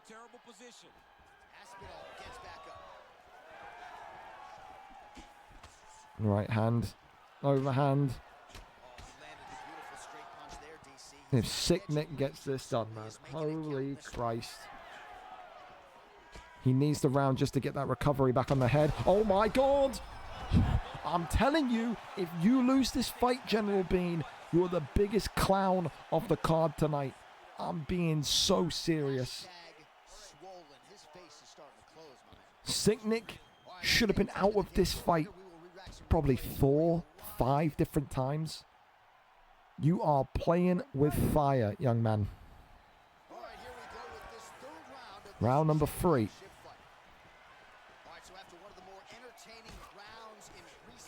I just hope that Sick Nick here just remembers about the body, because it will crack. It will. Got to trust in his block. I'm going to work that midsection. Uppercuts from Jones. Back down low again. It's really nice from Sick Nick. Fall. Oh, I tell you, I thought that was going to be the fight ender. Body shots again. Oh, clips him with the uppercut. Tom Aspinall shoots a takedown. And gets up here. He's looking to swing in some strikes here. Pulls him in. This is when, if Sick Nick had any sort of submission ability here, he'd be absolutely laughing. But he doesn't. There's no interest in learning the submission system from the boxer. He is a striker first and a striker only. That one-sidedness can cost you.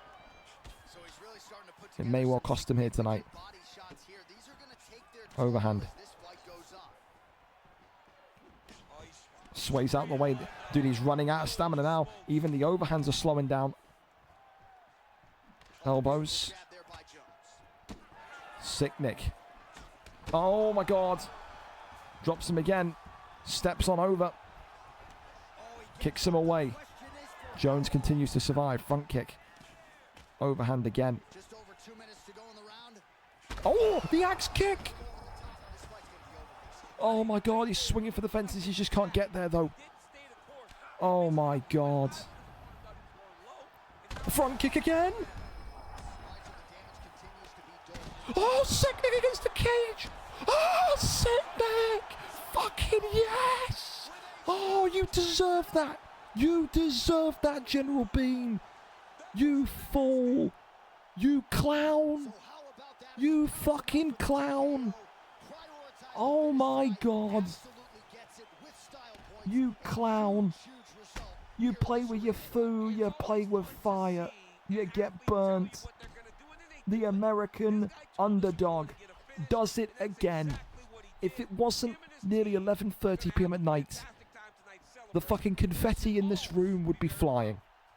What a resilient performance from the champion tonight. Sick Nick defends and makes it 2-0 against General Bean.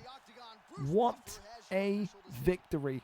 America brings back the heavyweight strap. I can't believe how much General Bean has sold that. He could have won that fight 5 or 6 times. Never, ever disrespect your opponent. Oh, wow. Sick Nick.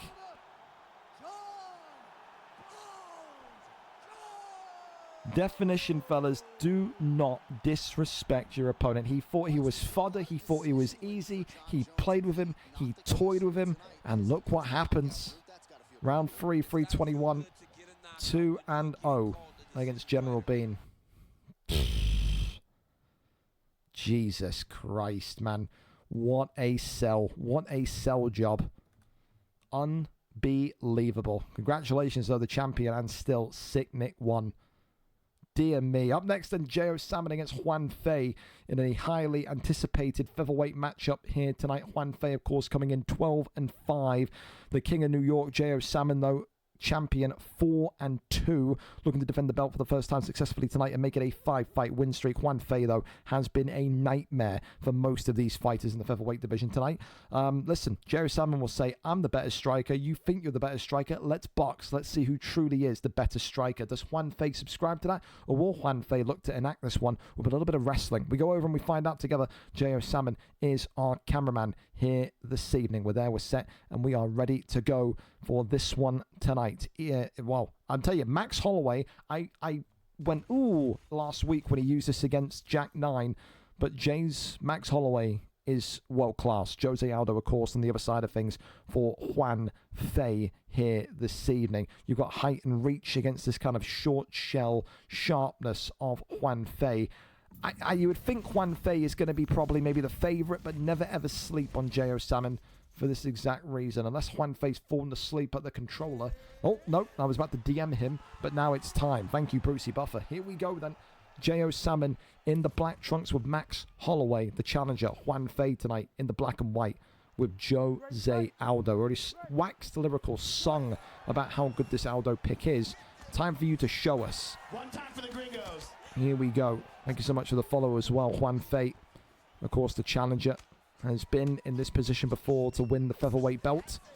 He is once again here tonight. And again, both of these two, as I said, will like their chances at being the dominant striker, the superior striker. J.O. Salmon, of course, worked with people like Dio the Demon in his run-up to welterweight glory. Of course, though, Jay has always been the guy that's had the highest ceiling. No offense to Dio, we love him, but Jay has been fantastic in the lightweight division, fantastic in the featherweight division. One of the most entertaining and fun boxers you can find in 145. Of course, as well, Jay doesn't need to be in the pocket tonight. He can literally fight from the outside with Holloway and live to tell the tale. That speed of Holloway is so unpredictable.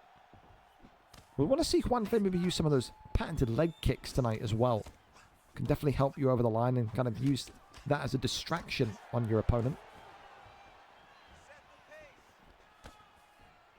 Of course, for Juan Fei, he does have a wrestling background as well.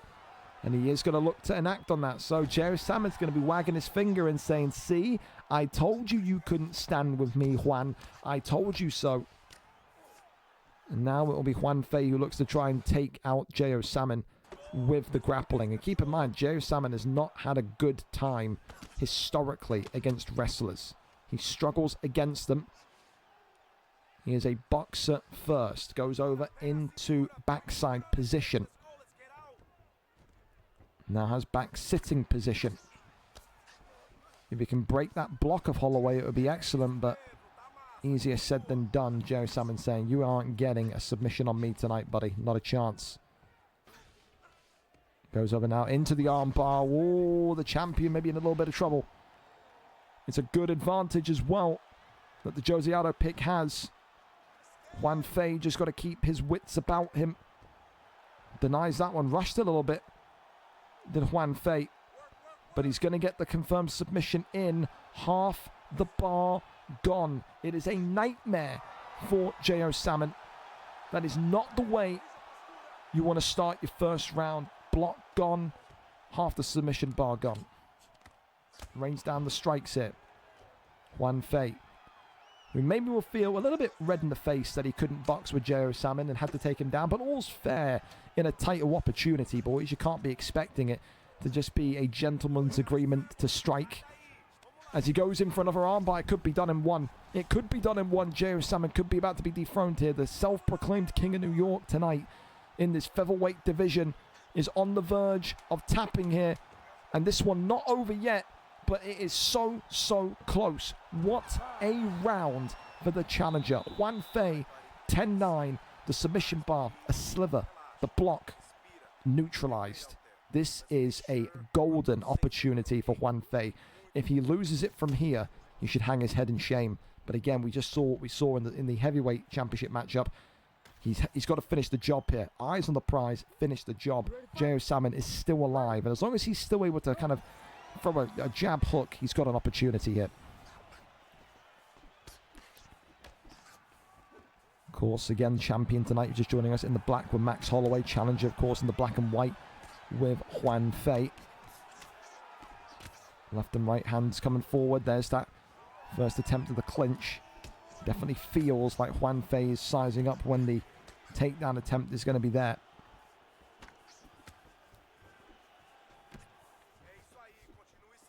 Swing and a miss on the left hand. Very kind of hesitant to engage as per usual. It's Juan Fei, but you can say that's him just stalking, evaluating, analysing. J.O. Salmon there avoids that one. Gets the stun, or the counter shot, should I say. Like I said, Jay dangerous when his back's against the wall. Shoots the takedown. That one there is denied. Good takedown defense now waking up for the reigning defending champ. Uppercut that was coming in. Oh, Superman punch is good though. Highlights that the block is still absolutely shattered. Another Superman comes forward. Head kick though! J.O. Salmon. Here comes Max plus Holloway. Dude, Juan Fei's got to shoot. Yeah, he's looking for it. He has to shoot. He's got to get him down. Superman punch again. Jesus Christ.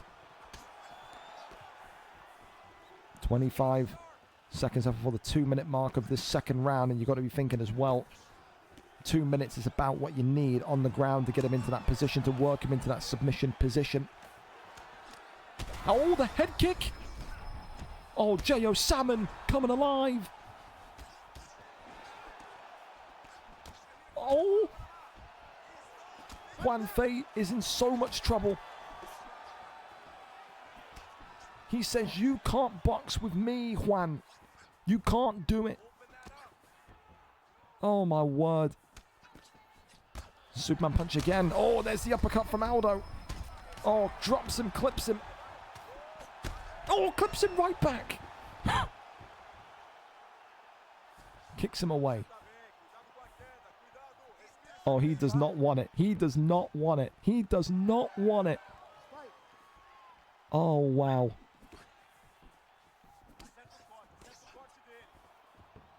$50 seconds after round number 2 in one of the most mesmerizing title fights of the night so far. Only 3 more to go after this one. 1-2's down the center. J.O. Salmon looking for the finish here. Shoots the takedown. Avoided, but bails. And then in the end does get it. Juan Fei is in desperation mode. I have never seen Juan Fei look so lost in the stand-up. Can Jay survive this one? Yes, he will. This one's going to round 3. How in the hell has J.O. Salmon brought this back to a close fight? Juan Fei, you're on fraud watch, buddy. What is this boxing? The great Juan Fei. Hey, he won't care as I can get it over the line and win the title with tonight, but J.O. Salmon is fucking insane, dude. His Holloway is up there, man. It's up there. Round number 3. Superman punch to start. Here we go then. That slickness, that sharpness of Holloway against that shell and that power of Jose Aldo. Oh, slip hook was attempted and the takedown lands. And that may well be all she wrote here, because with 4 minutes and 20 seconds, it's going to be very difficult for Jay to survive down it. Couple of taps here, as I think he will be looking for that armbar ultimately. He only needs 1 submission. He's not going to get it just yet though. Oh, he's got the rear naked in. Is this where J.O. Salmon goes to die? No, he survives it. Goes back down into top mount. Left-hand side denied. That's not good. That's not good whatsoever. Tries to go for a submission. Not going to happen. Tries to kick him off, and he does. J.O. Salmon's still alive. Wow. He's still got to punch his chance, man. Juan Fei on the back foot. Shoots the takedown. Boo. Boo. I've never seen Juan Fei this nervous, man. I've never seen him this flustered. Kicks him off again. This is crazy. What a fight, man. 1-2's down the center. Still looking for a shot here. Oh. Aldo. Juan Fei looking for the finish. Head movement from J.O. Salmon keeps him alive. He's got to be so careful. Using those long limbs of Holloway. Superman punch again, trying to get through the block. Shoots another takedown. Tries to go for the bail. Jay says, no, no, no. Backs away from him, but it's that Superman punch. Uppercut drops him. Knee on belly. Juan Fei in for the armbar. Oh, God. J.O. Salmon's in big trouble now. And this one tonight. Game. Set. Not match. He's out of there. Oh, God, it goes on. Oh, wow. Oh, wow. Jumps in. He says, Juan Fei, why won't you stand with me? Oh, clips him. Oh, God. Oh, what a fight, man. Oh, God. He knew the Superman was coming. Rolled the shoulder. Round 4. The new fight of the night. It's not even close. Oh, my God. Oh, my God. Round 4 up and underway. Both of these two are on death's door. Sit back and enjoy the fireworks, fellas. Oh my God. Shoots a takedown. Not in range.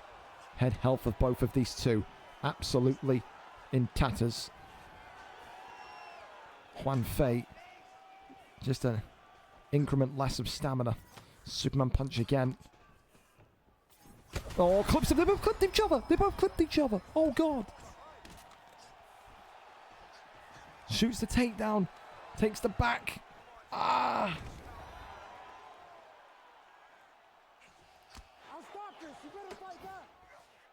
Goes for the armbar. Oh, denies it. Thank God.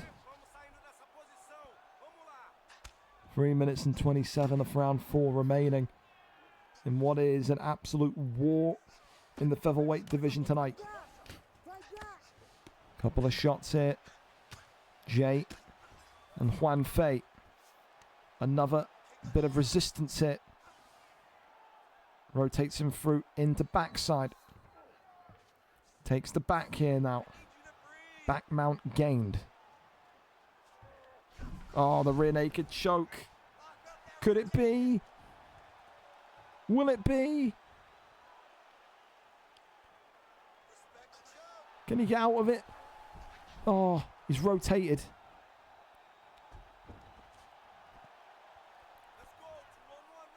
Jay's got to be so patient here. Reins in the shots. Tries too quickly to kick him off. It's not good. Armbar's going to be there, isn't it? Oh, God, Jay. It's not good. And this one tonight, is over. 3 minutes and 26 seconds into round 4. And Juan Fei wins the championship. I tell you, fair enough to Juan Fei. But J.O. Salmon, oh my God, what a fucking valiant performance that was. Oh my dear God. To be in the position that he was in and nearly win the fight is crazy. No one ever better sleep on J.O. Salmon striking ever again, by the way. He made Juan Fei nervous. I don't want to hear any... It may be disrespectful I'm talking about the winner in this way, but I've never seen Juan Fei look that flustered in a fight before. Absolutely incredible. From both, it takes two to tango. For J.O. Salmon, oh, you feel for him because he deserves so much more. He really did. But what can you do, man? What can you do? Thank you as well to 2 hours ago, Joe Brotho for gifting us up to Bean, and also ER Seco for the follow as well. Unreal. Hell of a fight. So devastated for Jay because of how fucking well he performed there. But Juan Fei gets over the line. I think still, though, no offense, Juan, I still think J.O. Salmon's the best striker in that division now. You failed the stand-up test. You're the champion, but you failed the stand-up test. I'm just saying, all right? Up next, on the first of two times, we see Ian here tonight defending the flyweight championship here this evening. Whimpering Ian 9-2 coming into this one, whereas Pisces comes in 2-1. It is an Al Iquayenta-esque title fight.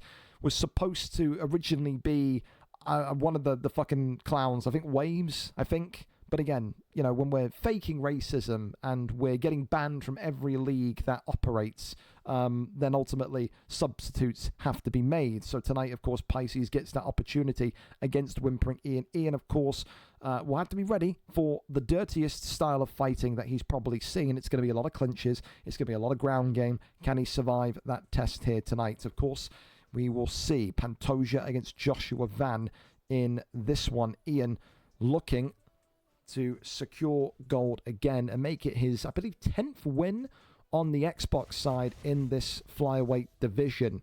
Ian with Pantoja in the black and red, whereas Tatsuro Taira is the selection here tonight from Darth Throne or Pisces or Clinch Enthusiast, one of the many various names that this person goes by. Fucking hell if I know what I'm going to call the Clinch Enthusiast Pisces Taira user here tonight.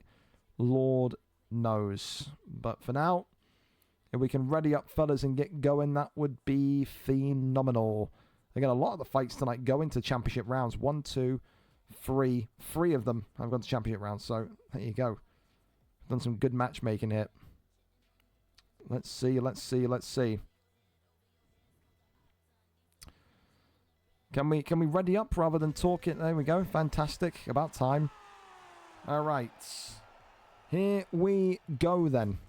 Ian, very much we're not... I don't think Ian will be too ignorant to kind of fall into this trap that Pisces, Darth Throne is kind of throwing out there. All day today since this fight got made, it's kind of been, you know, this well, let's just see if the game starts here first of all. Holy fuck. What a lovely menu, eh? Fantastic. Glass shattering in the background. Oh!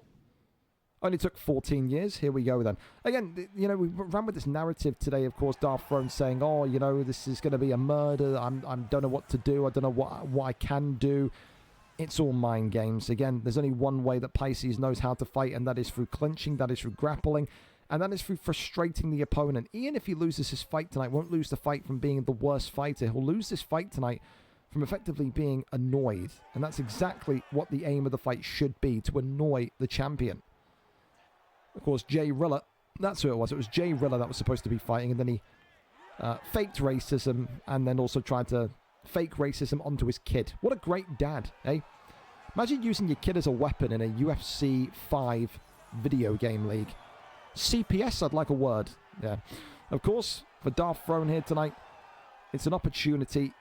You know, you have to take these opportunities when they present themselves. And obviously, you're never going to say no to an opportunity like this. Still, though, Ian will have to remain focused.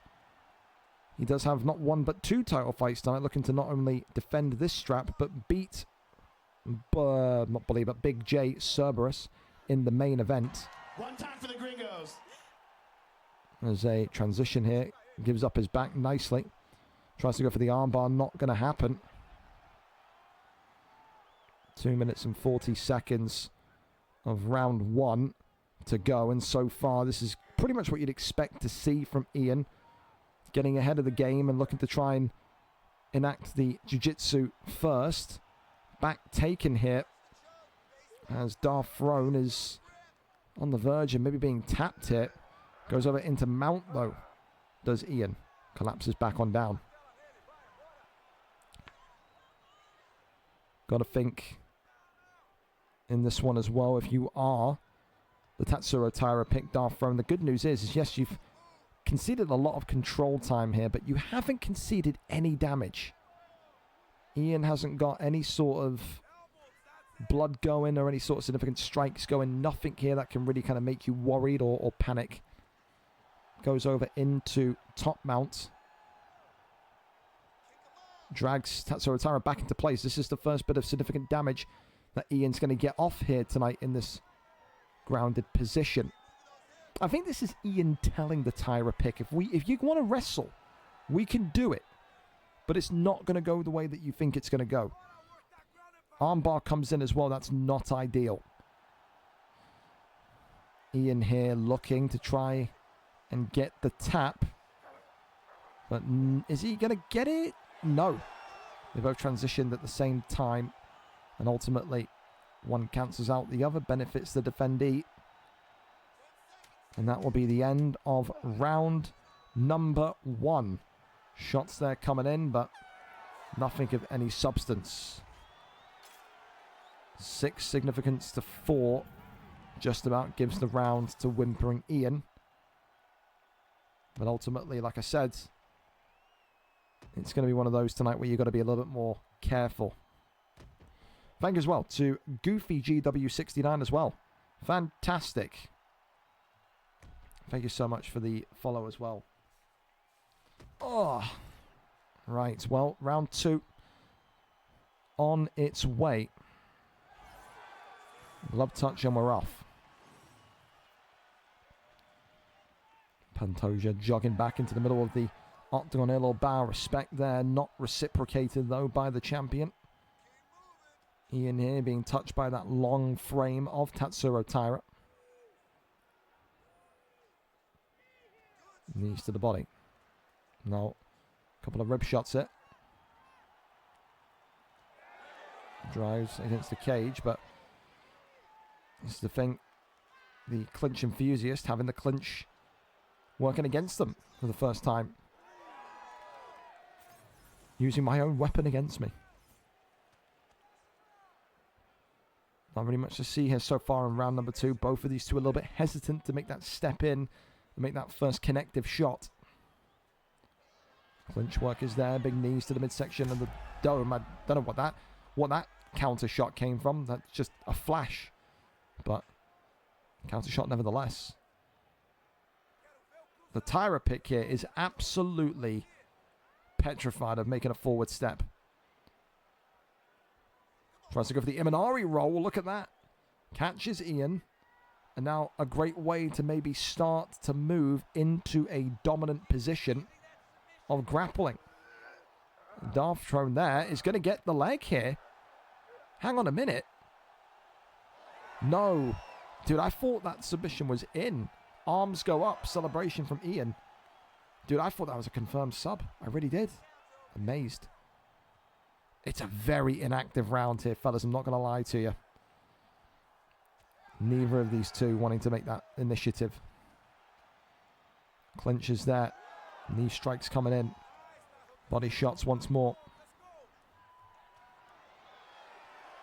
Left hand body hooks now coming forward. A little jab there down the centre, but not much more to see. Tries to go for another Imanari roll. Off the double jab. Body shot, right hand. Clinch is good. Elbow comes across nicely. That one there now goes into side control. One time for the gringos. Thank you very much for the follow.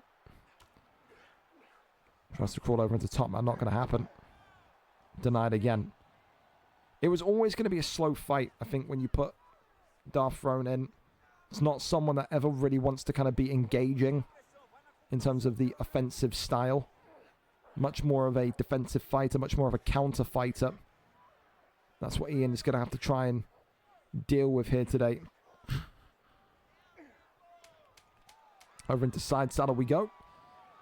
Almost trying to slice across, but yeah, very inactive rounds. This is why it wouldn't surprise me if we go to a decision here tonight. Pantoja, though, 2 rounds up to 0 as things stand. Thank you again to Avenger1 for the follow as well. Mad, it's not me. I'm not even fighting, dude. I maybe you're talking to the chat. I don't know. Who knows? Here we go, though.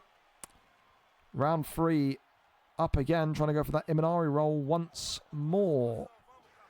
Backside there being denied, and now maybe Ian in a little bit of trouble. Tyra's stamina going to run out beforehand, so not able to do it. Still locked in here. And now look at this. Trying to get the get up. Is he going to? Yes, he does. Again, second time that you'd think maybe that Imanari roll was going to come off, but not able to kind of yoink that one in. Another takedown and gets the land, but then right back up we go. Pantoja running out of stamina, as is Tyra also. We could end this fight with a 5-round decision when neither fighter lands with 30 significant strikes. I tell you. Left hand comes across. Teep kick. Throws it on back. Fake takedown into the left hook. Off the double jab. Works that left hand. Uppercut, clinch work.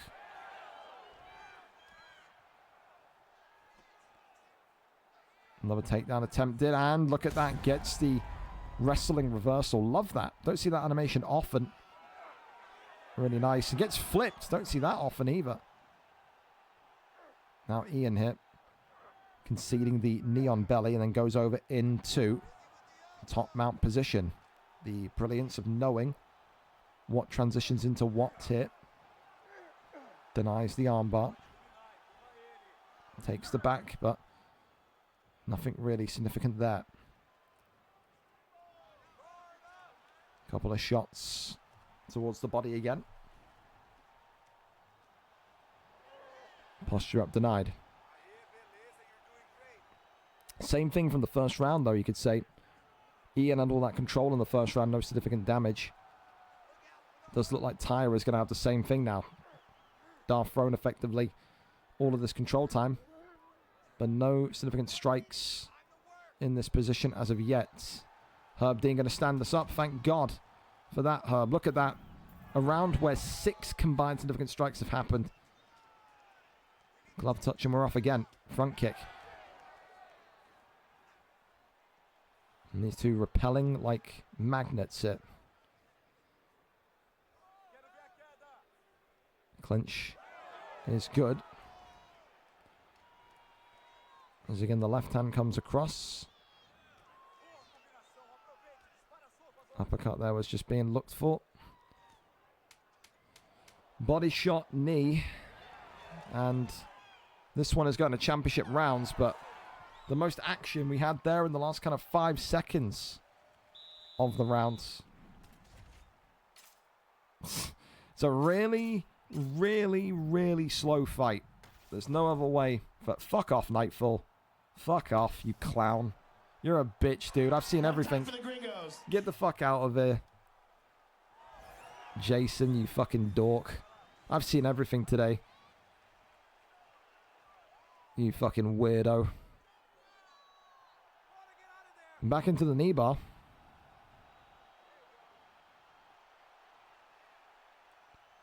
Tyra here. Effectively. Sitting and waiting. That one they're denied again. As these two are effectively racing to trade each other's stamina. I mean, this is what it's turning into here. A battle of tweaking each other's knees. Arms go up. A little bow of respect again. I'll tell you. Welcome to the flyweight division, fellas. Jeez.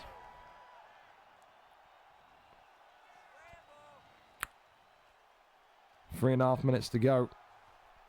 In what has been a forgettable flyweight experience, I will say. And this is the thing, I don't fucking even know anymore. Like, it's been such a inactive fight. Who wins this on decision? Because that's what's happening. It's going to a decision. It smells of it. Knee there, big deny. And another one. All the control, none of the damage, you know. Arm triangle. Maybe not. Maybe there's still a chance. Ian here. In a bad position, in fairness. Look at that. Takes the first big submission. Over into top mount. That one there is denied. Goes over in for another submission. Still nothing.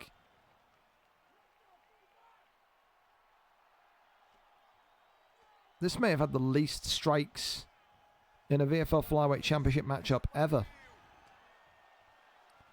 Denies that. Ian's going to be in trouble here. Ian, I think, has just lost this fight. I think Ian's lost this fight. And it's over. Wow. I mean, that was not a good fight. That smelled of shit, I'll be honest.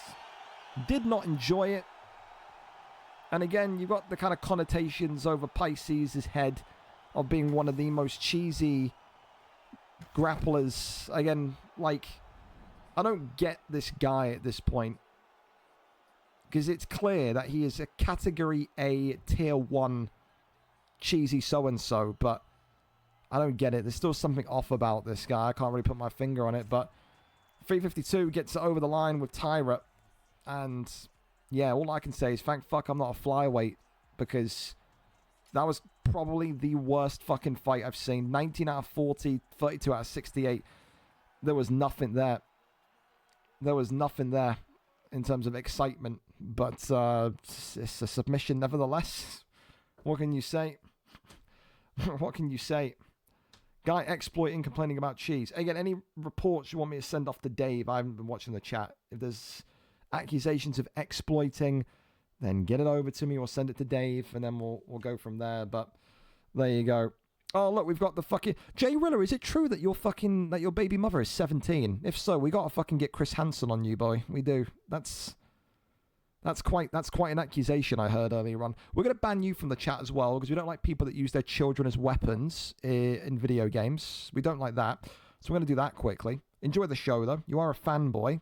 And I wish you all the luck in the world with the law, because if that's true, you need to be prepared to be on Dateline rather than in a Twitch chat. That's concerning. Anyway, up next though, Bully of MMA against PickedLawyer coming up. Of course, yeah, an interesting fight here. Maybe some people will say it should be the main event of the card tonight. Bully 13-2, 4 wins in 5, 3 wins in a row, looking to make a defense tonight in this bantamweight division. Whereas PickedLawyer 12-4 on a 3-fight win streak. Ultimately, should be an interesting one because PickedLawyer and Bully have never fought before, and it should wake us up from what was one of the most unforgivingly shit fights we've seen on a VFL card and what we've just watched. So we're there. And we're set. Hopefully they're all lobbied up. PickedLawyer and TJ Dillashaw ready to go here. Trone was exploiting in the heel hook a good 4 to 5 times that fight, denying transitions with 0 stamina. I noticed that, but it's going to be down to Ian to report. And if Ian does report it, then Dave will watch the entire fight. And from there, a decision will be made. Because it's not the first time we've seen Pisces, Darth Trone do this shit and play, oh, I'm innocent. It may well be that if Dave regards that as excessive, if Ian reports it, that he'll be kicked out of the league as well. Because, again, there's something weird about that guy. I don't believe. There's still people that think, is he an alt? Is he an alt? It's one of those. It wouldn't surprise me if it came out in a month from that he was. But, again, it's down to Ian. Ian wants to report it. It'll be looked at. And the independent robot that is Dirty Dave will have his say. Anyway, let's focus on this fight. We can only focus on the now, on the present. PickedLawyer, of course, tonight in the dark blue trunks with TJ Dillashaw, whereas PickedLawyer in those lighter blue trunks for Bully MMA. I think this is difficult to predict a favourite here tonight, purely because these two are so even in terms of their accomplishments, in terms of how good they can be on any given day. Of course, though, you have to respect that Bully was at the number 1 pound-for-pound slot for so long.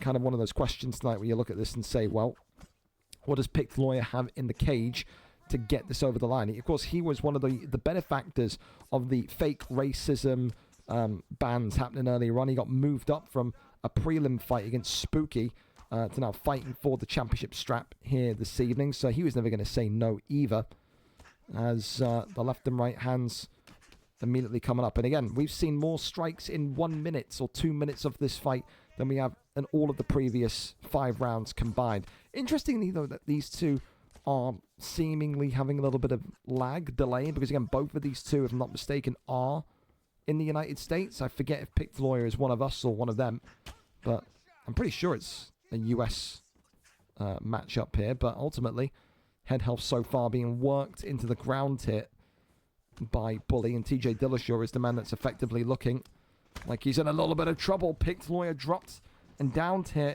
trying to go for that roundhouse kick. That ducking roundhouse continues to work the left and rights. Uppercut there comes forward, head kick comes off, overhand drops it. And again, we keep on going. PickedLawyer, oh, gets one back though. And Bully here continuing to just look for some sort of finite stop here. I think if PickedLawyer could come out of this one with a victory today, you'd be talking about that being one of the great upsets of recent memory. PickedLawyer, though, has had his head health completely smashed into pieces. Oh, right back, though, comes PickedLawyer. Christ, I feel alive. I feel like I got a second wind after watching that shit show last fight. Swing and a miss on that one, though. Yan continuing forward here again. Just on the outside here, left and right handers. Uppercuts. Right hand drops him, and this could be over. Round 1 and done. Bully of MMA is the guy. None of this shit from the last fight. None of this nonsense. We were doing this shit at the end of UFC 5. That's a killer right there. That's the guy that deserves to be main event. I apologize to him for having to follow that utter shit show that we just watched. What a warrior, though, is Bully of MMA. And for PickedLawyer, dude, he's got to be gutted, because, again, the difference between those two, he made PickedLawyer look like a middleweight. Not trying to be rude, but it's the facts. Round 1 and done, 4:49 here tonight. He gets it done, and as Yan Pick continues to look ridiculous. Ridiculous. Congratulations to him. We go back over then to our main event of the evening, and somehow, some way, we are very much ready for it. If, of course, so Ian is in my DMs as well, saying he does want to report the fight. So Dave, when he wakes up from whatever fucking slumber he's in, I'm going to review both fights, by the way. When I say I'm going to ask Dave to watch that entire fight tonight, and I'm also going to have Dave watch Pisces' last fight, because there was another accusation made towards Pisces in that fight. And I'm telling you now, Trone, if Dave tells me that you've exploited in your last fight and in this fight, you're done. And again, if you are an alt, I want to congratulate you, because you've been the most tricky alt to nail down since coming in. But there is something very, very, very wrong about you. There is. I don't like it. I don't like it. You talk too much, and you're way too flamboyant for the way that you fight. It smells of an alt. It smells of shit. That's all I can really tell you. Anyway, we wait for Big J and WhimperingIann to effectively get ready for us. Of course, if Big J isn't here, then Christ, we're in a bit of trouble, but there you go. How far away are you? Of course, we will see, though. I'm crossing my fingers that we're on time. And it should be good. But ultimately, we will wait. And we will see. I couldn't give a fuck if you want to do a face reveal, you freak. So, dude, like, I don't know why you keep talking like we're friends. Like, you've just literally put on one of the most weird fights ever, and you're acting like we're fucking pals. I don't know you nor like you. So, like, don't speak to me, bro. Because if Dave watches that fight tonight and your last fight, it says that you've exploited multiple times across both, you can get to fuck, dude.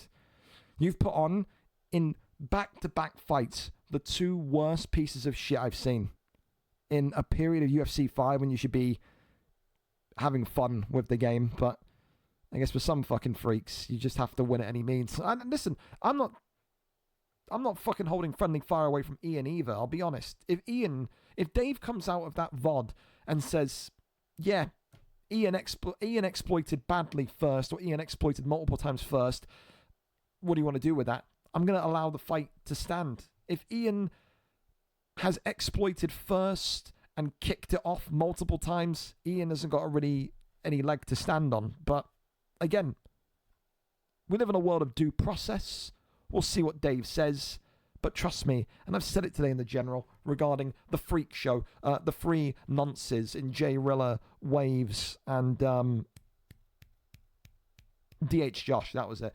We don't need certain people here in UFC 6, so we'll see. Due process is a wonderful thing, and I trust Dave more than anyone when it comes to UFC fights, so I believe in him. Anyway, we're over and up to it then. The main event of this evening is ready and set for action. Big J coming into this one, 6 wins, 1 loss, whereas Whimpering Ian, the former greatest of all time, pound for pound number 1, 23, 1, and 4. The interesting thing with this one, of course, is, well, listen, when we talk about the PlayStation side of things, Ian has been the greatest of all time with 9 title defenses. So can tonight he win that belt back and start the chain all over again? The main event is now live. We can go straight to it after I put a link in here, and we will see exactly what we have ready for us. And we are there with it. Pantoja and Demetrius Johnson here tonight. We stay in the flyweight division. Here we go then. Big J and Whimpering Ian. Time to find out. Big J did not start well in that fight against Bully of MMA. The first round was a nightmare, a disaster. But he came alive in the second, didn't he? Here we go, though. So for now, with due process set to take place, it could change. Ian has already lost 1 opportunity tonight.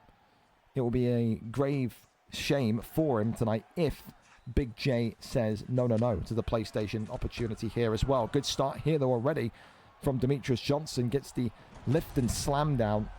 And this one here is now into side control. And again, this is going to be Whimpering Ian in a very pissed off position.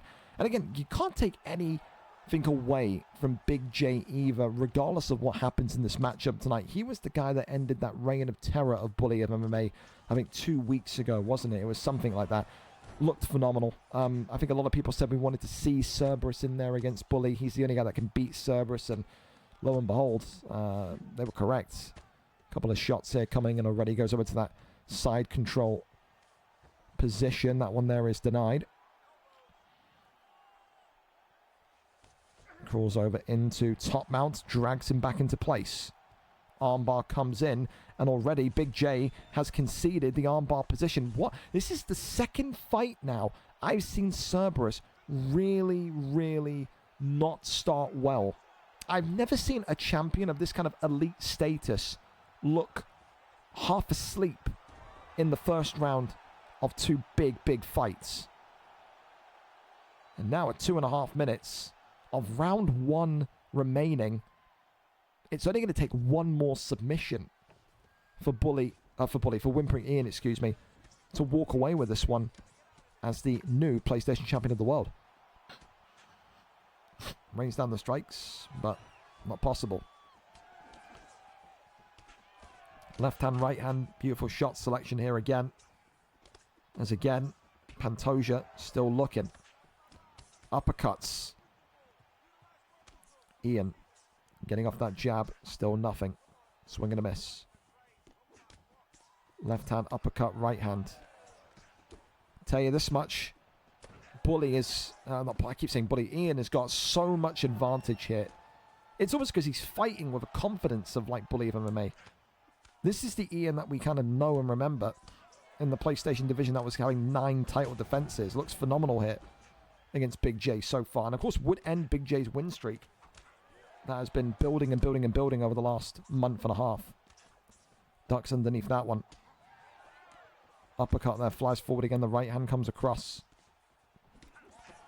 Swings onto the block here once more. 1-2s down the centre. Again, a worthy main event tonight, but Big J could be out in one here if he's not careful. Elbows coming across. Dune, it is the second fight in a row for Cerberus where he has started terribly. There is no other word you can use other than terrible for that first round performance. He needs to wake up. If he does not wake up, Ian is going to sleepwalk this second round and he is going to absolutely win the championship. Has to wake up here. Pantoja in big, big trouble. 10-9 down after 1 and a submission away from losing this fight. Round 2 is where he came alive against Bully. He needs to have that same performance here now in this one. Oi, the uppercut there was looking dangerous. Body shot. Uppercut. Oh, clips him. Big J jumping in here. Exactly how we expected in the second round from Big J. Needed to wake up and has woken up.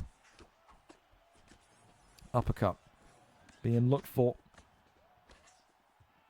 I just wonder if Ian here is maybe taking his eye off the prize ever so slightly. Slips and shimmies round to the side. Pantoja again. Throws an uppercut. Big shot there. Shoots the takedown, does Ian. Not going to happen. Good deny. Body shots there coming forward. Right hand, left hand again.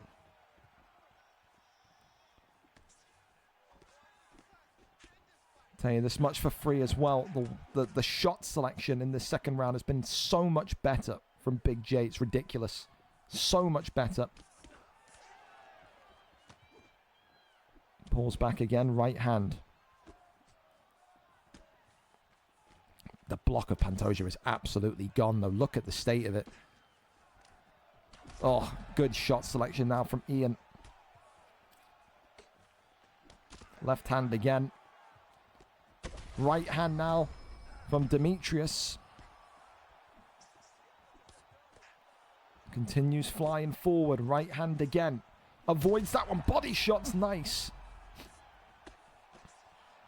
Still creeping on forward, though. Demetrius Johnson, WhimperingIann on the verge of recapturing the PlayStation Gold. Big J is in a lot of trouble. He's in big trouble. Good little slip there of the head. These two almost kind of dialing the speed down, but there comes Ian right back down to the body. Uppercut flies forward. Right hand again. Hooks galore.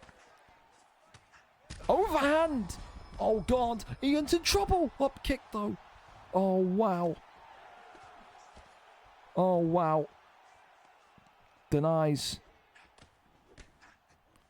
Gets the body shots moving.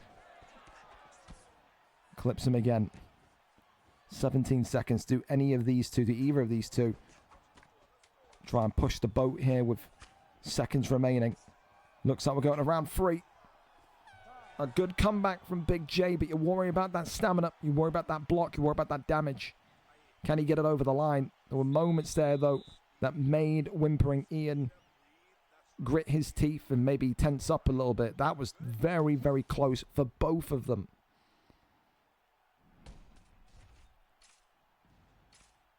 Well, well, well. We've got a contest now. You would wonder if maybe Ian gets a little bit nervy after that performance in that round and says, all right, time to maybe kind of wind it back here and grapple. It wouldn't be too shocking to me in that sense. We'll see, though. Round number 3 of a potential 5. It is anyone's to take. And there you go. Straight takedown. Straight takedown. It made sense. It made sense.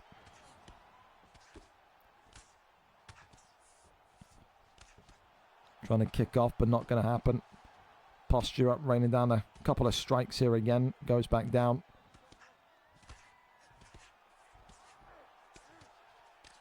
Still again, posture up is there. Pulls him back in again.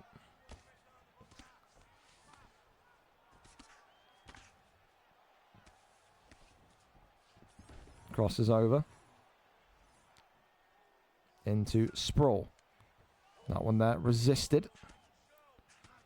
Body shots coming in. Good as well from Ian just to recognize where he was. Didn't want to get that posture up against the cage going. As this one here now goes into back sitting. Full mount there ignored. And over into backside we go.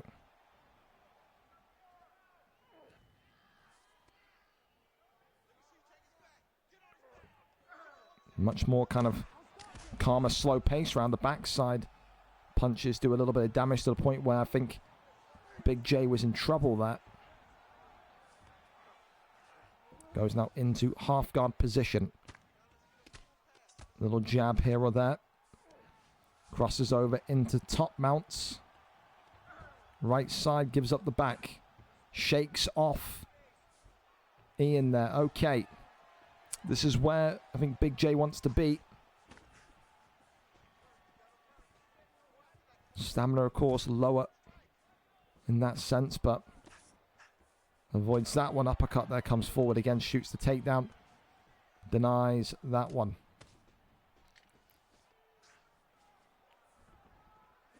Grinds against the cage. There's Big J there, comes out again and shoots the takedown as Ian and eventually gets it.